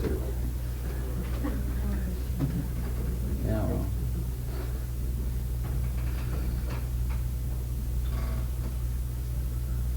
You had a lot of things going on. Well, John, I just want to lecture you a little bit and say, you're pretty damn presumptuous in trying to be like me and be my friend and all that. What is he doing to you? Tickling you or what? What's Jesus doing? He's poking me in the chest. Right on the left side. Okay. That's the place, yeah. Now we have the dream. Jesus is poking John in the left side. Or is it real? Or is it real? Yeah, I feel that's that tightness in my chest, that's it. It's the same place. It's like constantly being poked. Okay, go back and tell him that.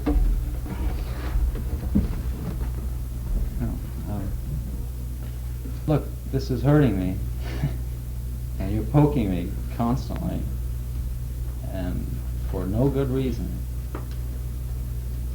You're just an overinflated slob yourself.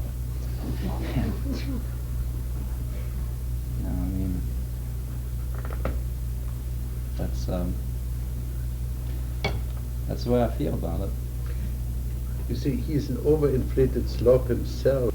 It sounds as if you consider yourself to be an overinflated slob. Yeah, I thought that when I said that. It's kind of, that's not too much of a surprise. See, I really don't consider that ideal to be an overinflated slob. It's just like, it's just not achievable. It's not there. And I wish it would die. I'd like to kill it, because... Say this to the slob. Well, I'd like to kill you so you'd go away and stop bothering me, It's just been, you've pushed it too much, man.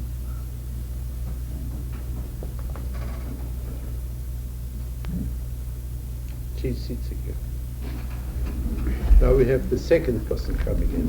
First Jesus, now it's the killer coming in. I like to kill you. Well, those are fine words, but I'm not particularly afraid of you.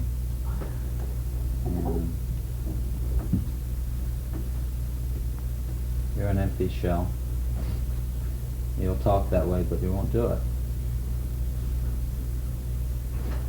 Because, you know how it is, kid, I'd get you first. I've got all the lightning bolts on my side. And so, I'd really like to punch you myself. As a matter of fact, I do. And that's the poking you're getting. If you don't straighten up, you're going to get it yourself. Now do this with your left hand. This? Yeah.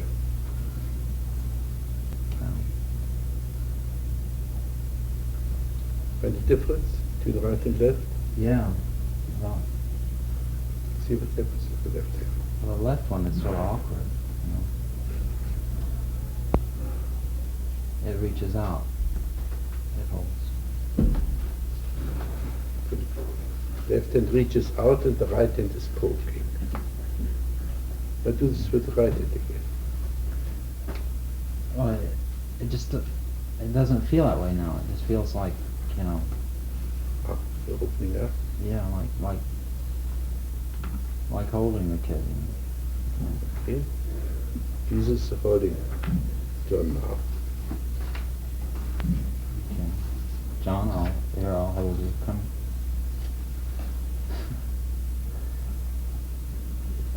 I just got a lot of rotten phrases in my head. It's like, come to my side, my fleeting side, and I'll comfort you.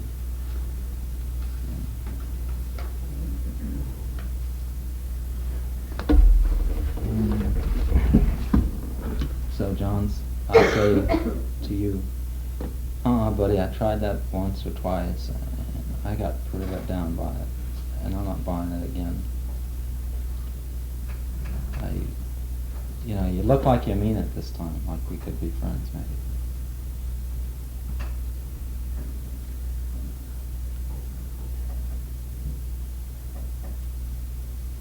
I just don't know.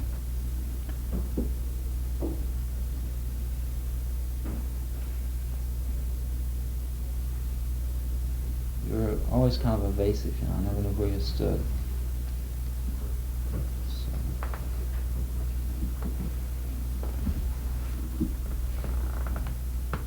So I don't know whether to believe you now. I've known for quite, 2 or 3 months now that I was kind of on the borderline of making a truce with you. But I haven't known whether to trust you or not.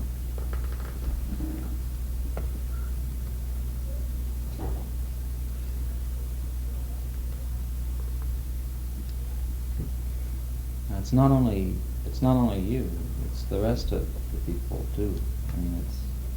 Say this to the group. I don't trust any one of you. I don't trust you. I don't trust... even the ones that I trust, I don't trust very much. I just don't trust.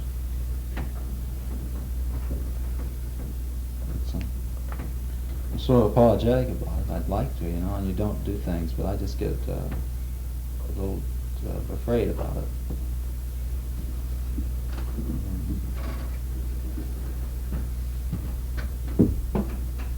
So, you know, because I kind of would like to like you and be liked, but it's, I just put on a front. It doesn't quite make it. For me, anyway. It might for others.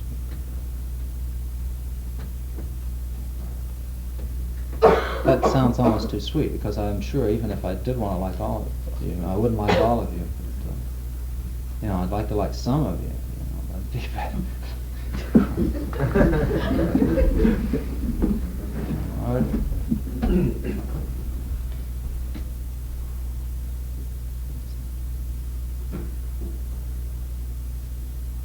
I was thinking when I came up here I'd done something unusual for me, which was I'd sort of sorted out the people I'd get along with and not the ones that I wouldn't, you know.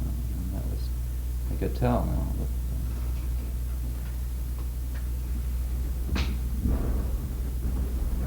But, yeah. I'm talking too much. I don't trust it that much.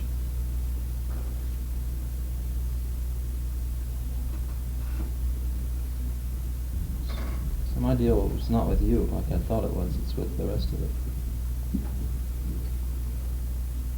What does it mean? You trust me? All right. Yeah. Somehow. Not somewhat. Somehow. It's like you have a little touch of magic somewhere, you know. Well, you know, that's the way it seems. You don't trust Jesus, but you trust me with the Some of my best friends are Jews.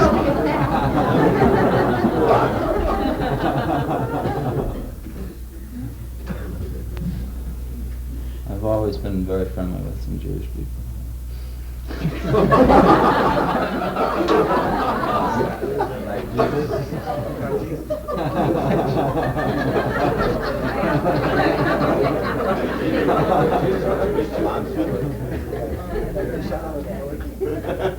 What about the rest of the Jews? Are some of your best friends Jews? That's true.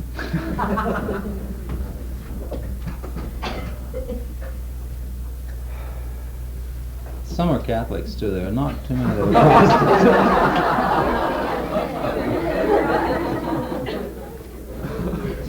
Except there's a funny thing that you know, you can get along pretty well with people raised in the same background.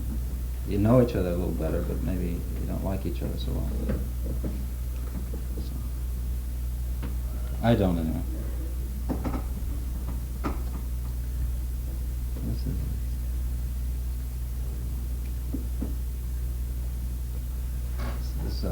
I'm kind of wondering what I think.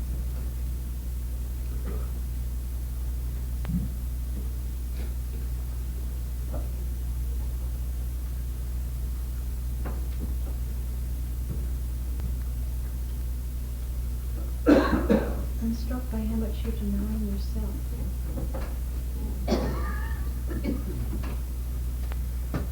All the it's and all the you's when you really mean I and me, and you don't want to see that.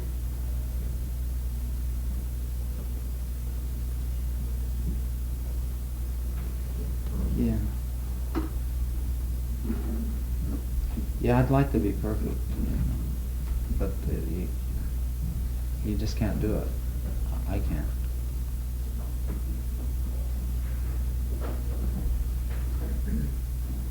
That's what it does for me. It keeps me from having to sweat it.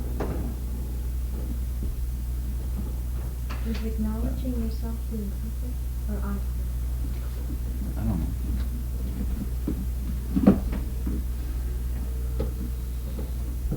You want to be a savior?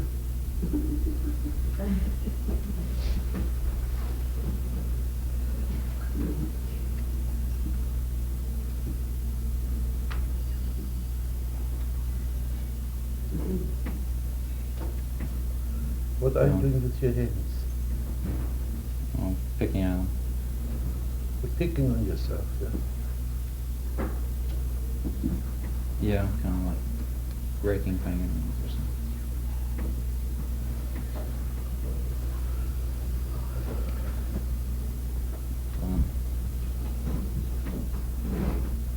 Well, you see, we understand, or at least I understand quite well, that he wouldn't dare to dream. He might get some clarification of his confusion. So my suggestion is always keep a pencil and paper next to your night table and don't try to remember. But if a dream comes up and you have an opportunity to write it down and start from there. Okay. Okay. Yeah. Thank you.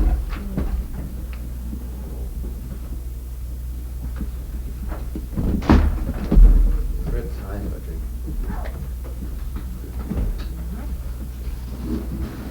I'd like to give you the background of this dream. No, Bigger? I don't want the background. I want the dream in the present tense. This dream that I have has recurred a number of times. Is one which takes place after the war, returned from service, continually rains very, very hard. Existing buildings are bombed out. Many, many people, soldiers, I amongst them all the time. Civilians, ragged, hungry, gaunt, all seemingly lost, trying to get home, but I can't get home and they can't get home. Things holding us back and holding us down, delaying us, pressing upon us, spending weary nights trying to get shelter from the elements, especially this miserable rain. Whatever shelter there is, we are all lying together, trying to get some rest.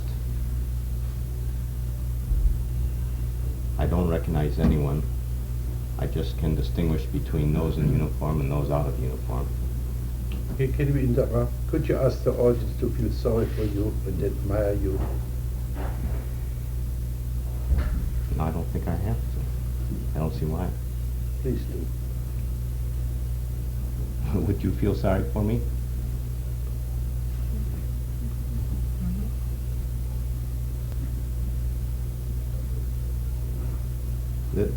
This is essentially the dream I have, except of the being pushed down, being denied the way home.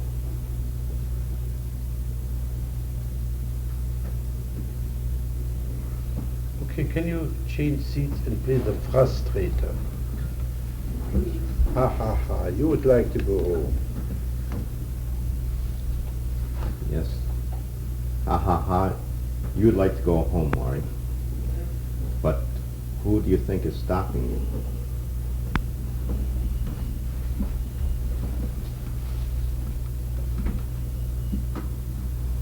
Well, evidently no one's stopping me but myself.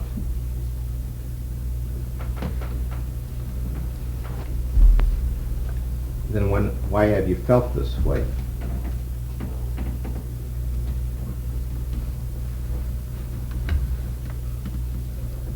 I've felt because I've had no direction.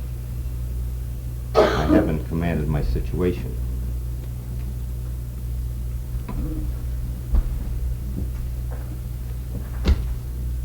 Well, if I'm not preventing you, what are you going to do about it?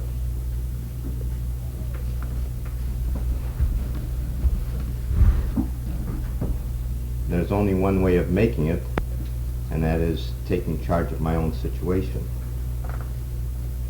And I'm determined to do that. How?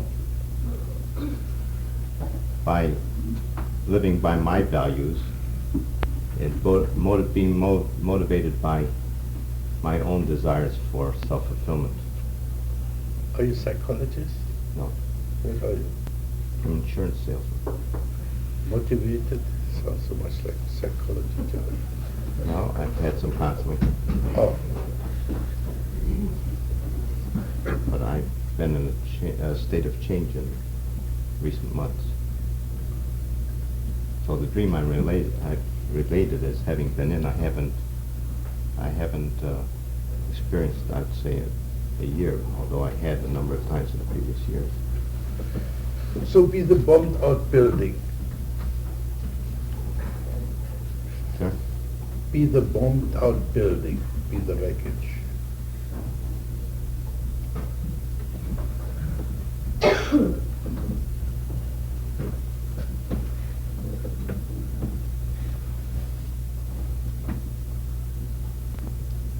Here I am in the middle of the world, part of me gone, desolate, trying to shelter people as best I can. I know it isn't adequate, but it's the best I can do.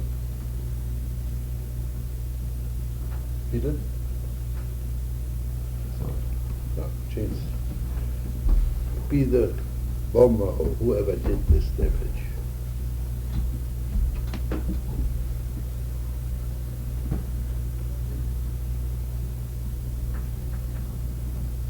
there is a building down below.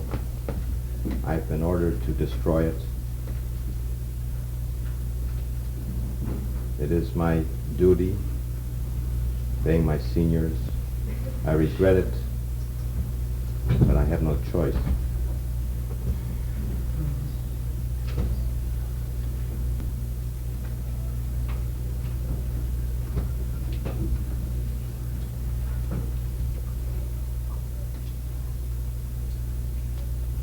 This is nature, that wasn't me.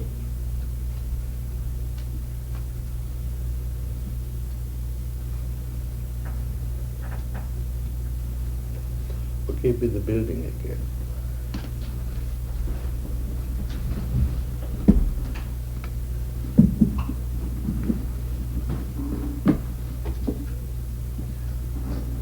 I would like to be whole as I was previously, so that I could be shelter to the people who could live here. I feel badly that I am not, but I look forward to being reconstructed so I could serve my function ably again. To be the bomber again.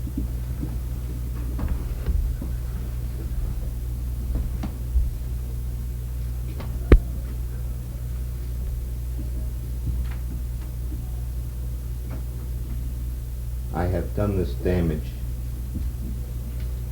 and if I survive, I will do all I can to right things that I have destroyed.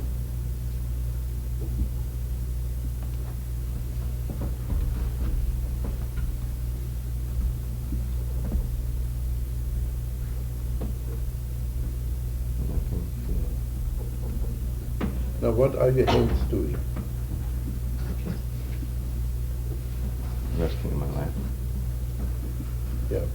Before I asked you, or when I asked you, you quickly changed. You were sitting like this.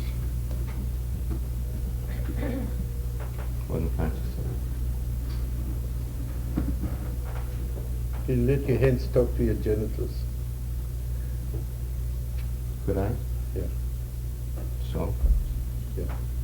So give them some words.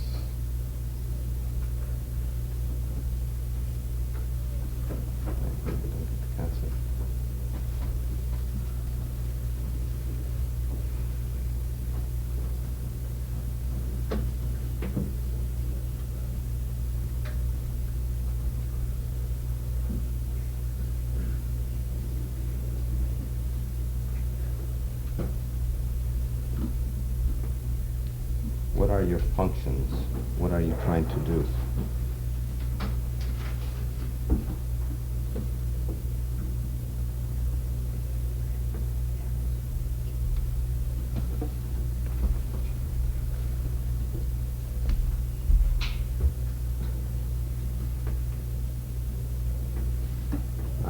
serving no purpose that I can think of.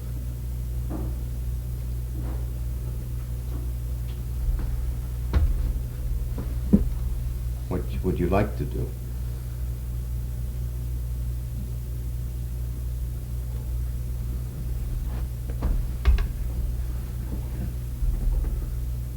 I would like to be constructive rather than idle.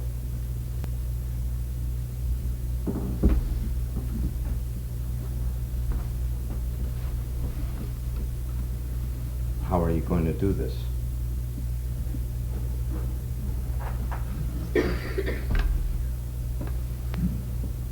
It's my intention to put you to work.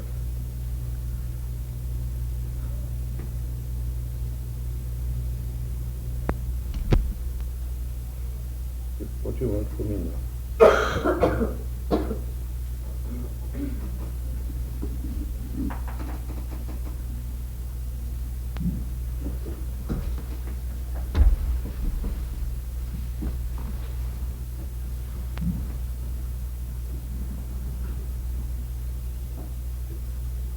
If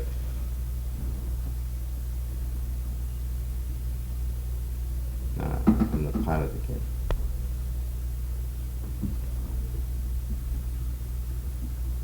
Now that I have returned from service, I am going to keep that promise to make good on the destruction I had caused, making the buildings that I destroyed functional again. Close your eyes. And you become aware of yourself. What do you experience? How do you experience yourself? Within myself? How do you experience yourself?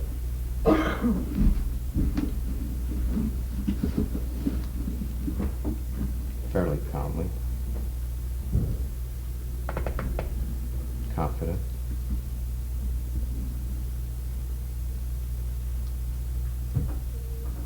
Eager to get going.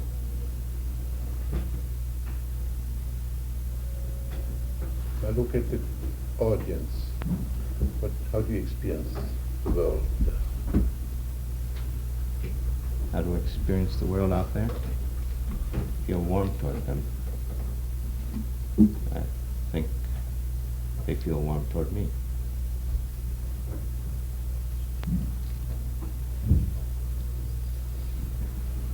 I feel like a caring person, and I feel it returned.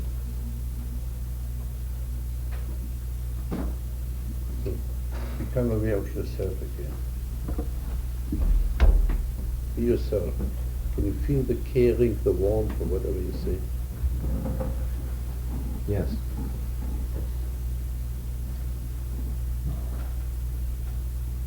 Play myself again. Maury, I feel you as a warm, caring, serving person. And I feel that you will get fulfillment out of helping others to the best of your ability.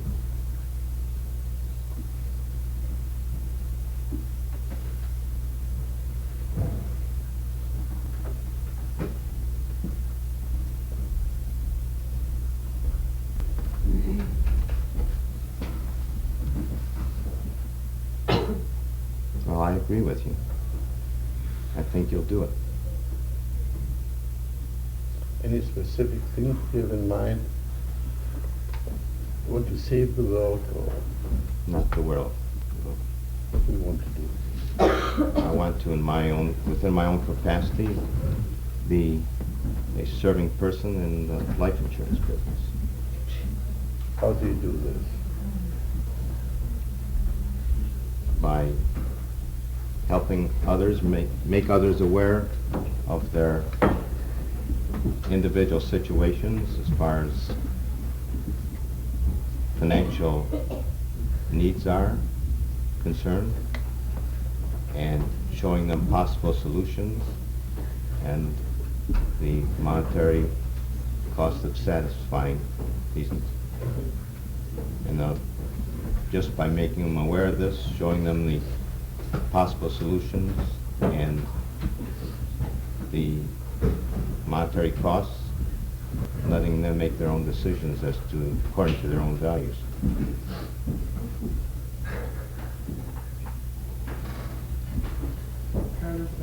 I feel there's a great need for this because my experience has shown that too many life insurance men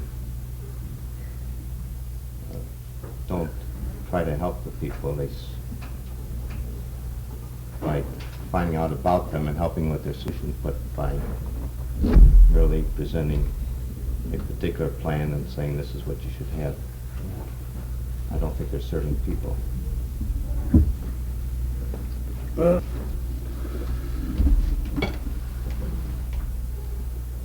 You haven't quite sold these ideas to me, I must admit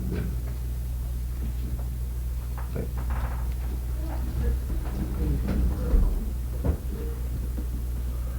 I like to spend a few minutes on discussion, question, answers, and so on. I don't feel very fulfilled from the last session, from the last hour. So I need something, some turning on or I don't know how you feel. I feel very draggy, heavy.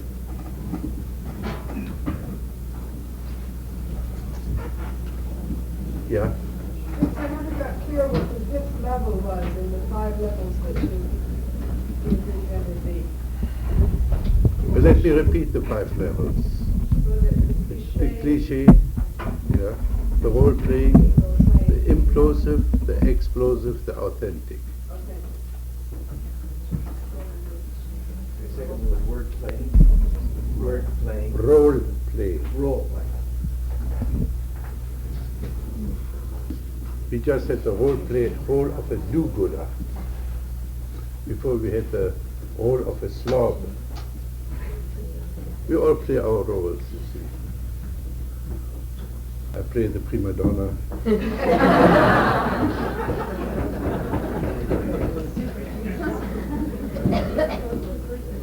How do you interpret it inside? I don't interpret. Can you repeat your question? A lot of sides are aside. Can you give me your statement? This, by the way, is a very important part for maturation. Change your question to statements. Every question is a hook. And I would say the majority of our questions are inventions to torture yourself and torture others until you have to fly to the moon. But if you change the question to a statement, you open up a lot of your background. And one of the best means to develop a good intelligence. So change your question to a statement.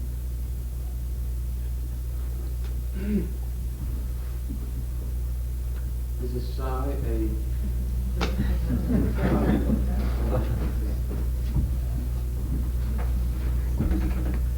don't think I can. Okay, then I ask you a question. How do you interpret oi vey?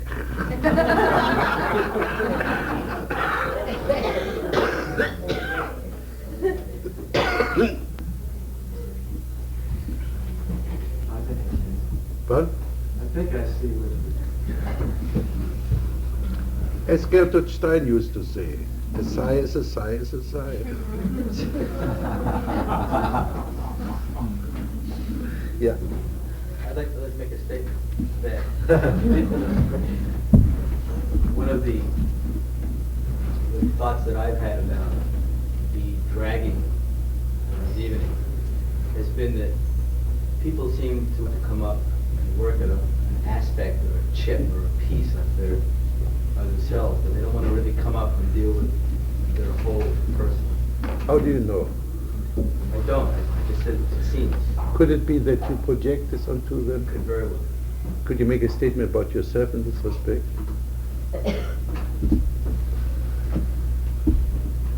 Say Well, I it would instead be a of true they. statement, but I think I could cast in the statement, yes, I went up there to work with just a piece of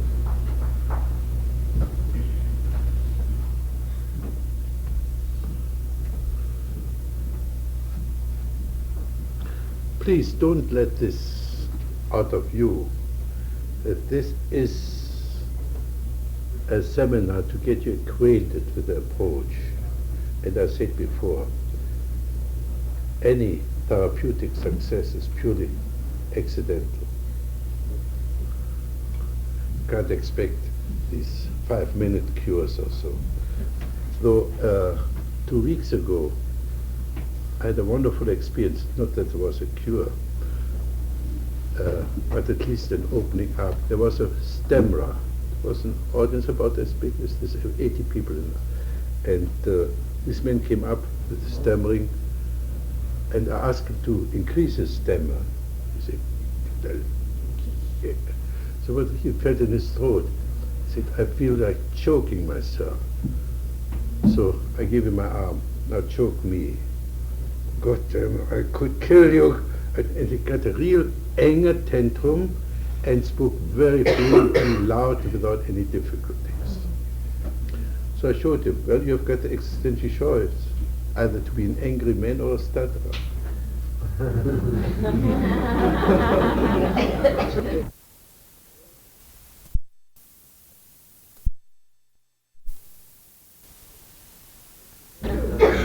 And you know how a stutterer can torture you, how he keeps you on tenterhooks.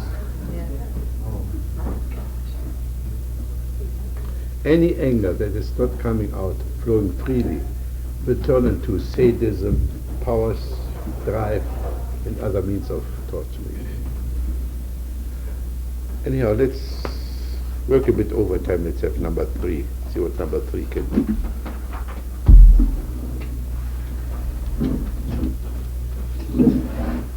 Let's start with close your eyes. Experience of yourself. Any stage fright or my heart's going. yeah. My voice is out of control.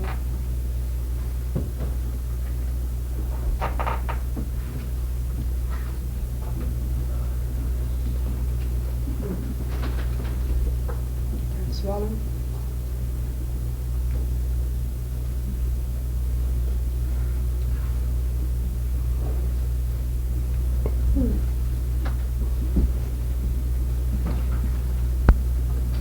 I can feel the whole room shaking.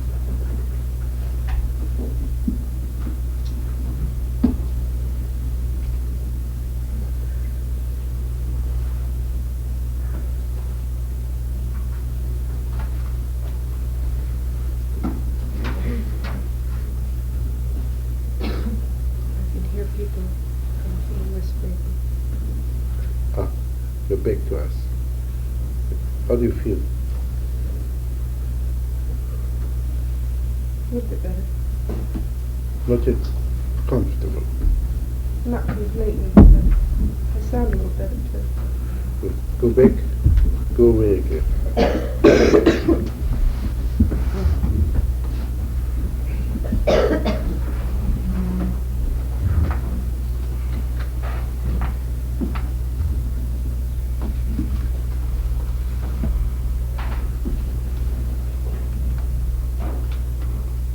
My back told me to get something solid.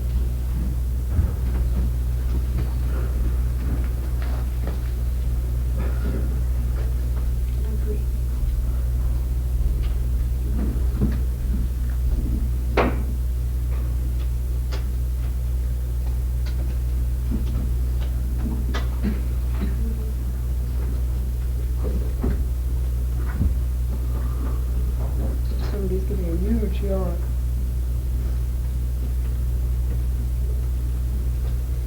You're still in touch with your ears, right? Mm-hmm. Now get in touch with your eyes now. What do you see? Lots of eager faces. Anything else here besides faces? Mm-hmm. What? There's a room. There are people, not just faces. Any three-dimensionality or oh? Mm-hmm. There's 1 or 2 people I know. More than that. there's one or two people I don't know that have nice faces.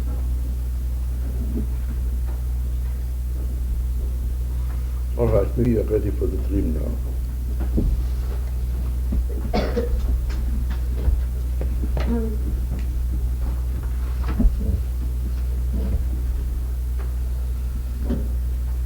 I was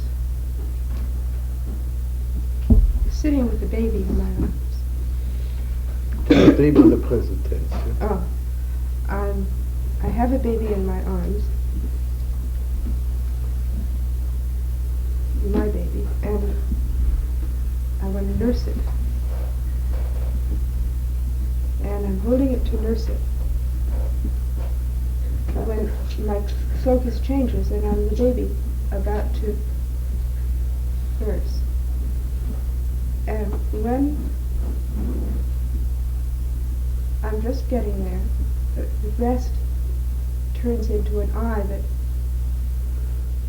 is like a lizard's eye, and it just sort of shuts. And that's all. And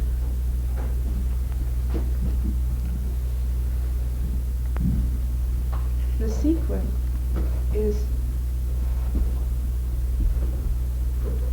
it's just a flash. I'm standing on the edge of something, looking in, and it's the edge of a mouth with some teeth, and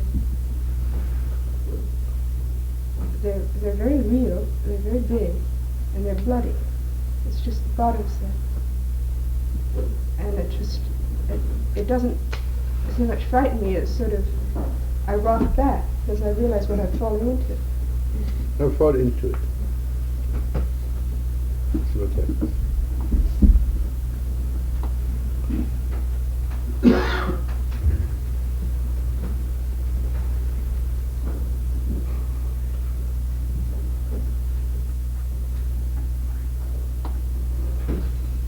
It's wet and squishy.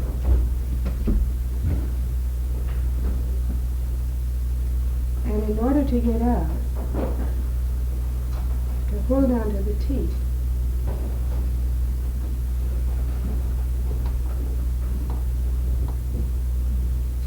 but it'd be very easy to get out.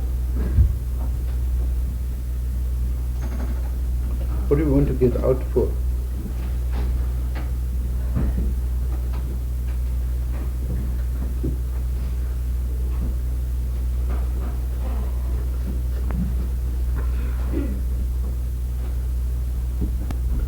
Seems like a dumb place to be.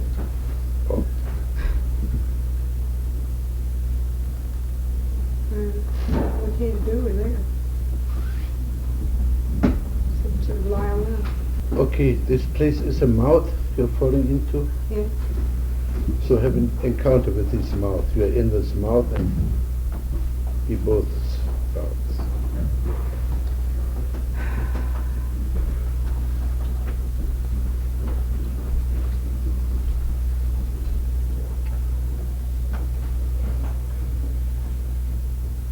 You're a great, gaping, empty hole.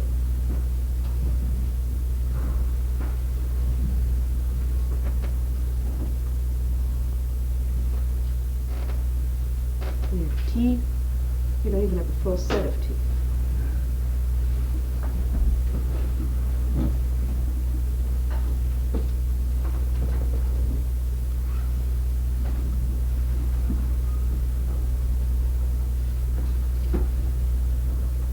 I don't know what to do with you. I just want to go away from you.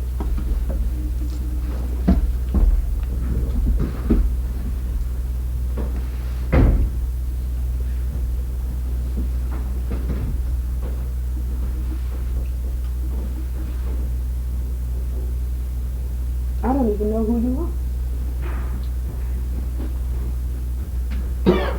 I can't even feel you inside me.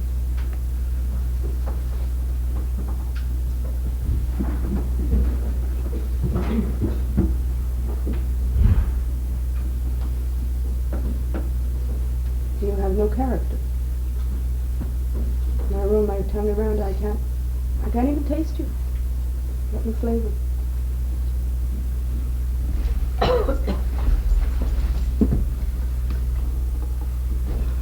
Well, I could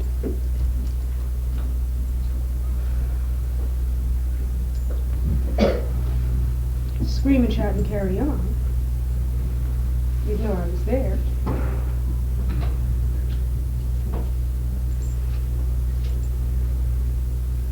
But I don't want to. Just wanted to shut it.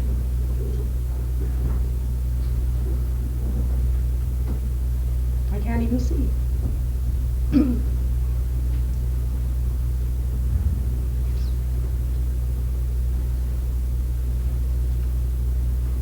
You have teeth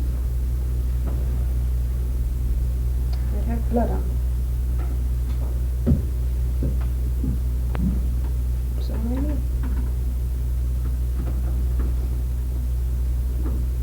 What happens now?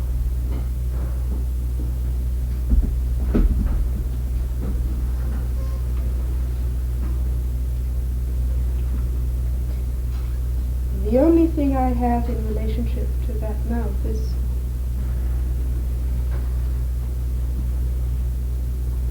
kind of sort of, oh no, that's not for me. What you experience, yeah, stay with the experience.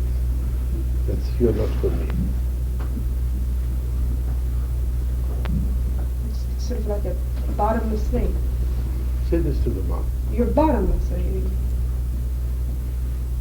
If I fall in you, I fall in you. It's a nowhere thing.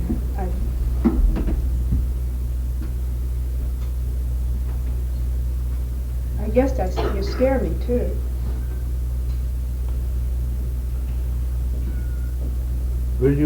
I dare you to jump into the bottomless thing. See what happens.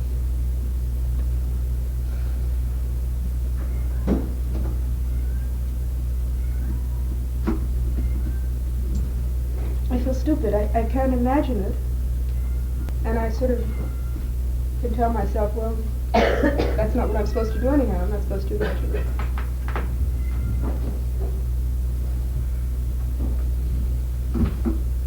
I'm in a bottomless thing. Close your eyes.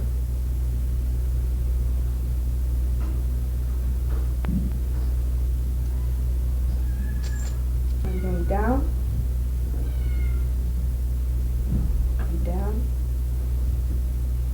and down. Actually, I'm not going any which way at all. It's formless, shapeless. Yeah. Well, I think you're getting in touch with nothingness. Get in touch with nothingness. There's nothing there.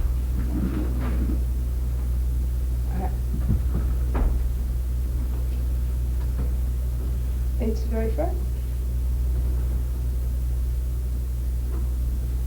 I don't want to do it. I have this feeling I'll be sucked in. Okay, get sucked in.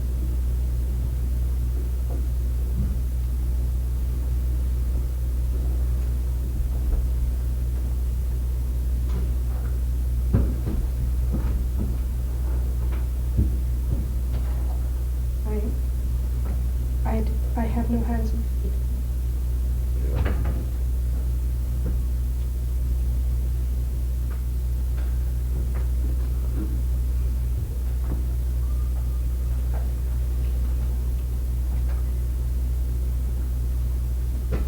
How can I do this without hands and feet?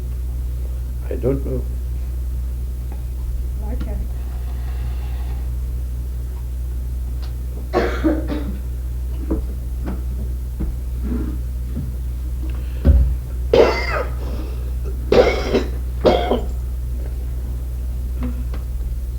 There's a very important, let's call it session here. The getting in touch with nothingness. That's a very typical impasse situation, one of those impasses which prevents a person from getting through to authenticity. It's something what the Russians call the sick point, in which they also realize they can't get through. And you notice Rosemarie's phobic behavior, how she's afraid to even get in touch with nothingness, and she rather does anything else. And the result is, if you don't get through that stage of nothingness, all you do is to retain the status quo of your neurosis or bad marriage or whatever it is. It's a very decisive point of impasse here.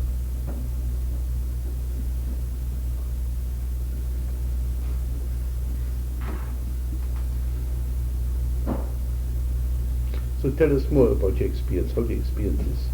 Your fear, your reluctance to get in touch with this nothing.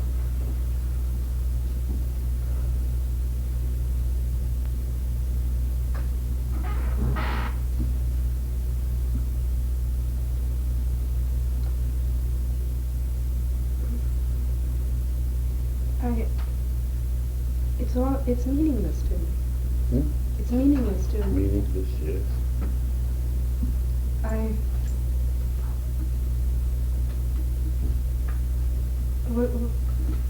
How can you say something like get in touch with nothingness if you can touch it?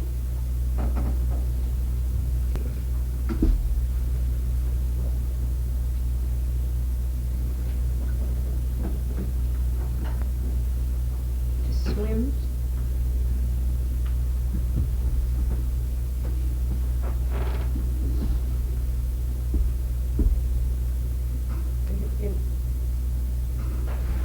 It sucks. It's like a vortex. Yeah, yeah, yeah.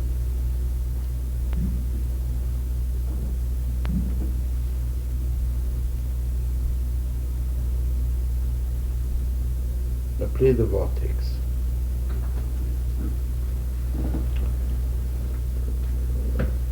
I'm very strong.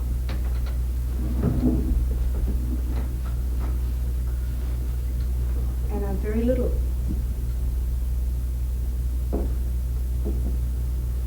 And you get into my flow, and you go round and round, and down.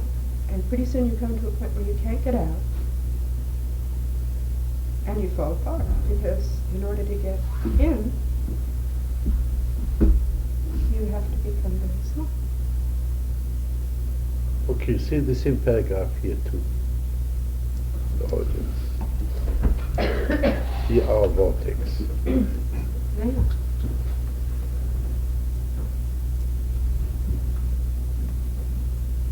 And you're a vortex. No, you're the vortex. I'm the vortex.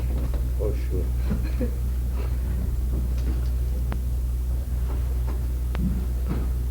I'm a vortex, and I go around and around, and I suck people in. Pick somebody here.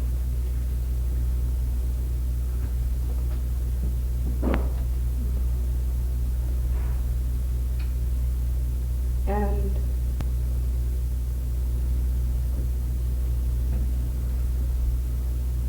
if you get sucked in, you've had it.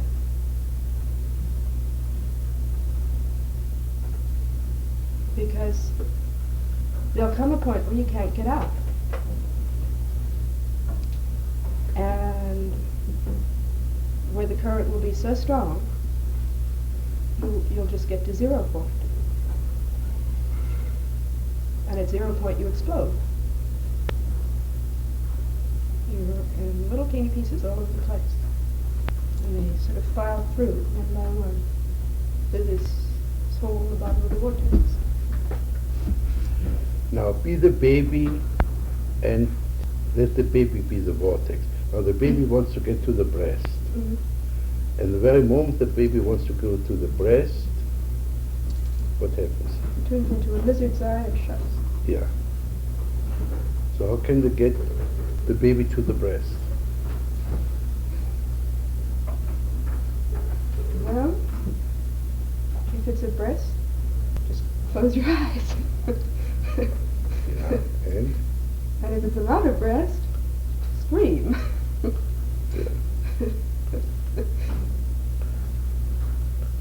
spielt es noch.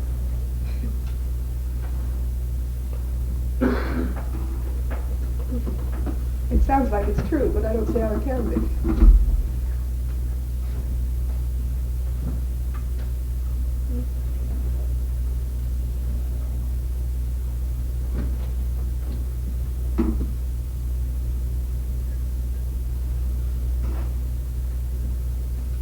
So first I have to decide.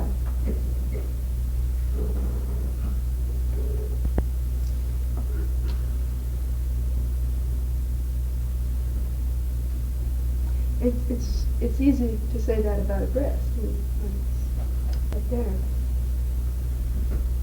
But half the time I don't know what I'm talking about. Yeah, true. A breast is not a lizard's eye. No? No? Okay.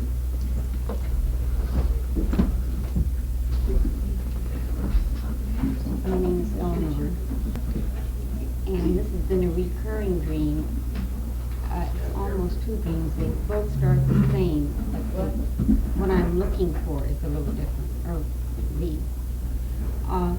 I suddenly realize that I'm asleep, and I force myself, I have to wake up, and I actually come to a semi-awake state, and I actually can see, although I know I'm in bed and I'm sleeping.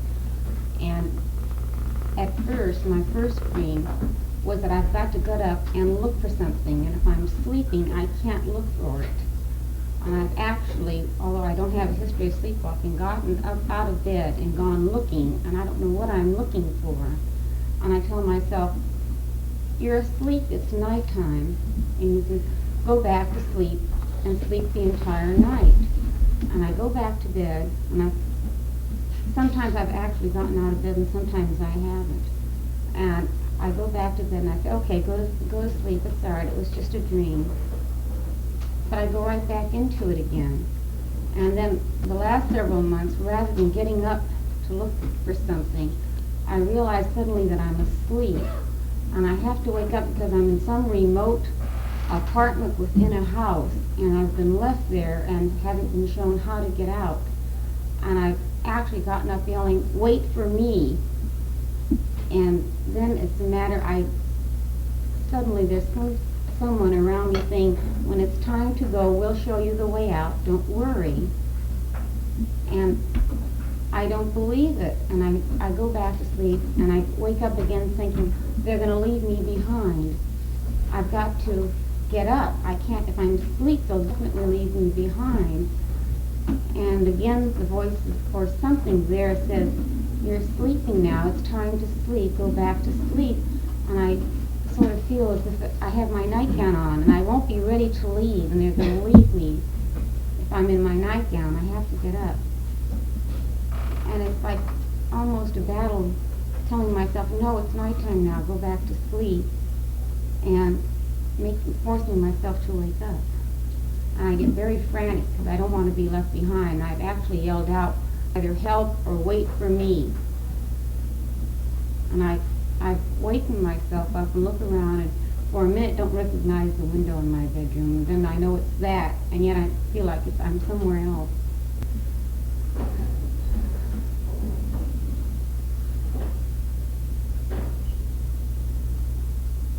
One time I actually, when I wasn't afraid of being left behind, I was looking for something. I actually got up and walked to the kitchen in the dark, opened the light, and found a little birthday candle, closed the light in the kitchen, walked back and opened a little drawer and lit the candle and looked in the drawer.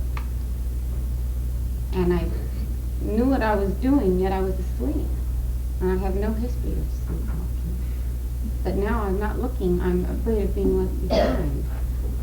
And I keep looking. And I keep saying, well, aren't you going to wait for me? When are you going to, how will I know when to go?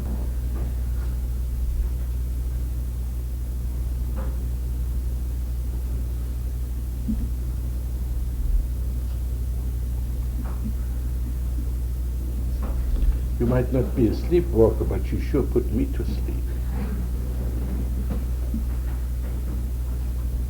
I put you to sleep? It's a very boring story to you? it terrifies me, and I have to be there. I have to go.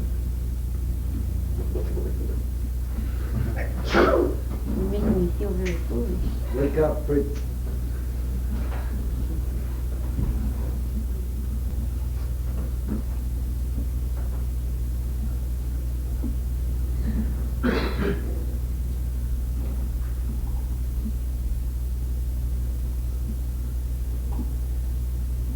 You feel I haven't told you the whole dream? I just don't know how else to portray this franticness, I guess, of being afraid of being left behind.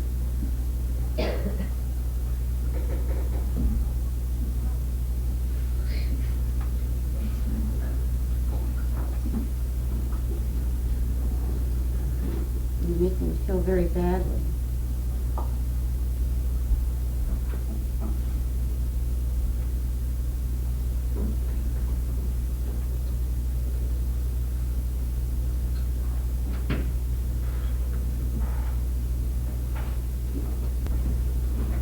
That's all the details there are, Dr. Perls, in the dream. It's there and it's very real to me at the time I'm going through this, and I can't sleep straight through the night.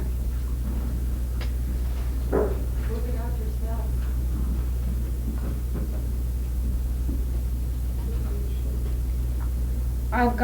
I've actually gone back to bed, and I still go into this dream. Work it out like the other girl did, get on the chair and talk to her.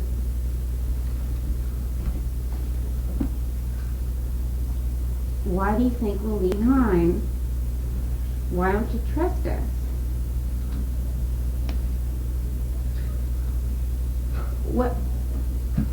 Where will you, if you're left behind, what can happen to you? I'll be all by myself, and I don't want to be by myself. And if you cared for me, you'd let me know.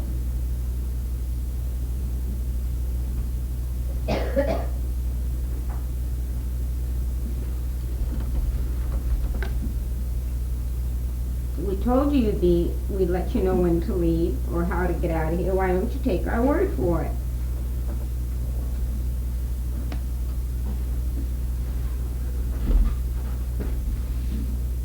I would like some way of your showing your caring, or a type of moral support, not the instructions.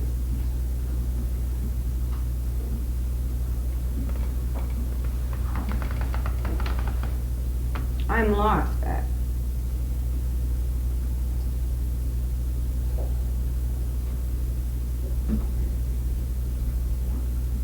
I want to feel surrounded. I don't need people to feel surrounded. It's a feeling that's imparted.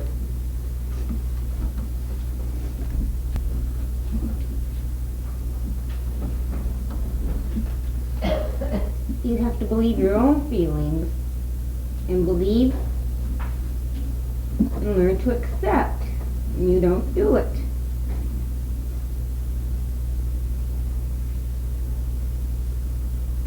I don't know who I'm talking to.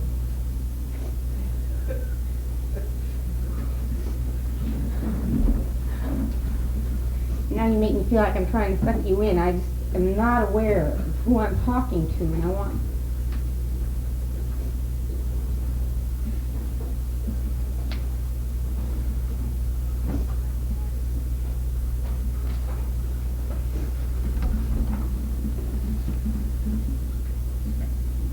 Why am I separated in this?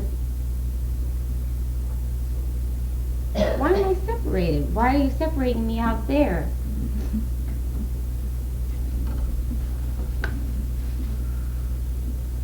You've put yourself out there. We haven't separated you.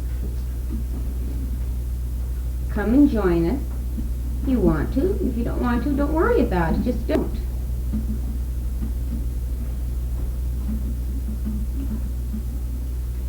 Sometimes you think you want to join us, but you really don't anyway.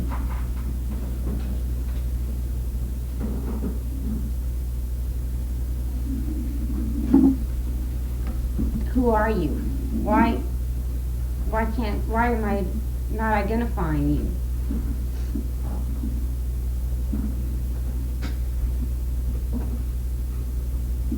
Why don't you open up so I can really see who you are?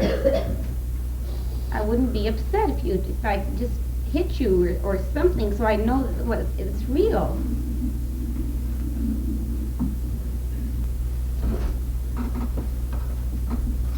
What does it take to prove to you that it's real?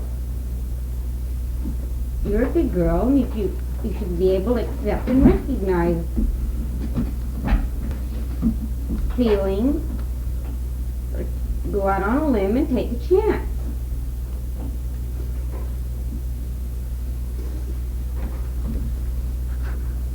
A chance with what?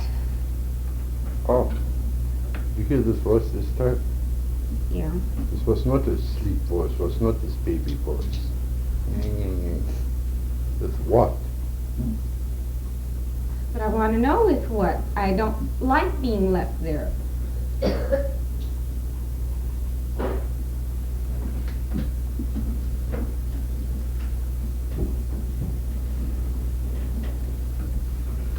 No, you've got to do your bit, and somebody says fine, fine. If they don't like it, they're just going to have to not like it. And if they don't like you, you just, the hell with it. You've got to learn that. And the only way you can learn it is to just do it. Maybe just to wake up.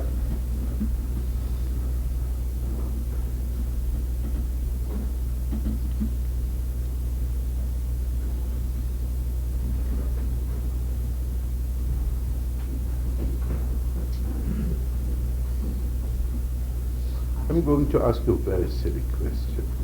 Why don't you wake up?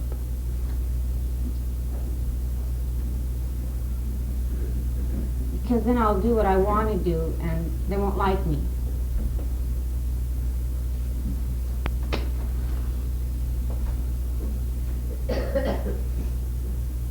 Got the message? I have to like me, never mind them. I shouldn't do that. Dr. Perls, don't do that.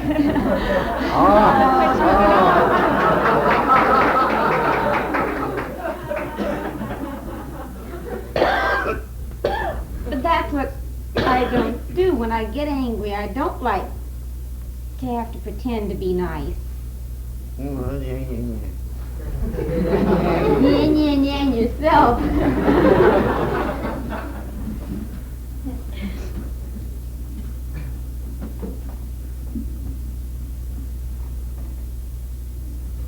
Well, then I want to talk to my mother because she says if you talk nicely to your father, he'd give you the shirt off his back.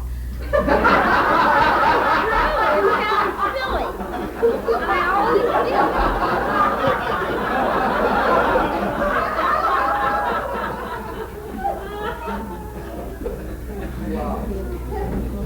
What are you going to do with your father's shirt? Not too much. He's so passive it wouldn't make any difference. Tell him to wake up. Oh, wake up, Dad. You're just ridiculous. You don't listen to me anyway. You always ask me. It's not my father is passive. His mother says you've got to be nice. You shouldn't talk with a loud tone. I know who I am now. If you have a loud voice, you have a loud voice tone, or you just don't modulate it because it wouldn't faze your dad anyway. You know that.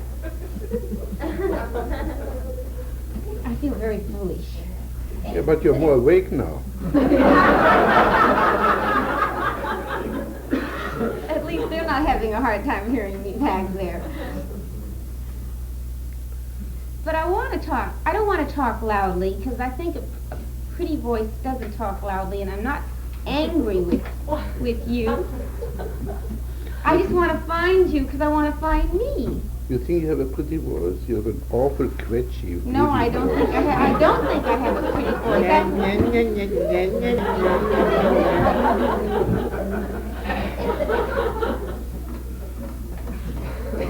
I always worry that I should modulate my voice. That I have a very nasal voice. I've always been very self-conscious of my voice. I've done nothing about it, but I've been very self-conscious of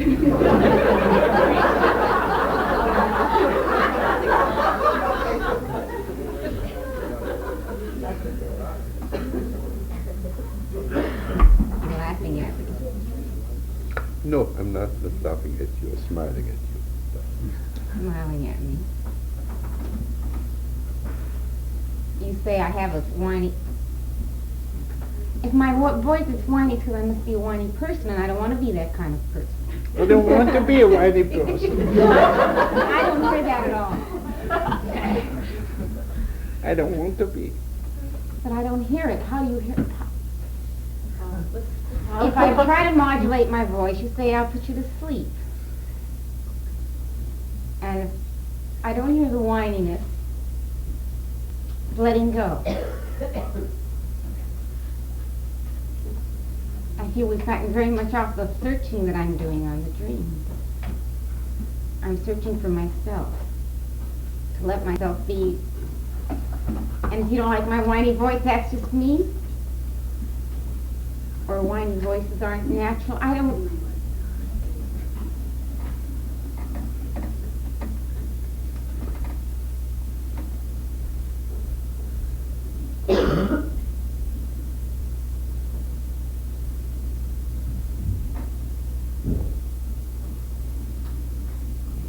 I'm very interested in knowing what... You must say I'm just curious. I'm more than curious. I want to know, or is it my holding my feelings in that's making my voice sound whiny? Give me. Give me.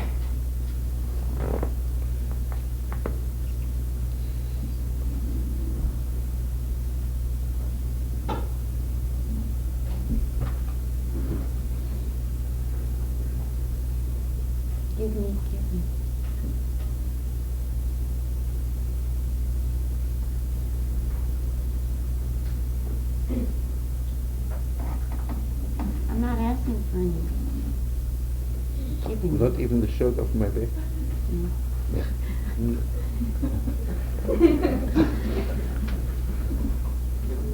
Well, I can't see that you're a master manipulator like we had yesterday. But I want to give. I don't want to take. I want to. I do give. But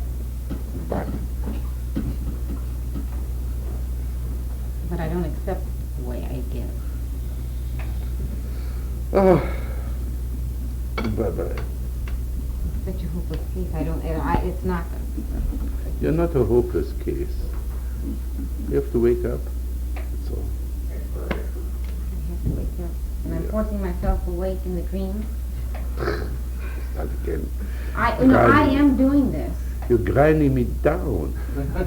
And I think that I fell asleep was just a bit of self-protection against your grinding nerve.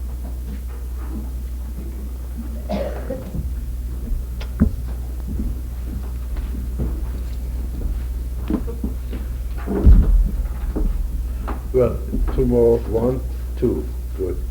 It's 11 o'clock and I'm pretty pooped, I must admit, and I think we had a pretty heavy day. All right.